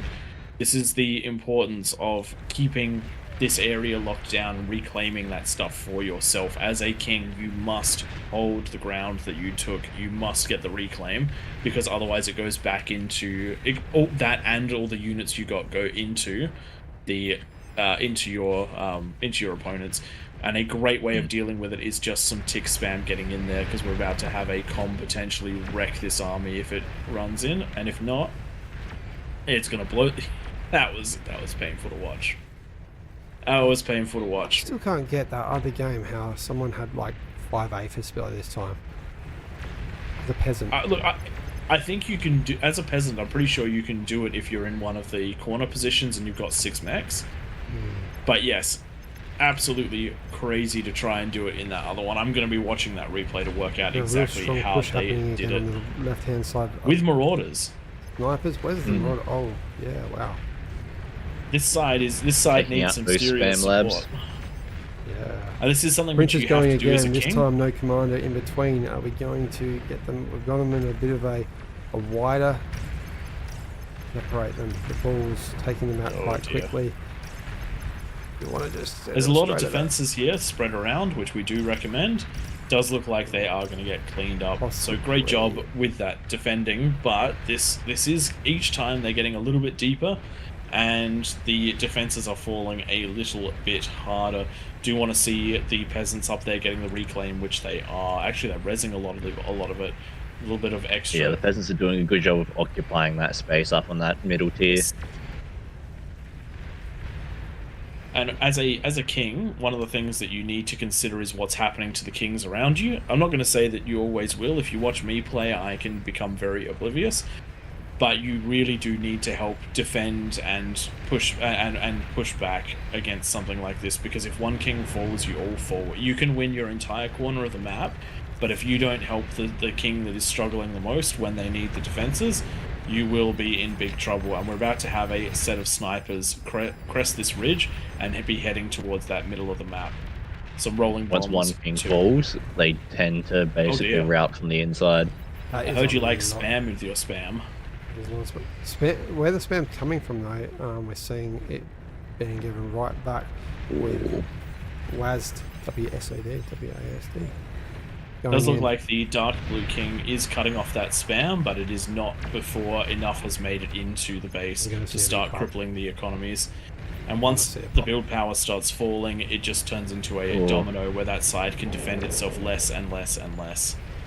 They've been doing some good work with some spy bots down there, and that line of vehicles looks like it'll hold for now. I love that the res bots are just putting these balls back together again. Yeah, yeah. I mean, look, I tend to opt for reclaim, but if you're watching this, you're seeing just how effective resurrecting it is, because these guys are in. They're pushing deeper and deeper and deeper. The build power is starting to go down. Snipers are almost in range of the fusions. Yep, the snipers have the run of this. Oh, there we go. There we go. Mass reaction. And we got nice chain reaction. A couple % left on. Could be it for the kings. We get one shot out of that salamander. It goes down. That's recruited And this is economy down. there are not enough units there to defend this anytime soon because the attacking units are snipers. They are banishers. They have Zars. There is T1 in front.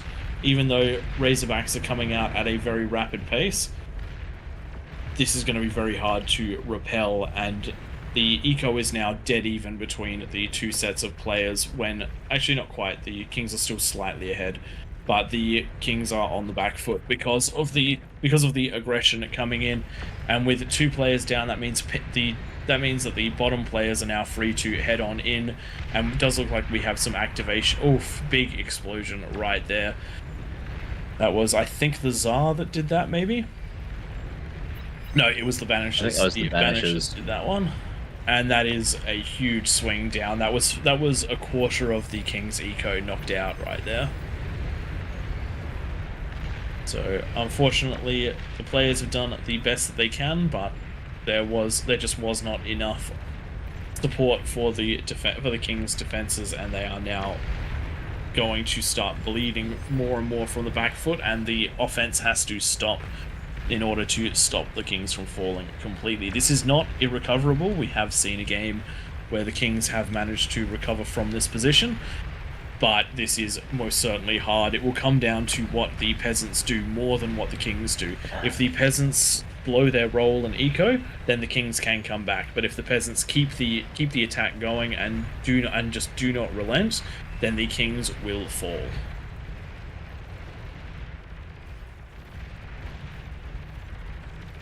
Just a clarification there.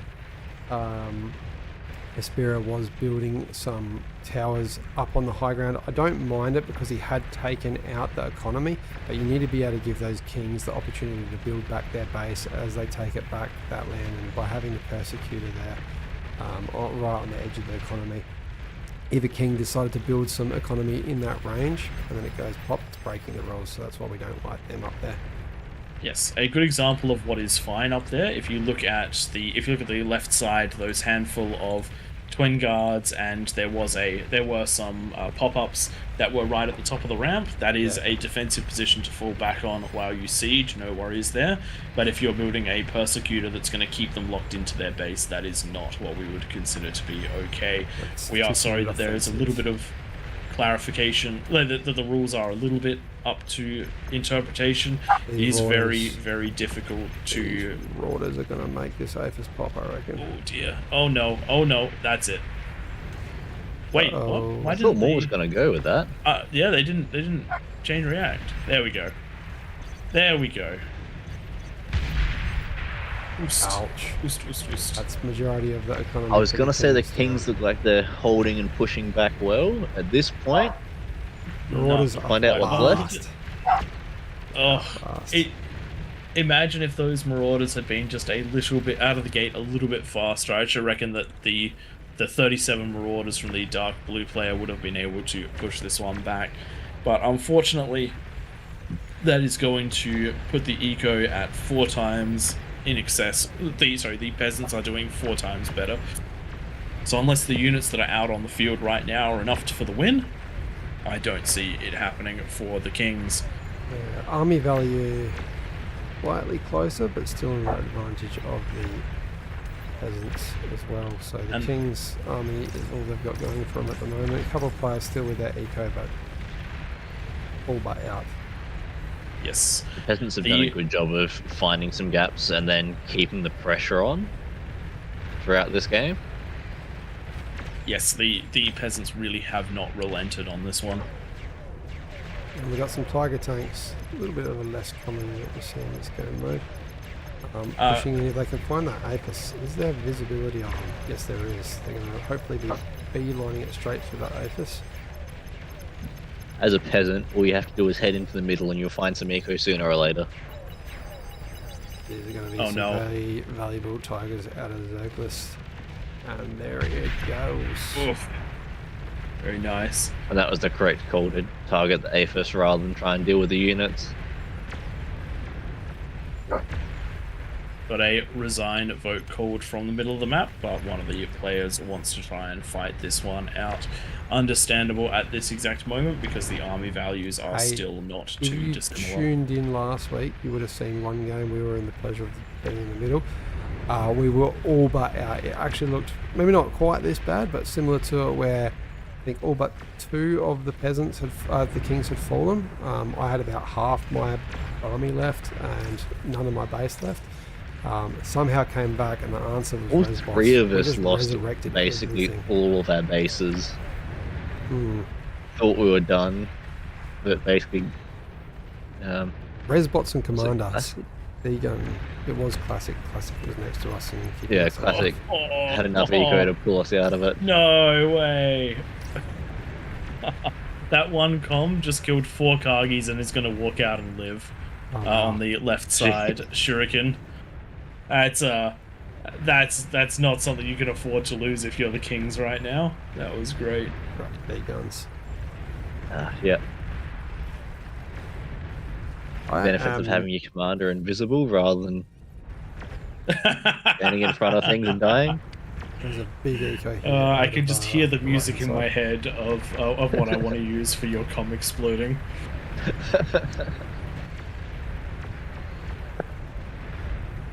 Just had a quick question in chat asking if this is a hill or a hole. This map typically is a hole, but because of some very smart people that we have helping us out today, it is a hill. They have inverted it. In fact, they inverted it, but not all the way, which means that it is not as steep as it should be, which has led to some pretty interesting stuff, like the fact that the gaps between the ramps are still traversable by some vehicles, which is quite interesting. It does look like we've got Pink pushing in to try and take out one of these last eco centers. Rolling bombs, big damage, and a couple of salamanders should be able to clean this up. Big repairs coming, and a rolling bomb in there. It actually got the detonation. 1 tiny eco center left for the Kings.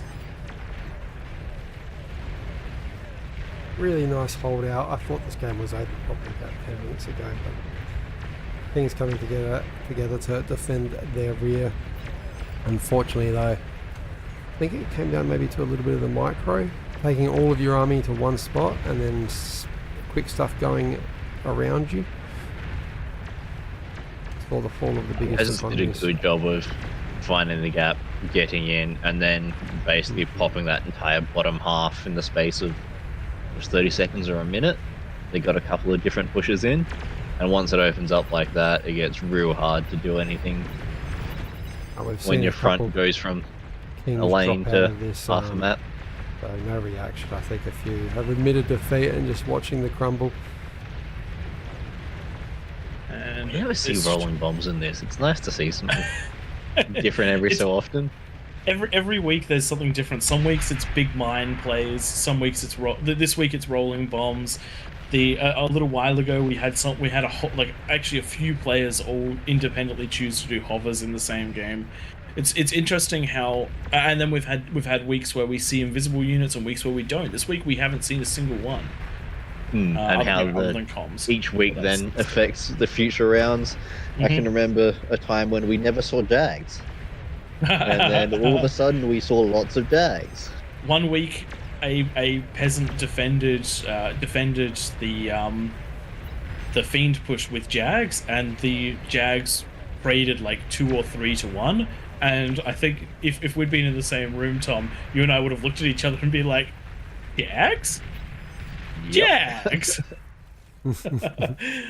And I believe from that point onwards we transitioned over to Jags. Alright, big thanks to everyone for playing tonight. Let's have a quick look at those stats. Damage dealt slightly in favor of the peasants, but pretty even overall. Metal, 1 million in favor for the peasants, basically because they destroyed half the Kings halfway through the map. Quick look at the graphs on this one before we close things out tonight. Damage dealt, phenomenal damage done by the Kings, but also this is something I really want to note. So many of the peasants, over half of the peasants, are sitting at decently good damage. this is what wins games as peasants. There was so many units from so many players pushing in, and from the early points as well. This is where the peasants can really take over, and they did this game, and congratulations to them for doing it. Looking at the metal production, great job out of the kings, but also great job out of some of these peasants. I'm noticing a couple of the peasants with the most metal production were actually on the front lines, and I would say so much of this is from Reclaim. Remember, if you are a frontline player, you are actually a secret eco monster. You just have to steal it from your opponent. The best eco is the one you don't have to build yourself. Correct. All right, let's bump on out of this one. Let's pop this one over to the lobby. Let's say a big thanks to everyone for playing. That is a wrap for another epic round of King of the Hill. Thank you so much for watching and playing along with us. A huge shout out to the bar team for having us again today. We always love being part of these events and sharing them with the wider community. We are All Reason No Logic. I am Twig, joined by Tank Tom, and Pradeth, who is going to go and head to bed and heal his vocal cords for the next 10 hours. If you want more content like this, we stream over on our own channels as well. Just head over to All Reason No Logic, one word, on Twitch and YouTube. Drop a follow, hit that subscribe button, and come hang out. And don't forget to join the All Reason No Logic and, of course, the bar Discord. You'll find the link in the King of the Hill announcement post on the official bar Discord, and also in all of our video descriptions on YouTube. Thanks again for joining us. We'll see you right here in the future or on our channels, and we hope to see you enjoying Koth in the future again.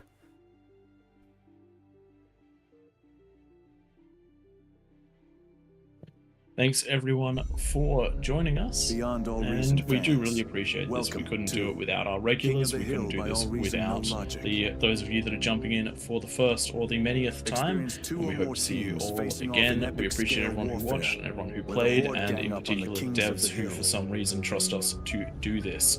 Don't know why. Kings start off with an economic bonus. They do their best to Thanks, defend guys. an onslaught. Like, yep, After a as Twig said, no-rush like, timer subscribe, expires. find us on our things, come play with us. We do this. If we're not here on a Test out Sunday, your we're micro and on our defend channel against doing it on a multiple Sunday players night. and variations of this game mode. And on Wednesdays we do the co-op thing. So thanks everyone. I'm gonna switch us Be out part to of the the end of masses. screen now. Team up with your allies to topple the throne in a glorious victory.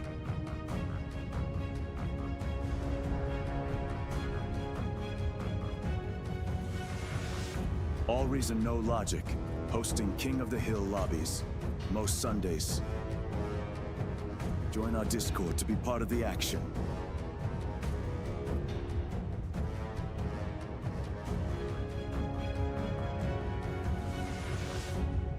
See you in game, Commanders.